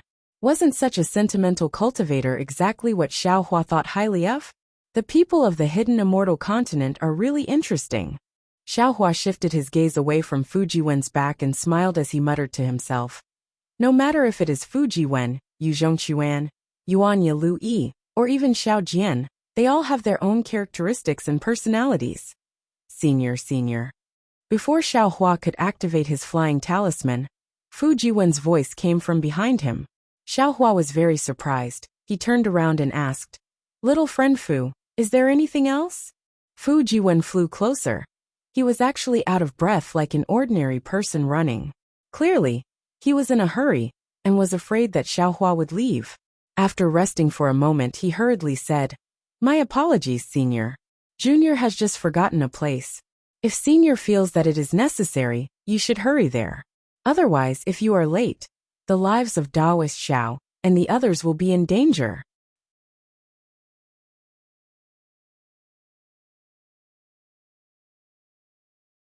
Chapter 3347.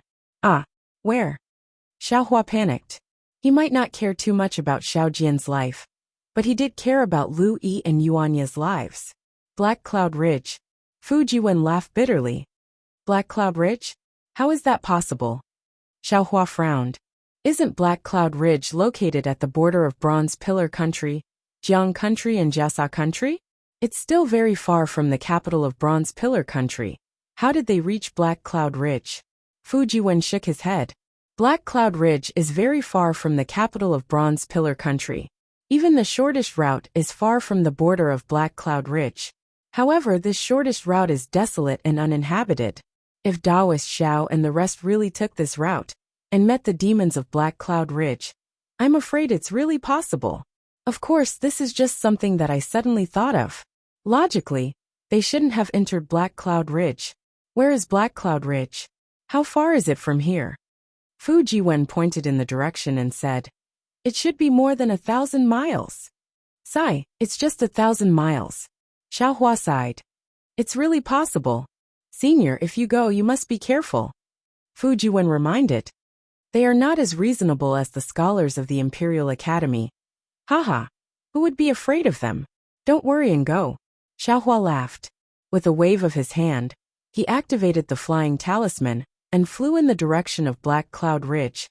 A distance of 1,000 li was indeed very far for ordinary people, and it would probably take several tens of days to reach it.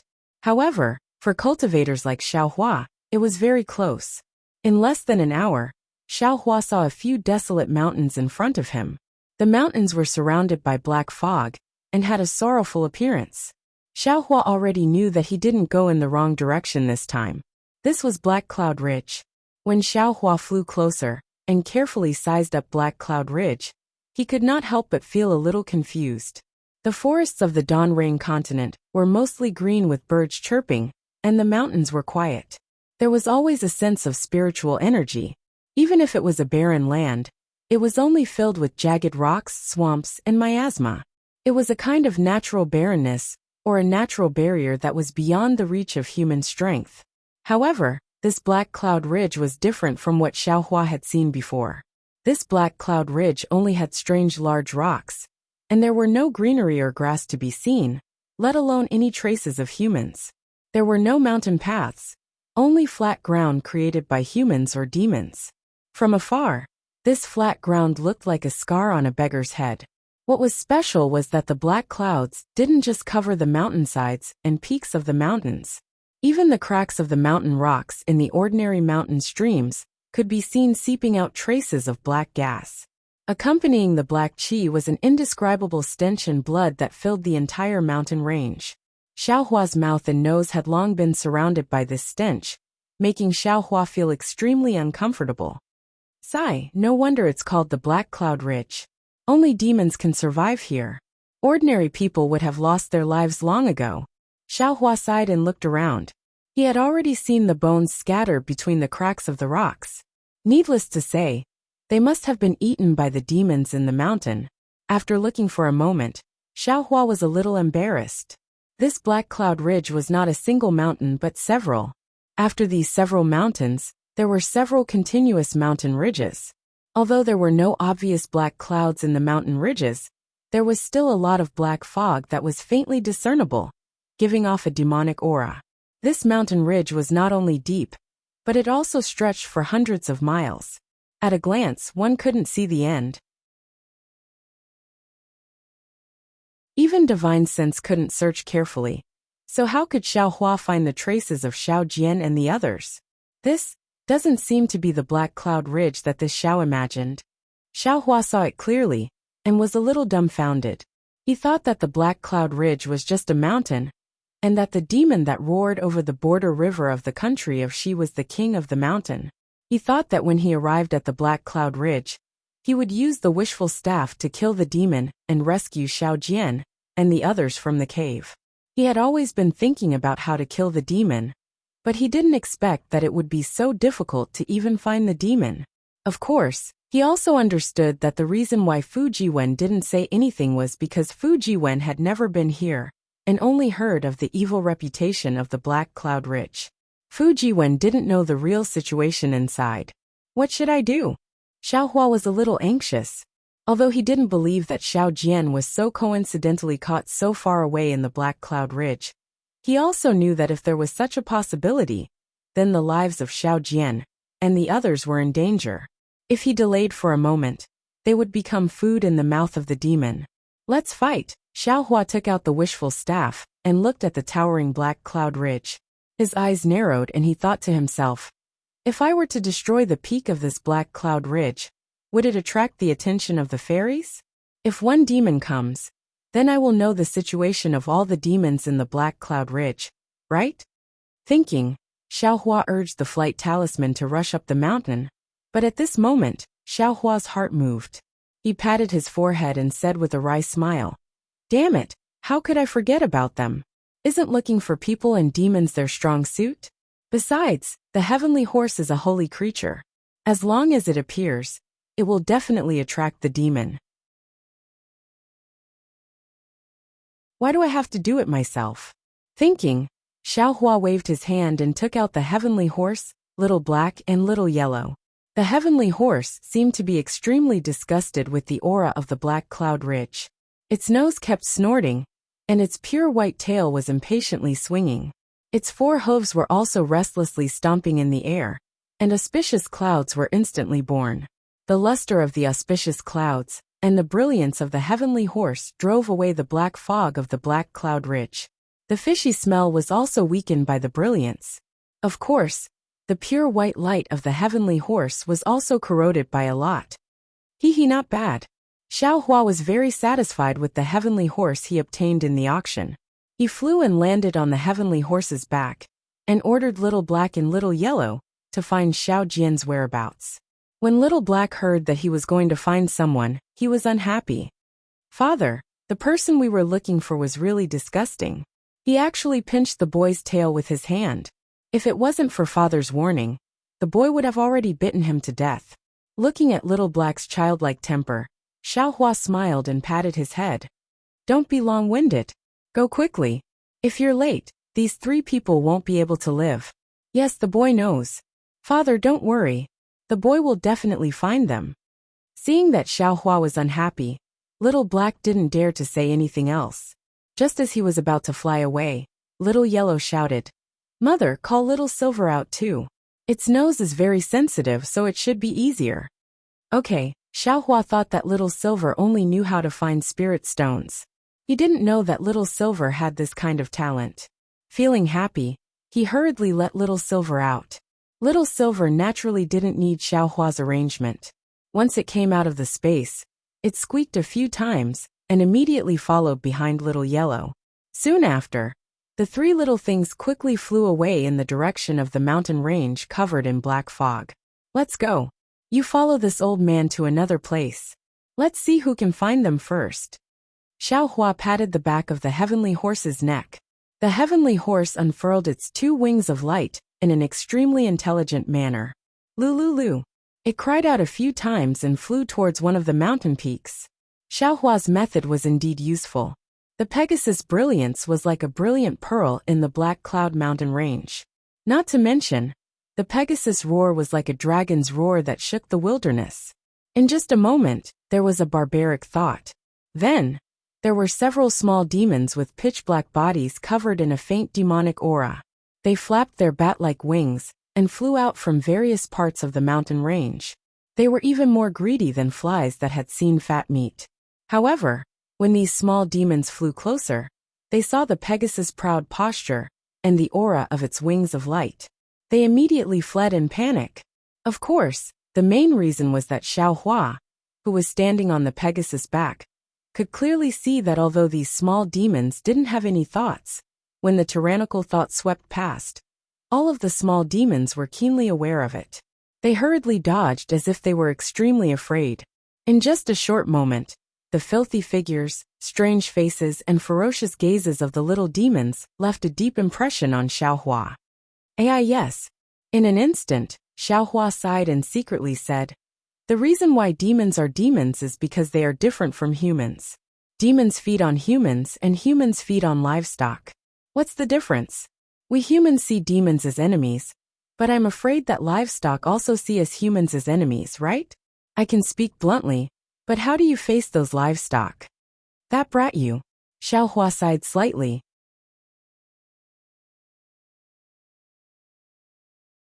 He saw that the place where the thought swept over, black clouds rolled, and a demonic wind surged. A 20 feet tall demon flew over very quickly under the cover of the black clouds. The slightly hoarse voice came from the demon's huge head. "Hee." Xiaohua laughed and put away the Pegasus. He didn't even take the wishful staff. He crossed his arms in front of his chest and looked at the flying demon with interest. When the demon flew closer, Xiaohua could clearly see that the demon's whole body was covered in black hair like needles. Its 20 feet tall body was covered in human-like armor. On its huge head, 2 brownish-yellow eyes flashed with blood-red brilliance. The lower half of the head was a protruding mouth with 2 nostrils connected. The mouth opened and closed, revealing sharp snow-white teeth. The 2 small ears on both sides of the head moved slightly. This monster was actually a black bear spirit. Hee. Seeing the appearance of this demon, Xiaohua laughed again. It was really a coincidence. This demon was the one Xiaohua saw at the border between the country of Xi and the country of Jiasa. However, at this time, there was no naked woman in the demon's arms. Instead, there were a few chicken-like mortals in its hands. The other hand of the demon was holding a large human leg. As it flew, it tore and bit, and the red blood flowed down the corner of the demon's mouth. You're tuning in to the Dreamy Chapters YouTube channel. We're so grateful for your support. And don't forget to subscribe to join us on this incredible journey through captivating stories. Your generosity through donations truly makes a world of difference, as it's the primary source of revenue that allows me to expand and enhance this channel for you. Thank you from the bottom of my heart for being a part of this adventure.